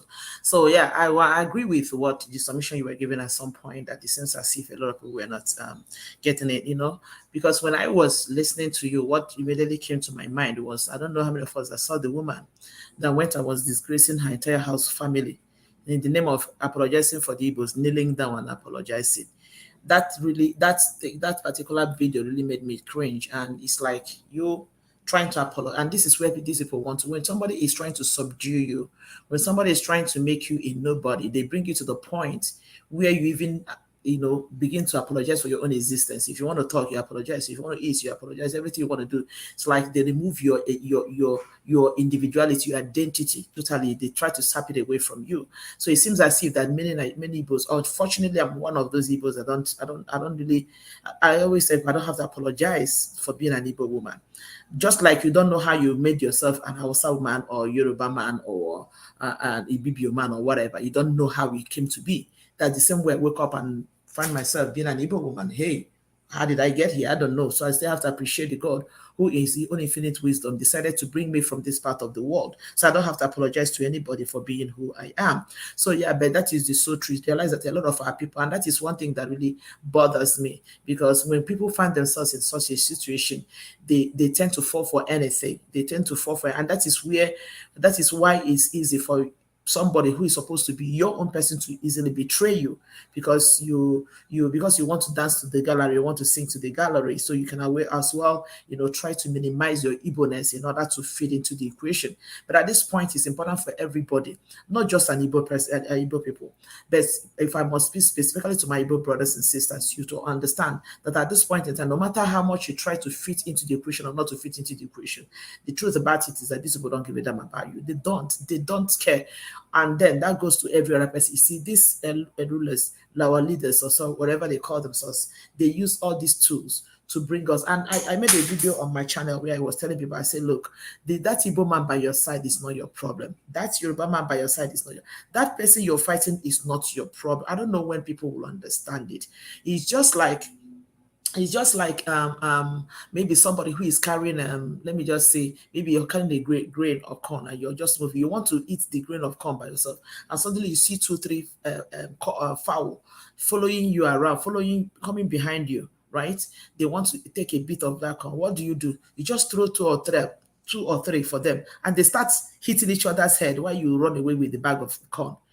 They'll be there. This one will, maybe this corn will take this one, will fighting this one. Sometimes you see corn, you see all this cock or fowl, they are fighting, they'll be hitting each other because of one corn, one grain of corn. That the person who has the whole bag of corn is already gone, because he just put that there to distract you people, to stop pursuing him so that he can go and do what he wants to do with that bag of corn. That is just what people don't understand. This is what these people are doing at this point in time.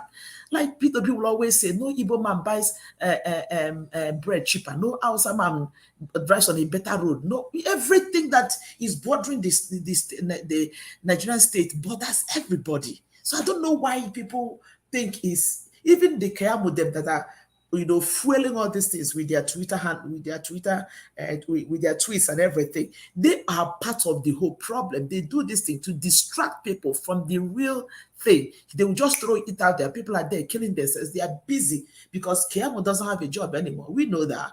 Femi Fanekaya doesn't have a job anymore. We know that. They are trying so hard to make sure that this satanic government stays, and they will get a share from it. It is all about what they are going to get at the end of the day. I don't know how else to explain it for these people to understand. To all of us, they suffer this thing.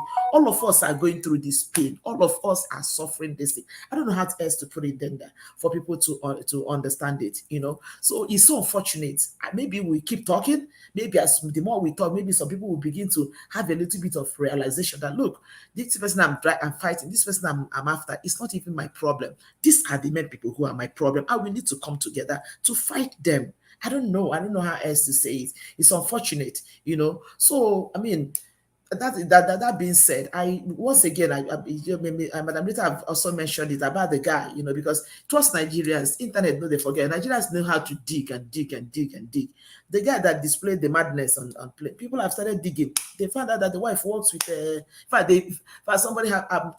I'm still trying to verify that, to authenticate it. They found out his name, his wife's name, everything about this guy. This guy is a pure APC man. His wife works with TVC. People have dug out everything about this guy. In fact, somebody even has the man's address and everything already. But we need to authenticate that before we bring it out here. People already dig that to this man. His face, people saw his face. People know him. People saw, okay, oh wow, now this guy, now I'm not. Why be this? He live here. People already know who this guy is. So we should not fall for these gimmicks that these people are putting out there. It's important for us to understand that we cannot fall for all these gimmicks. It's so, I don't know, like I said, I don't know how else to sink it into the heart, into the head and the heart of people to understand that the person you're fighting is not your problem. These people, all they are trying to manipulate, now they use you. God forbid, eventually Tinubu gets there and stay there. You will stop hearing from Keyamo. The fight is over. Now, what they will be thinking about is how to borrow money and share in Aso Rock. They don't give a damn about you.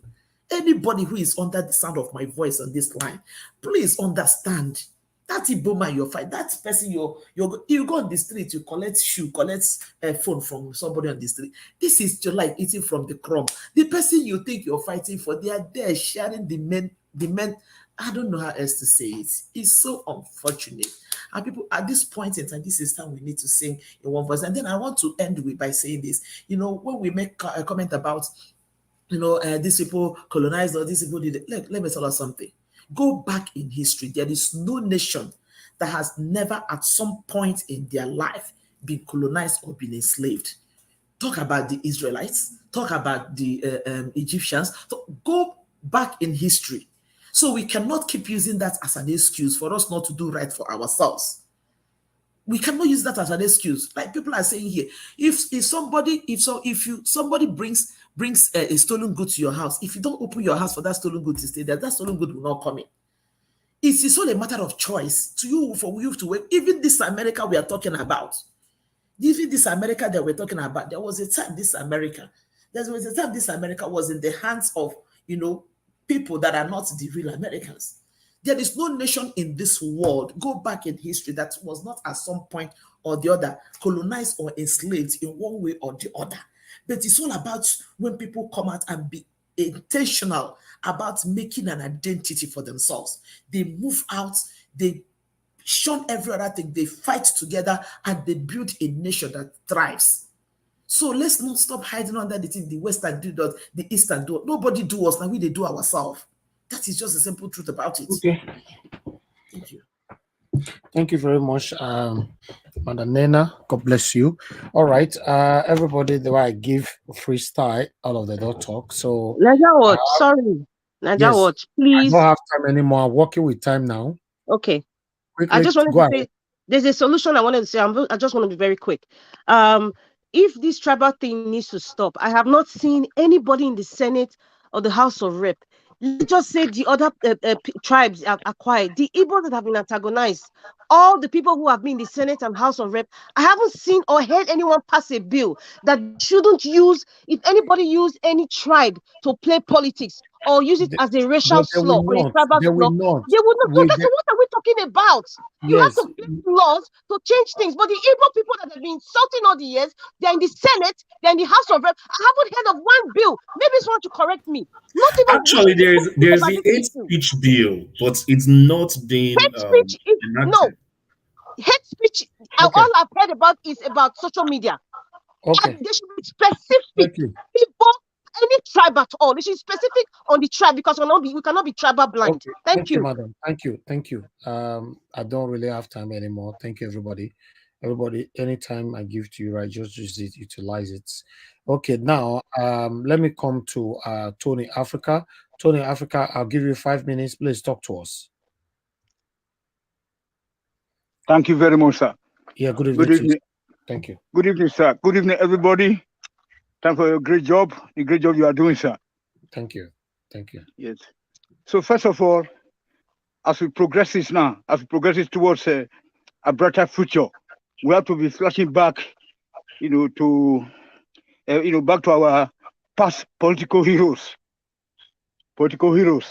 Like Alex mentioned, Chief Nahoro. Then, but there's one particular name that was missing there. The most, one of the most important, if not the most important, political gladiator that Nigeria had ever produced in the name of Awolowo. You know what I'm saying? So these are the people that we have to be looking up to as a role model if we want to actually do anything better for our people in the future. In the 2,000 years to come, I don't think anybody can beat that record set by Chief Obafemi Awolowo. So then that's by the wayside now. Then let me go to the Nnamdi Azikiwe's factor, versus the Igbo political gladiators back then. They actually destroyed this country. All what we are suffering today are caused by them. You see, we're all caused by them because Nnamdi Azikiwe was somehow related to the other part of the country. So he was the obstacle, that could have prevented all what we are experiencing today. Those good ideas sponsored by Chief Nahoro, supported by Chief Obafemi Awolowo, that we should rethink on how to form on how to form this country called Nigeria. That the country people see that we are not actually the same, the same culture. Because Chief Obafemi was a guy with, the only guy with vision. He's the only guy with vision. So he saw what will be coming up in the future. Then he said, okay, let us renegotiate. But I think we say no. We have to be one Nigeria at all costs. And then don't forget that, let's not forget that it was the same Azikiwe's government. Even though you know that that Amadou Bello doesn't like the Igbo people, he called them all sort of names. But because of I don't know, probably because of relationship with the North, by mother or dad, I think it was the dad. Then he said no, that we have to. So they were forced together, and then they had to go. And he was the one that jailed Chief Nahoro and Awolowo. Then hence that coup, that first coup that came about. Let's not forget that those coup plotters, most of them were from Bender State, for the Midwestern region. Okay, so they were all beneficiaries of this Awolowo's free education policy. You know what I'm saying? Which we are still benefiting from today. Because whenever you talk of Yoruba people are educated, it's also including. Tony. Yes. Tony, Azikiwe's mother is from Zungeru. The mother is from the north.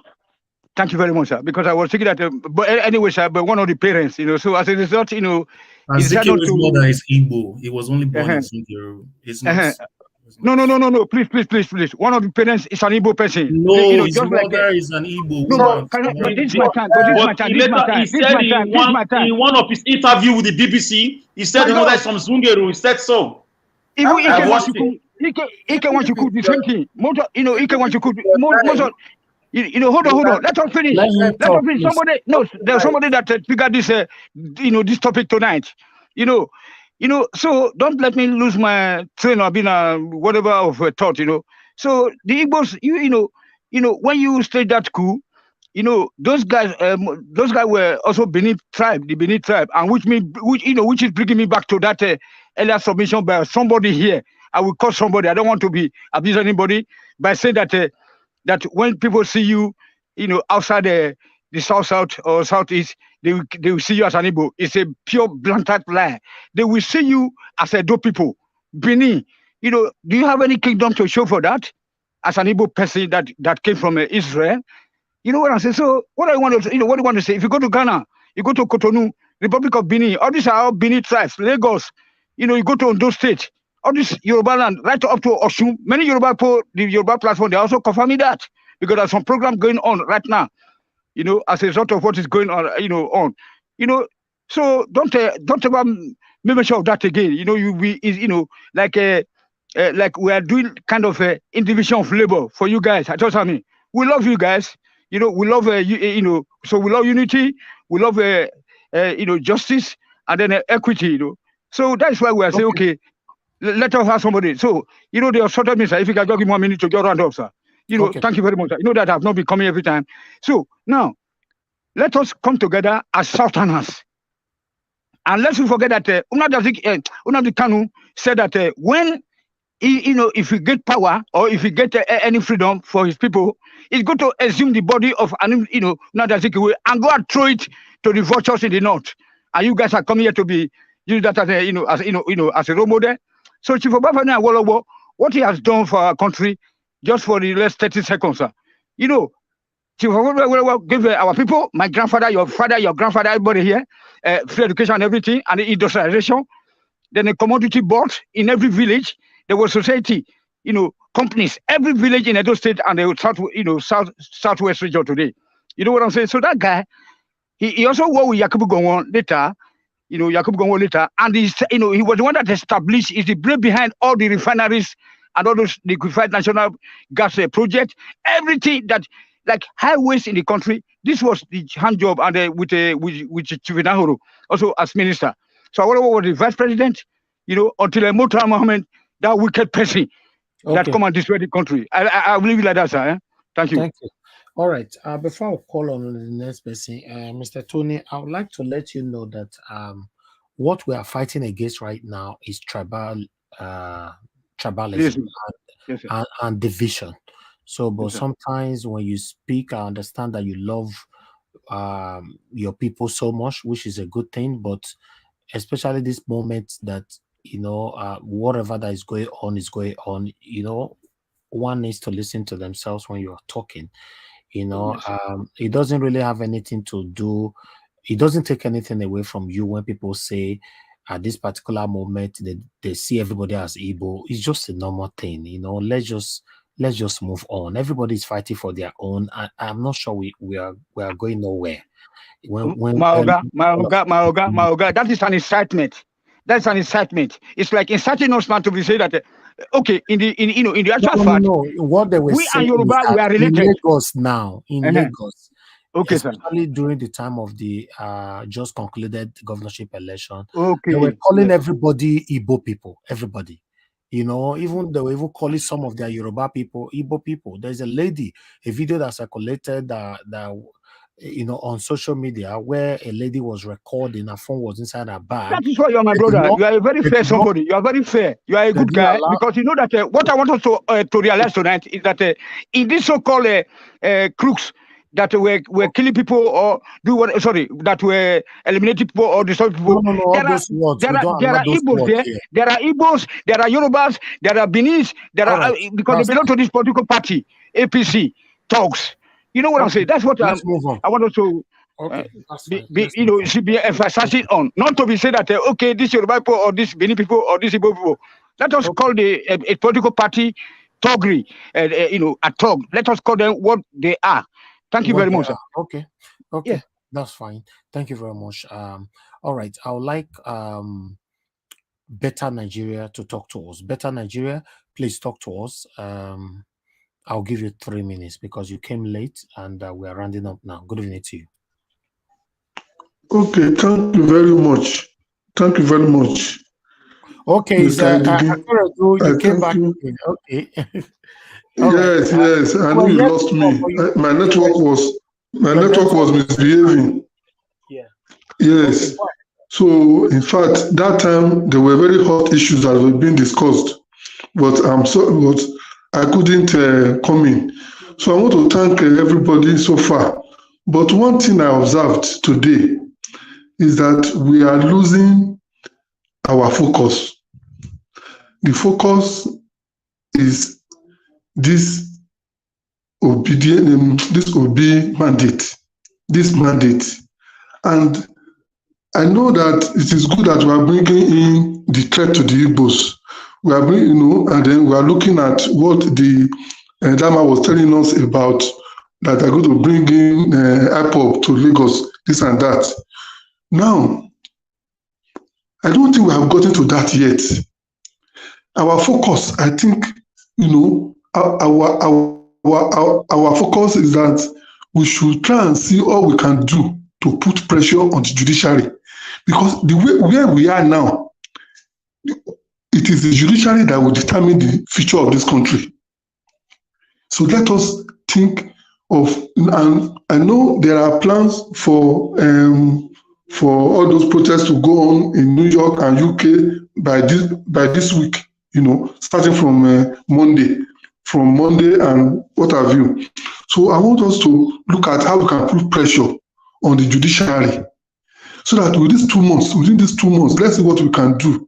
Then if after 2 months, if after May 29, we see that, because I happen to listen to one, maybe Nigeria Watch will need to look at, maybe I will send you one video by Dele Falotimi, which we can watch. That this is not the time for us to make any wahala. Let us, because they are saying that by the time, if the court can give us a day, can give the lawyers, can give Obi a day in the court, can give the lawyers opportunity to present all the facts, that the facts will be so screaming that even they themselves, they will not be able to upturn the result. So I'm thinking that, so let us see how we can make, because even now, Tinubu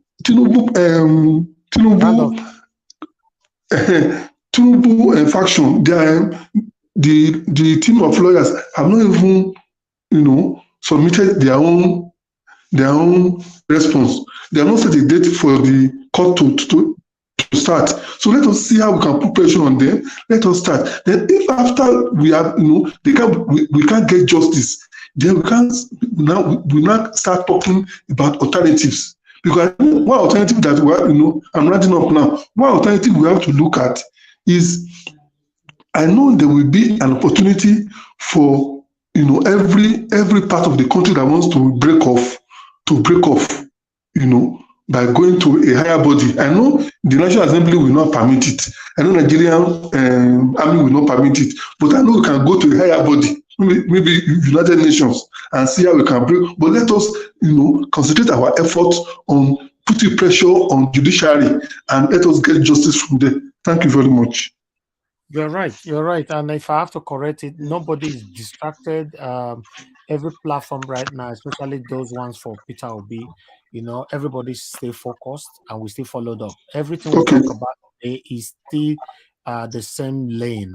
For example, the continuous bullying and intimidation of the Igbo people in Lagos is not a distraction, because at the end of the day, they are doing all this because of Peter Obi as well, and Indy Kato came to talk about the man that were disrupting the plane since yesterday, claiming that obedient. And now the man have been exposed to the world that is not obedient, his APC people that plotted in there.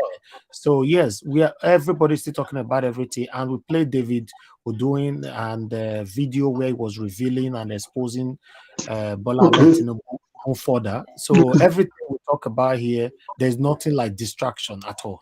Thank you, sir. Okay, thank you very much. Okay, right. Because I left for some time. Thank you very much. Yeah. You left for some time. Yeah, I noticed that. Yeah. All right. Now, our last two to go. I'll give you guys your 5 minutes as well, which is I'll start with Alex can be the last person. One Love, please give me your final submission for the 5 minutes, then before Alex, so that I can round up. Thank you. Thank you, Mr. Nijawash. Let me just use my 5 minutes as well to. Before I start, I wanted to ask you a question. Do we know the judges that are going to be presiding over this case at the tribunal?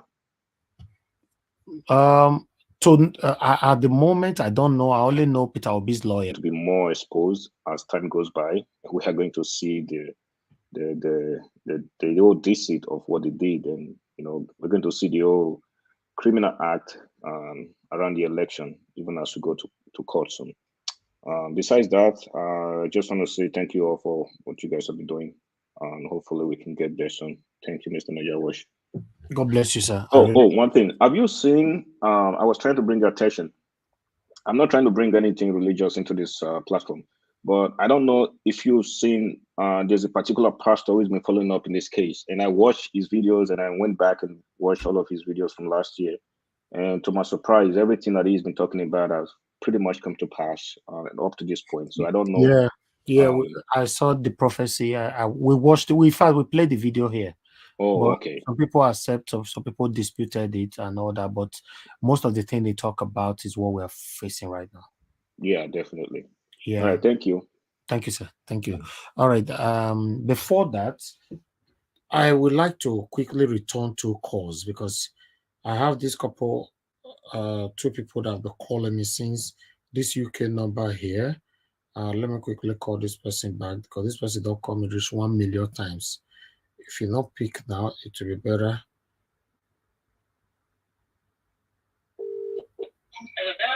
Hello, madam. Hello, please turn down your TV, please. Yeah, I've done that. All right, I can see you've been calling, but we are rounding up now. Please, just talk within a minute, please. Go ahead. What's your name, madam? Okay. My name is Blessing from UK. Thank you. Talk to us. Yeah, I have listed down here what I wanted to say. This is actually a message. Please, if there is any way you guys can reach to P2B, let him please go in, take time and go in before the Lord. Come out of the noise.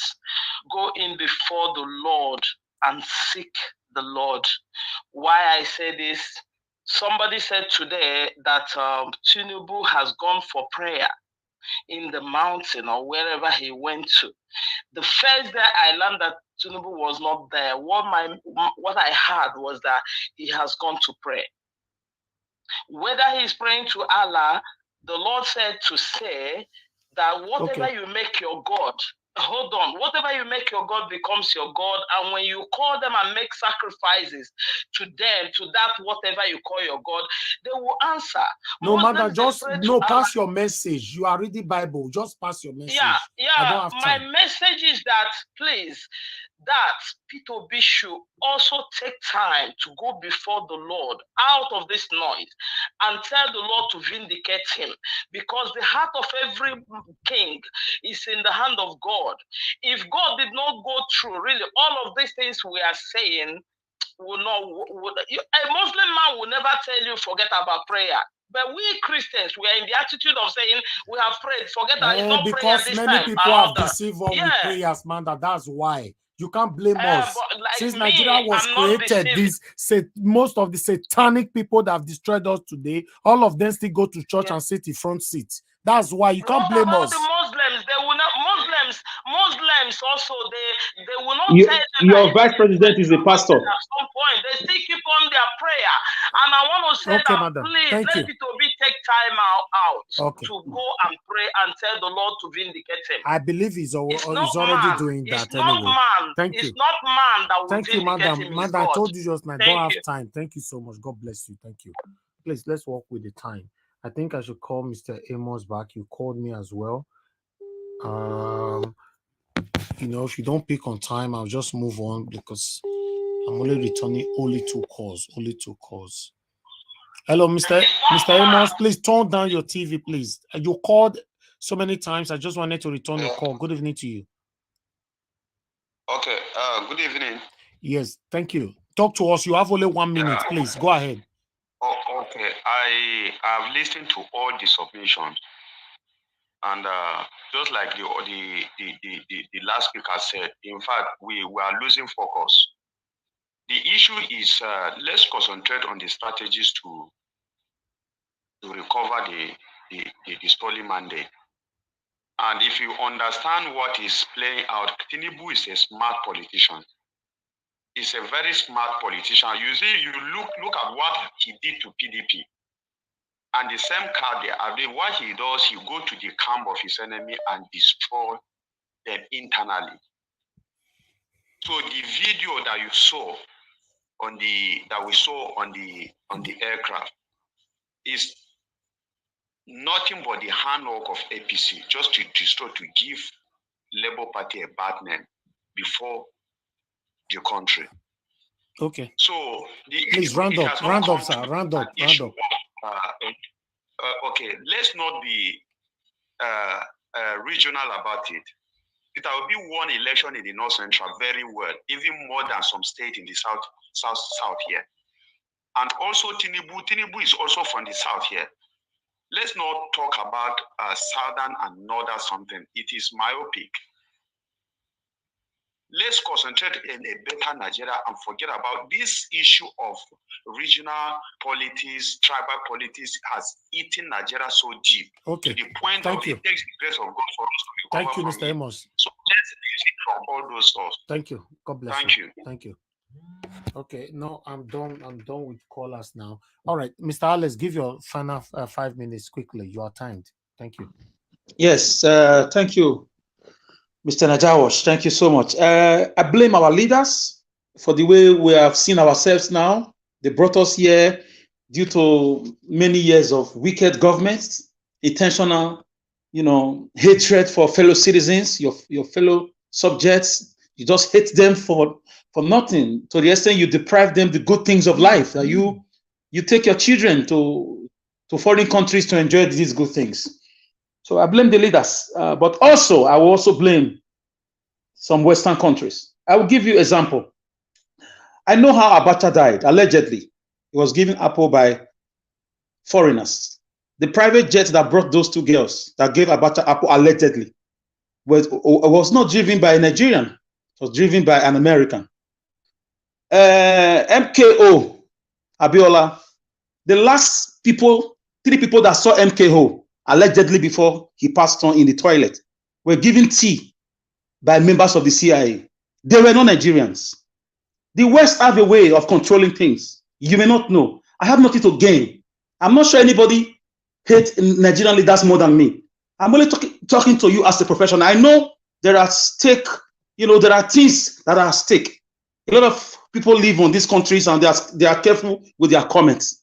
But I'm a professional doing a job, letting you know that there are influences, powers that are beyond me and you. If I come out now as Mr. Alice and start doing great things, they will send me people to come and negotiate.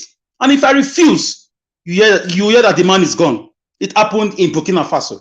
Meloni of Italy, Italian Prime Minister, she had to cry out, calling on France to leave Burkina Faso and African countries alone, so that Italian migrants, those people crossing the sea to come to the country, is a burden to them. She did her research 3 years ago and made a video calling France. She showed where Burkina Faso children and other countries like Mali, their children are mining gold, and those gold are taken to France. These children get less than €1.50 a day. And France is feeding fats. Italian Prime Minister, after 3 years, she won election and became became a Prime Minister today. And Burkina Faso and Mali, they've driven away France from their countries. So I'm not just talking because I want to talk. I may not be able to put it right, but there is a powerful interest outside this country also working against us. Peter Obi also, I'm very happy he's not traveling this period. This is how they work. They will ever send people to him. They did it before to MKO. They did it before to our military leader, Abacha. Whether they are good or not, they are our family people. They are our fellow Nigerians. And these guys were taken out by the foreign powers. And they did it in other countries. Why are they doing it? They want people that they can control. So where is Tinubu right now? People say he's in France. Some say he's in England. We don't know. So why? Look at my point. They are tallying. So we should also, as time goes on, we should stay focused, asking for INEC or whatever judiciary to do the right thing by giving us our mandate, because we have video, paper, evidence that we won. But looking at what happened in Lagos, we cannot stop talking about tribal problems. It's very important. You have to educate people who do not know that we are one, that these leaders only think of tribe when it's time for corruption. So we cannot rule out the Western influence, especially Britain. France has joined them recently, the past 2-3 years. We don't know what happened in that London clinic. Why is Nnamdi Kanu in prison? Because he said the man in Abuja is not Buhari. Why did England arrange for his kidnap? You think it's Nigerian or it's just Nigerian government that did it? It's a collaboration. A guy with a British citizenship. Britain is quiet. Does that not tell you something? That they are not tired of the oil in Delta State? That they and France are taking the gold in Zamfara? This is from a professional angle, I'm telling you, not from a point of somebody who comes online to talk. Thank you. All right, thank you very much. Let me take one more call. Hello, madam. I don't supposed to pick this call anymore because we're rounding up now. Please talk to us quickly. Good evening to you. Okay, my brother. What I wanted to say is this. Mr. Alex that was talking before, he's talking right now before I made this call.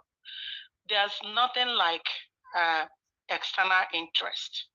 If our own people did not allow external interest, they will not come in.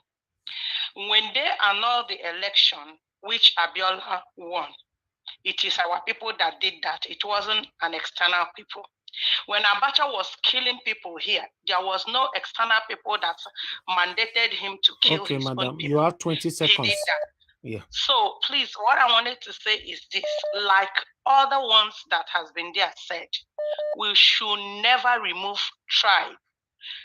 We should not neglect it in our politics.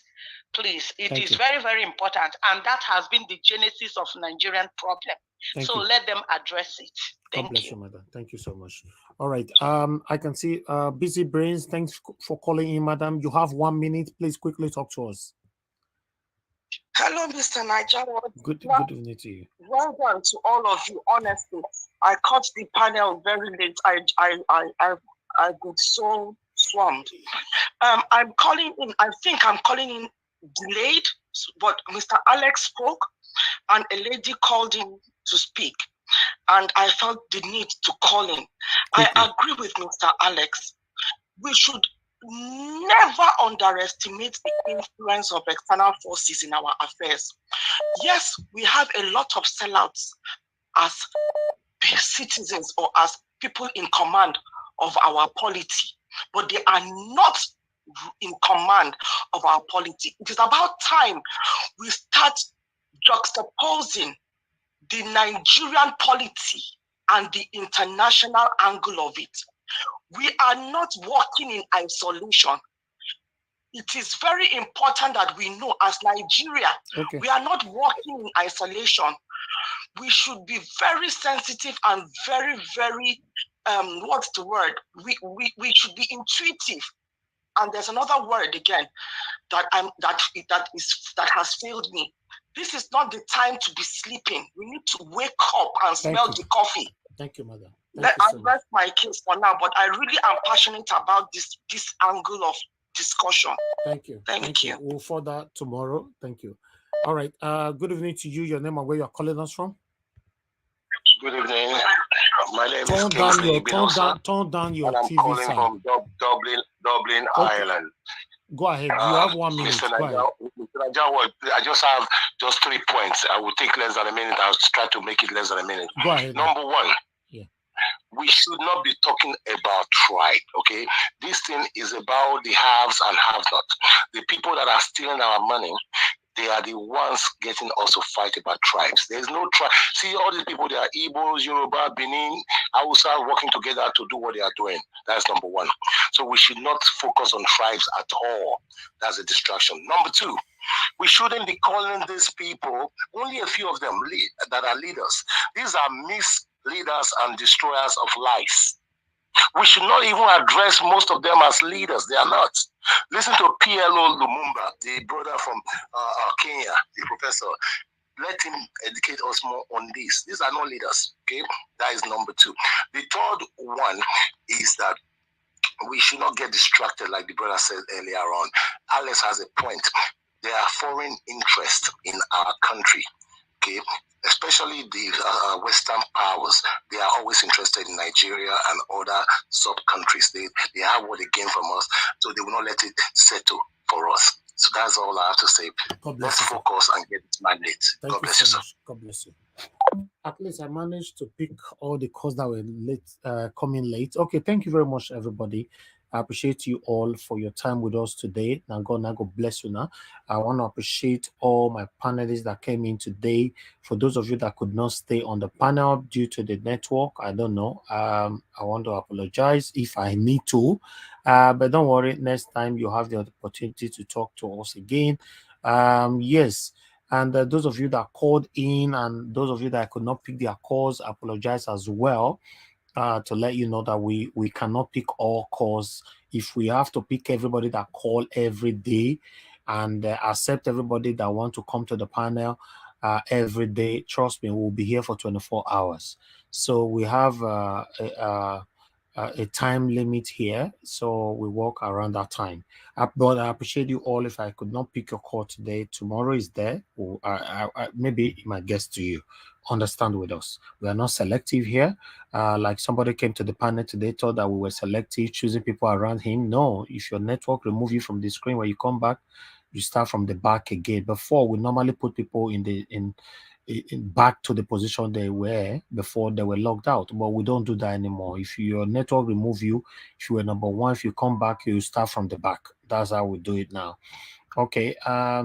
Meanwhile, and those people on the comment section, I want to appreciate every one of you. For those of you that super chatted us today, we have Peter Ife here, Mr. Johnson Emmanuel, Organovo, DB, thank you, Ime, Etok, I want to be Ferdinand. Thank you very much, my people. Peter Ife again, and God bless every one of you. I appreciate you all. God's power. Unfortunately, you came in several times today, but your network did not allow you to talk. But don't worry. You try again tomorrow, because I noticed you really tried today. You came in several times, but your network kept logging you out. Okay, on the comment section, to appreciate every one of you right there. Most our great mother, Mommy Diaspora. Thank you very much, Mommy, for all you do for all of us here. We appreciate you. We love you. Thank you so much. Irene's Finest, thank you so much. We appreciate you for everything you're doing for us right here. Thank you. Martina Obasui TV, God bless you. Thank you. June Obaseki, I can see you right there. Thank you so much. Patrick O. Obiajulu, I can see you as well. Baby Clement, I can see you. Moses Cousin, I can see you. Love of God is my strength. Thank you so much. Wisdom Lucky, thank you. Pius Moye, God bless you all. GROKM, God bless you all. Good evening, good evening, good evening to you all. Or rather, good morning or good afternoon, depend on your own region. I appreciate you all. Mandarita, thank you very much for your support, your continued support to us here. We appreciate you always, always, always. And yes, Divine Cross, if you're not going to let me pass you, I appreciate you as well. I appreciate every one of you right there on the comment section. Best life ever. Okay, I wish I can mention all names, but I Najawas, please, can you give me 10 seconds, Lau? We need to move on now. Thank you very much, my people. Okay, your Najawas. 10 seconds can start now. Go ahead quickly.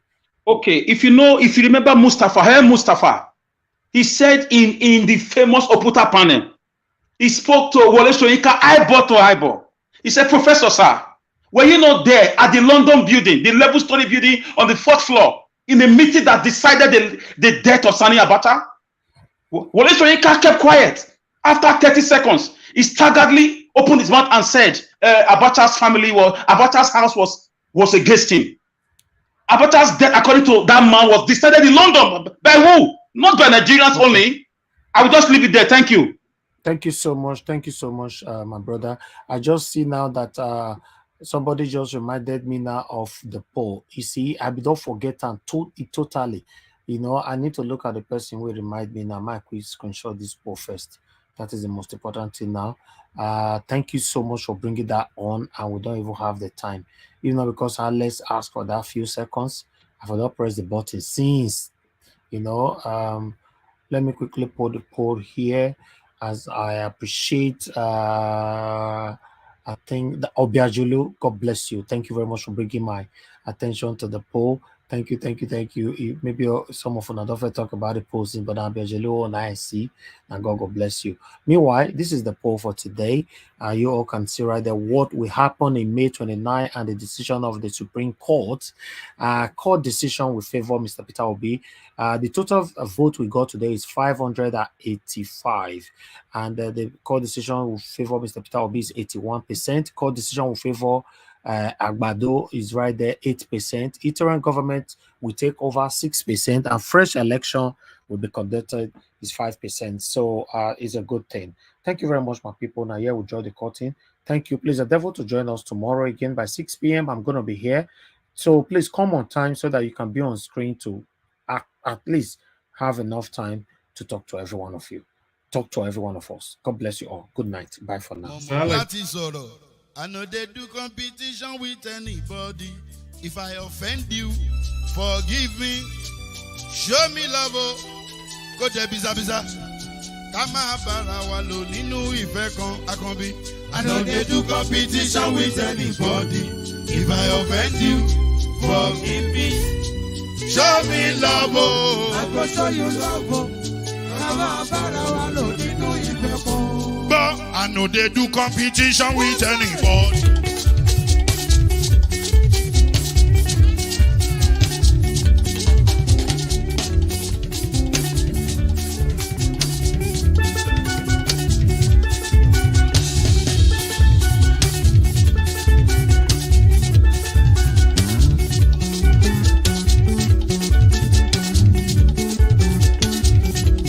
If I offend you, forgive me. Show me love, I go show you love. Kama bara walo nínú ìfẹ́ kan.